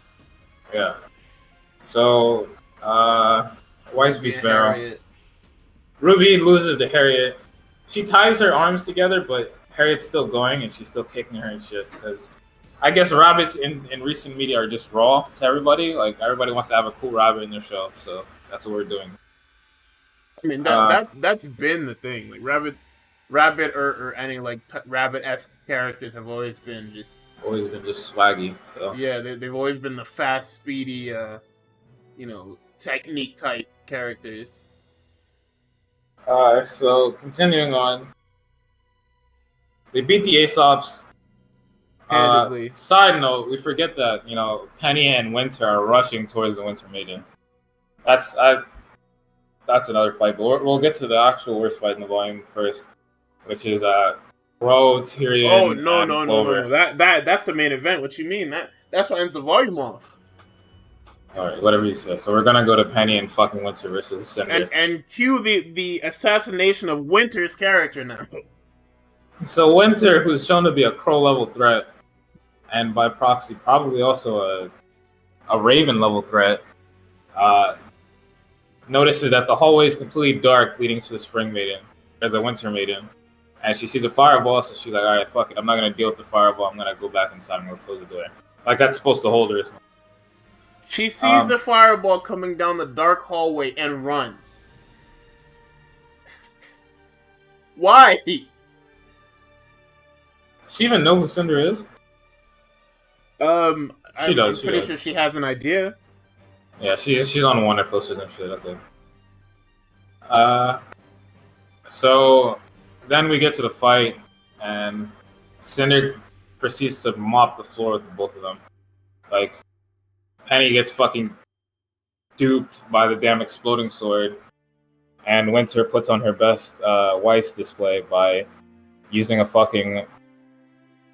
griffin, like a winged grim griffin that she summoned, feeding on the said griffin, and then getting shot in midair by Cinder, and then becoming a lifeless husk while, Penny goes to help. Cinder's like, all right, finally I got a W in this fucking show. Clean W. About fucking time. No damage taken. She goes to Freya to get the Winter Maiden powers, except that Freya fucking punks her and just grips her fucking grimoire, and then pops the powers. She just goes wild. The room is now uninhabitable because it's all ice. So then Winter can't go in because she has no aura. And so she'll easily freeze to death immediately. She just exploded. Penny goes in, talks to the Winter Maiden for a little bit, and it's just like, are you okay? Who are you waiting for? I think I was the one who you were waiting for. And then she's like, what is your name? She tells her name, and then that lady passes. Like, she just goes right there. Cueing that Penny has become the Winter Maiden. In the background, Winter is chopping up Cinder's arm while also simultaneously... Winter is getting chopped up. She chops Winter's arm off. That little shitty ass cut. She getting bro, look at her at the end of the damn volume. She got folded up. Yeah. Essentially fucking... Cinder hit her with like fucking 3 spears over and over and over. Every time Winter gets up, another spear waiting for her. Fucking and it's just like, bro, black eye, just... Jesus. Hair down. Clothes torn up, bleeding. Like, Jesus, man. She folded her into a fucking paper plane. That shit is crazy. We get to the end of the action, we still have another fight, right? So essentially, the big part to take away, because Ruby and Weiss show up, Ruby pops her silver eyes immediately upon seeing Cinder again. And, Cinder dips. But on the other side of the kingdom, after Ironwood issued the all points bulletin on Team Ruby, Juniper, OQ, MP? OQ. All them damn niggas. They're in the airship. Clover's like, I gotta take you in, right? And Crow's like, can we just wait to land? Because I want to talk to James about this. And then Robin's like, I can't believe this. You're arresting him? He's fucking Robin again. How could you do this? And then, Clover's like, you're not even on the list. And then Robin's like, of course I'm not. Here goes James, underestimating me. And then Crow's like, bro, we really don't need to do this. We're almost to Alice, we can land. And then Tyrion is like, oh man, Tyrion dinner. Giggling over there. Dinner and the show. And then Crow's like, shut the fuck up. And then Robin's like, yeah, he's right. Let's just get to the show, man. They fight. All 3 of them fight. Well, Robin's fighting Clover, and I guess Crow's also fighting Clover. Crow steps in, and then that's when Clover's fish hook, I guess, motions. I guess it gets Tyrion to realize that he can just unhinge himself from this fucking chair. Yeah, he can get the cuffs off. So he unhinges himself from this chair, and he snaps the neck of this fucking pilot 1 second after freeing himself. And then he drives the damn plane into the ground. Bro, they feel some fucking turbulence. They look to the front. They see both pilots are dead. Crow's like, what the fuck are you doing? Tyrion's like, the will of our goddess! And takes that shit straight down. Clover's first thought is, I'm getting the fuck out of here. Opens the shit, jumps off. It's the fact that there's no type of buffer. He gets the controller and points it straight down. That guy's always a treat when he's on fucking screen, bro. I'm telling you, that guy's good. Then we land the ship. Tyrion expertly lands the ship. Nobody's wounded except for Robin Hill, who seems to have hit her head very hard. Crow gets out, and he's like, damn. And then he looks at Robin, he's like, damn. And then Clover comes around, he's like, oh, we can get her patched up real quick. We'll just head right back to Alice. And then Crow's like, I never took you for the fucking manipulative type. And Clover's like, we don't have to fight. Crow's like, yeah, we're friends. No, Clover's like, we're friends. We don't have to fight. Cro's like, you don't know my friends. This is how it always ends. Which makes no sense because there is no evidence supporting that claim. Yeah, there is zero evidence supporting the claim of him fighting his friends. Only friend he's probably fought is Winter, and I wouldn't count them as friends. Yeah, because they have literal beef with each other. I don't know what it is. I have a feeling he heavily dislikes her and she heavily dislikes him. So friend is a very loose term. What though? He just doesn't like Atlas. That's why he's always picking on James. But he respects James for what he does. He don't respect Winter. Winter's just a fucking soldier. So they fight. Tyrion breaks his fucking thumb so that he can escape the handcuffs and join the fight. He seems to enjoy it like the little freak he is. He joins the fight, and then Tyrion's to Crow. He's like, we have a score to settle. And then Crow's like, yeah, I'm going to get you right now. And then, it turns into a 3-for-all. But then Because Clover is dumb. Crow is fighting the fucking fugitive that you guys locked up. Why are you attacking Crow? What are you still trying to arrest this guy for? The serial killer that affects every piece on the map right now, every active piece. That you've been sent to arrest before Crow. So if anything, the priority is getting Tyrion. But Clover decides, as an ace operative, I can get them both. And so Tyrion uses that to his advantage to say, hey, how about we team up, we snip this guy and we go back to fighting. We can settle our score. Crow's like, you know what? Yeah. Because Crow is laser focused on lighting Tyrion up. He don't see nobody else right now. Yeah. He is in full battle mode. He sees Clover as in his way. So they team up in the fucking greatest Goku Frieza fashion possible.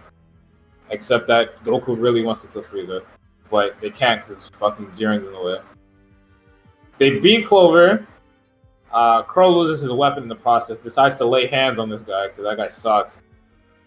And then, while Clover is distracted, while they're both distracted, Tyrion gets Harbinger and drives that shit right through fucking Clover's abdomen. And killing him practically instantly. Crow's like, what the fuck did you just do?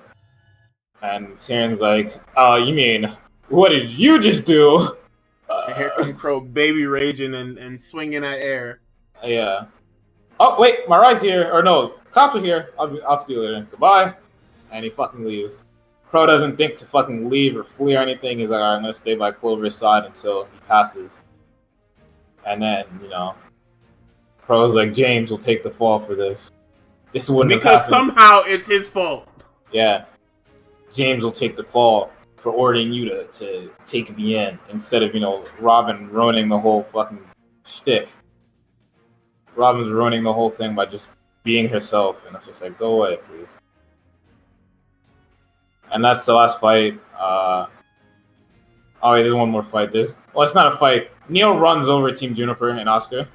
Oscar gets one good lick in, though. Best believe.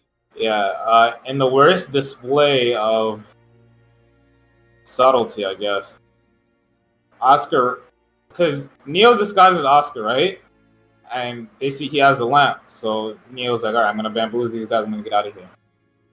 So Oscar comes around the corner and he's like, get away from her. Comes around the corner. Screaming. Yeah, comes around the corner doing his greatest Goku impression. And then he punches her. And it's just like, previously we've seen Neil deflect almost any attack she's ever taken. The only attack that was landed on her before this was Bystander in Volume 6. And they fought in Misra. But we see, people are like, oh, this isn't bad. This literally doesn't matter. It's just the presentation of it sucks. Literal dog shit. You could say that, like, oh, it doesn't matter. It's minuscule. I mean, Neo runs them over anyway. It's just how you present your big bads, because she seems like a really hard wall to scale. Because Yang couldn't land a hit on her. Neither could Ruby. Nobody can land a hit on this girl. She was even pressing Cinder for a little bit. And then here comes fucking Oscar. Telephone punch from around the corner. Something that I could probably dodge. And I'm a fucking lazy sack of shit. I'm not no hardened veteran fighter. Not no damn gangster. And the thing is, they all look too... above, by the way. they all look around the corner. They all look around the corner and they see him coming around the corner. So why doesn't Neo think, all right, he's gonna hit me. Let me get out the way, or let me flip him or some shit, so that they know that I'm not him, right? No, she gets hit and it looks stupid, and they only did it for the cool transition of Neo turning into herself again. Yeah. And then we cue the stupid ass fucking Scooby-Doo hallway scene. Nora's turning into different people. Or not Nora. Neo's turning into different people, attacking them. Everybody has a chance to fight Neo. It gets to Lyra, and then she disguises Nora, and he's gonna attack her. But then, she changes her eye color back, so it actually does look like Nora. And he's just like, oh. That guy folds instantly. Knowing it's not her, still folds. Nora doesn't have the thing. She was ready to attack you a second ago, and she's not speaking. Because Nora could instantly absolve herself of being attacked by Ren by saying, it's me, it's me, it's me. But he falters anyway, because I guess he loves her, so he's just like, oh shit. But still, it's not her. That's the one fatal flaw of that scene. Ren flakes on fighting Neo because it looks like Nora. But it's not her. Are you trying? Oh, I love her, so I can't even harm the image of her. Get over yourself, you fucking loser. It's bad. So they run, or Neo runs away, they lose her, and they have to escape Atlas military, otherwise they'll be arrested along with Crow, who got arrested at the end of that fight. And they all meet up, because, the olds got an airship, and they're picking people up. So... Where's Oscar? Oscar is... Alright, he splits from the rest of them. He doesn't go with them. He's like, there's something I have to do. He goes to the vault and tells Ironwood that he doesn't have to do this. You're making a mistake by leaving Mansell behind. James, think of the children. Please think of the children. And James essentially brushes all that shit off. And he's like, my friends call me James. But you can call me General. It's some cold shit right there. Then he fucking shoots a child. It's still cold, but it's just like Oscar. Yeah, it's still cold, but he shot a child. Bro, that shit is cold. I can't even front. I fought with that. That shit is hard. Now, Oscar has been left to fall down the entirety of Atlas. It's like that Cloud City from Star Wars. Yeah, Cloud City. He's essentially falling down Cloud City, except that there's no fucking satellite antennas at the bottom of the city to save him. He has to rely on Ospen's powers to break his fall. Ospen once again appears to save his own life.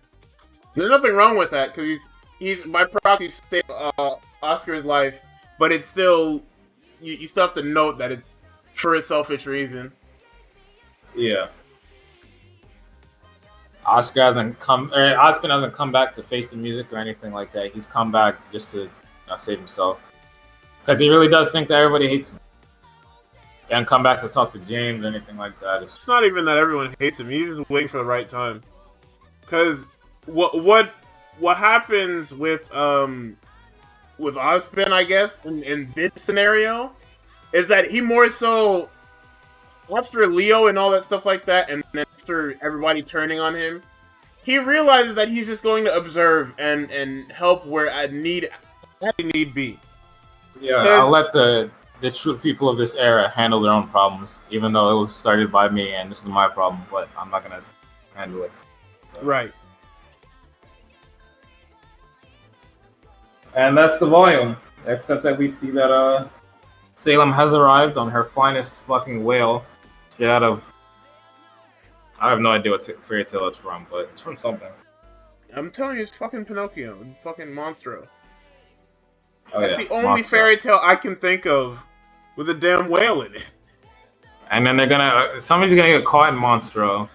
And then, Torchwick's gonna be there saying, hey, what's up, guys? If he's in that fucking whale, I'm gonna be pissed off. Bro, wait, that's for Summer in that damn whale. Alright, that's even more cracked out than mine. Summer in that damn whale. It's Torchwick. No, cause look at it. Like, Geppetto was in Monstro. Why wouldn't... Hold on. Unless the old people get eaten, and then... they could find Summer in there. Somebody in that damn whale. Good or bad, you heard it here first. Somebody's in the wheel. And that ends the volume. The only thing we've seen of Volume 8 so far is a little teaser that shows that they found Oscar and have hover bikes. For some reason, they didn't leave. I guess it's because Slim is here, and it's just like, all right, we're going to grandstand, guys, even though we already know that Volume 8 is not the end. But everything I've heard about Volume 8 seems that it should be really fucking dark. It should be really, really sad and shit like that. People are saying they're going to kill Ren? Maybe, who knows? Kill Ren, kill Nora. Oh, kill Nora and I'm turning off. You're talking? Nigga, I'm out. Nora is the only just kill my characters for no reason. Out of here. She's the only semblance of fucking comedy in the show left, bro. Like, even RWBY just seems done with everything at this point, and I kind of get it. Can you blame her? She's literally shouldering everything herself. She doesn't need to, but she's doing it anyway. Yeah. But, you know, RWBY essentially is just fed up with everything, and Nora is the comic relief. Except that during this volume, she was less comic relief, more freedom fighter. Which is kind of needed, because a lot of the jokes with Nora just didn't land. Especially in this volume. Oh, you have a hammer? I have a hammer. You want to be best friends? Our team name can be Thunder Thighs. They didn't hit that shit at all. Yeah, they weren't hitting. Well, I mean, that's Volume 7. Like that's RWBY actually. Yeah, at least it wasn't 5 hours. Real quick, rank your favorite volumes from favorite to least favorite. Oh fuck, Jesus. Okay, 3 at the top, 7. Trying to think here. Shit. I want to say 5, then 4. Because I don't really care for 6. 6 is fucking stupid. Is it 5 over 4? It's either yeah. I mean, 5 is what, that White Fang shit, but. Yes. But you also get the whole Haven thing, which is really important. So yeah, I'm gonna lock in 5 over 4, because the damn Death Rider is not enough to save 4 for me. All right. And then you get what, 6? Then 6, 2, and 1. 2 and 1 can fight for the bottom. I don't really give a shit. That's crazy. That's crazy. Fucking useless. That's crazy. What do you think of Volume 7 as a whole? I think that it's good for what they're writing, but it's dog shit when you actually like think about how all of the problems posed in this really didn't fucking matter. Yeah. It was all just super villain long con for the most part. That, like, for us, the fucking council seat doesn't matter. They don't tell us what the council seat will do. Yeah, like none of that stuff actually matters. It's literally just about pushing Ironwood to, like, this is what I'm talking about, where you use things to get to you use things as a vehicle to just get places. Because the council seat, the entire Robin thing, it's literally just to drive Ironwood up a fucking wall. Yep. That's all you really wanted. You wanted to justify RWBY not telling him everything off rip. But instead of, making it seem like, oh, RWBY's justified not telling him, that's like the final nail in the coffin of Ironwood being on their side. They made that mistake, and now he hates them and is going to launch Atlas into the stratosphere. Great.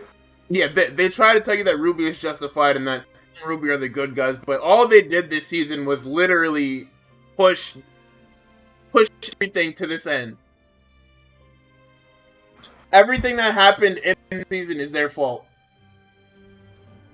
In one way or another. Yeah. They play a hand in all this shit. So I'll go over mine real quick. I'd say, 3 at the top, obviously. 7 second, because I really enjoyed that one. Putting 4 next. If we're combining 2 and 1 into one entity, we just fucking put it there. And then 6, and then 5 at the bottom, because I really don't like that White Fang shit. didn't care about the White Fang shit, but it wasn't enough to break the volume for me, like it is. Oh, it did. Oh, it did. Is like a 5-volume arc coming to a head for Blake, and so far you've made the White Fang look like trash. Like, this is supposed to have. I'm pretty sure this is a real world allegory for like marginalized people, and you're treating it like it's a cult. Like nothing of this is good. They're not even trying to do good. Everybody's evil. Like, the lines, we don't know if there are other White Fang chapters that aren't fucking like evil. We don't know if there are White Fang chapters that are actually making progress. We don't know if there are White Fang chapters that are actually pressing humans into giving faunus rights. You don't know anything about the White Fang other than what Blake is dealing with, and it's not even the full scope of it. Adam and SiennaCon are supposed to be like a small rogue faction of the White Fang that take things too far by killing people. And then Adam is supposed to send shit over the top. But when it comes to a head in Volume 5, it just seems like that rogue faction was no more than like 5 people.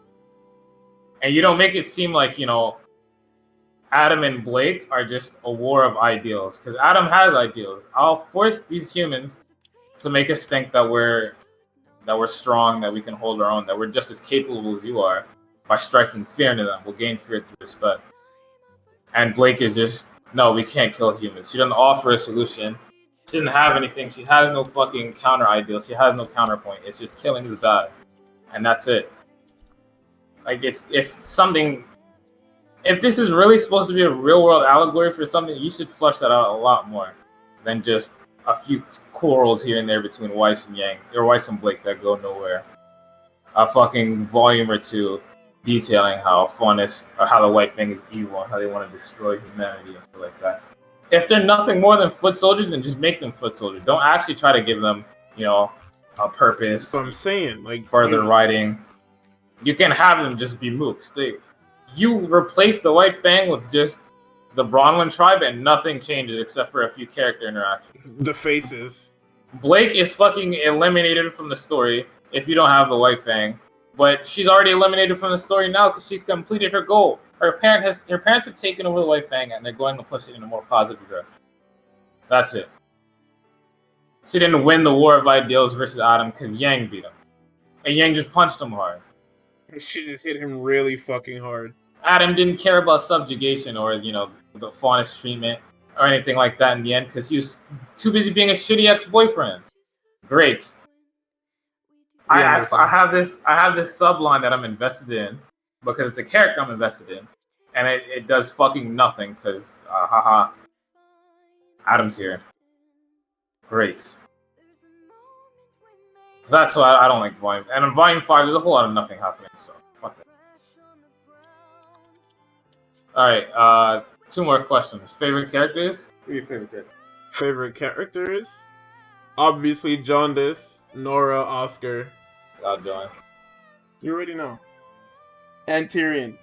I think I enjoy when Tyrion is on there the most because I love characters like that. Just the maniacal, fun characters that talk to themselves. Just have really everything to say about nothing. Those characters are great to me. John, because I love a good rags to riches storyline, and it's a character that I feel got no justice. Because you've heard me rant and rave about how Cinder is his fight for fucking months, years, days, and how he gets nothing. He can barely fight in the beginning, and he's literally a liability the entire time until Volume 4. In Volume 4, he can barely hold his own against fucking Tyrion. But I mean, there's other ways to build characters up like that without having to be completely shit. You can have them want to learn one specific thing while also being good at something else. He literally should have just been an above average swordsman with no semblance, no aura. Have him be above average, but he doesn't know anything about Because he wasn't taught it, because he just didn't have a knack for it. Whatever the reason was that he doesn't have all his stuff unlocked. But he could be a genius swordsman and a genius tactician. Yeah. And he's just missing that one step into the whatchamacallit. Into the whole huntsman world. But no, he has to be a bumbling idiot with nothing. Literally, like, I don't know. I don't want to get too much into rewriting this show, but there's a lot of shit that they could have done differently that I like. Yeah, of course.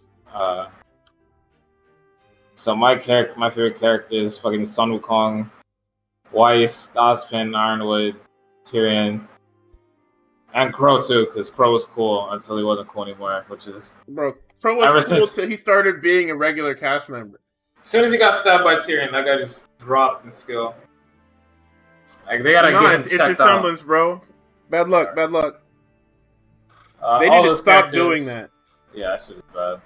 All the characters I listed, I like their dialogue, and for the ones that do fight, they're really good at fighting. And they're really fun to watch fight, except for Weiss, who's just declining in skill every fucking volume.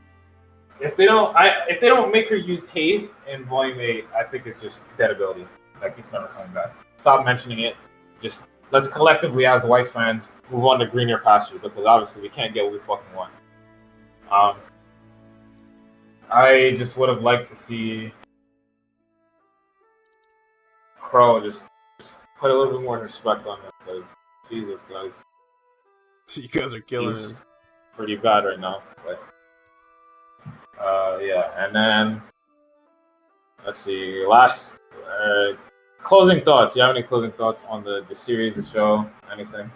I mean, we said it at the beginning. Closing thoughts on this franchise as a whole is just it's literally a guilty pleasure. It has its ups, it has its downs. Its downs are higher than its ups, obviously, but there's still semblance of a good show here. It just needs the right touch. That's all. Yeah. You just need to do better going forward. However long we have this show, probably I don't know, two seasons left. Hell, one season left after 8. For however long we have this show left, they just need to do better. Yeah, we probably have like 2-3 seasons left. We'll see. Yeah. This show, it's like the perfect storm of bad and good, to where you can find enjoyment watching it, but you can also find yourself being very angry watching it. Not very angry. I don't think I was very angry watching the show back, but I think it was just I'm not angry watching it. I'm angry thinking about it. Yeah. Like, every time you rewatch it, you catch some more stuff, and it's just like, okay. But as you get further in the show, like volumes 6, 7, half of 6 and 7, you start to like it. Alright, you start to like it again after the downside that is fucking volume 5 versus the franchise. But yeah. Would I recommend the show? Yeah. If you like fucking mindless brain, you read a show like Chainsaw Man on the weekly, you can definitely watch this show. I may not give you the fucking depression that show might give you, but a little bit of something for everybody here. Community is lively. There's a very toxic side of the community, but what community doesn't have one of those? So, yeah, I would recommend this. I would recommend. You ain't got shit to do, and you have like, it should take us like a week, maybe. You can legitimately. It can take you less than a week. It just depends on if you actually want to watch it diligently. Yeah, but essentially, you can watch volume 1 in a day. You could probably watch volume 2 in a day, and then the rest are like movie length, so like that. Maybe volume. Some of them might be closer to like 4 hours. The back 3 are like 4 hours long. Yeah. Still, decent watch. If you niggas are sitting here watching shit like Riverdale, then you should probably watch this, because Riverdale's actual fucking garbage. I heard. I need to watch. You do. That seems right up your alley. Fuck off. Anyways, we're out of here. I mean, we're doing better. Not necessarily 5 hours, but close. We're kind of close. It's just that, okay, for this one, The only reason this is 4 hours long is because there's 7 fucking seasons. 7 seasons, and there's so much to talk about, so much discussion we had. You know, I think we covered damn near everything RWBY that we wanted to talk about. We missed minor stuff, but that stuff. If we tack that on, we'd be here till fucking 4. Yeah, we'd actually. Oh, it is 4. Hours. Never mind. We'd be here till 5. We also did start late because Left 4 Dead, but that's fine. I beat X again. I have beaten X Jiggly. I've defeated him in Left 4 Dead. Technically, there was a handicap, but fact of the matter is that I still won. That's it. Anyway, we're out of here. We want to thank you all for watching. Thank you all for listening to this 4-hour mess. Shout out to the YouTube viewership. Yeah, you already know. Leave your comments, questions, suggestions, anything in the comments, please. And have a good night, Godspeed, or have a good day if you're watching this during the day. Godspeed again. Later.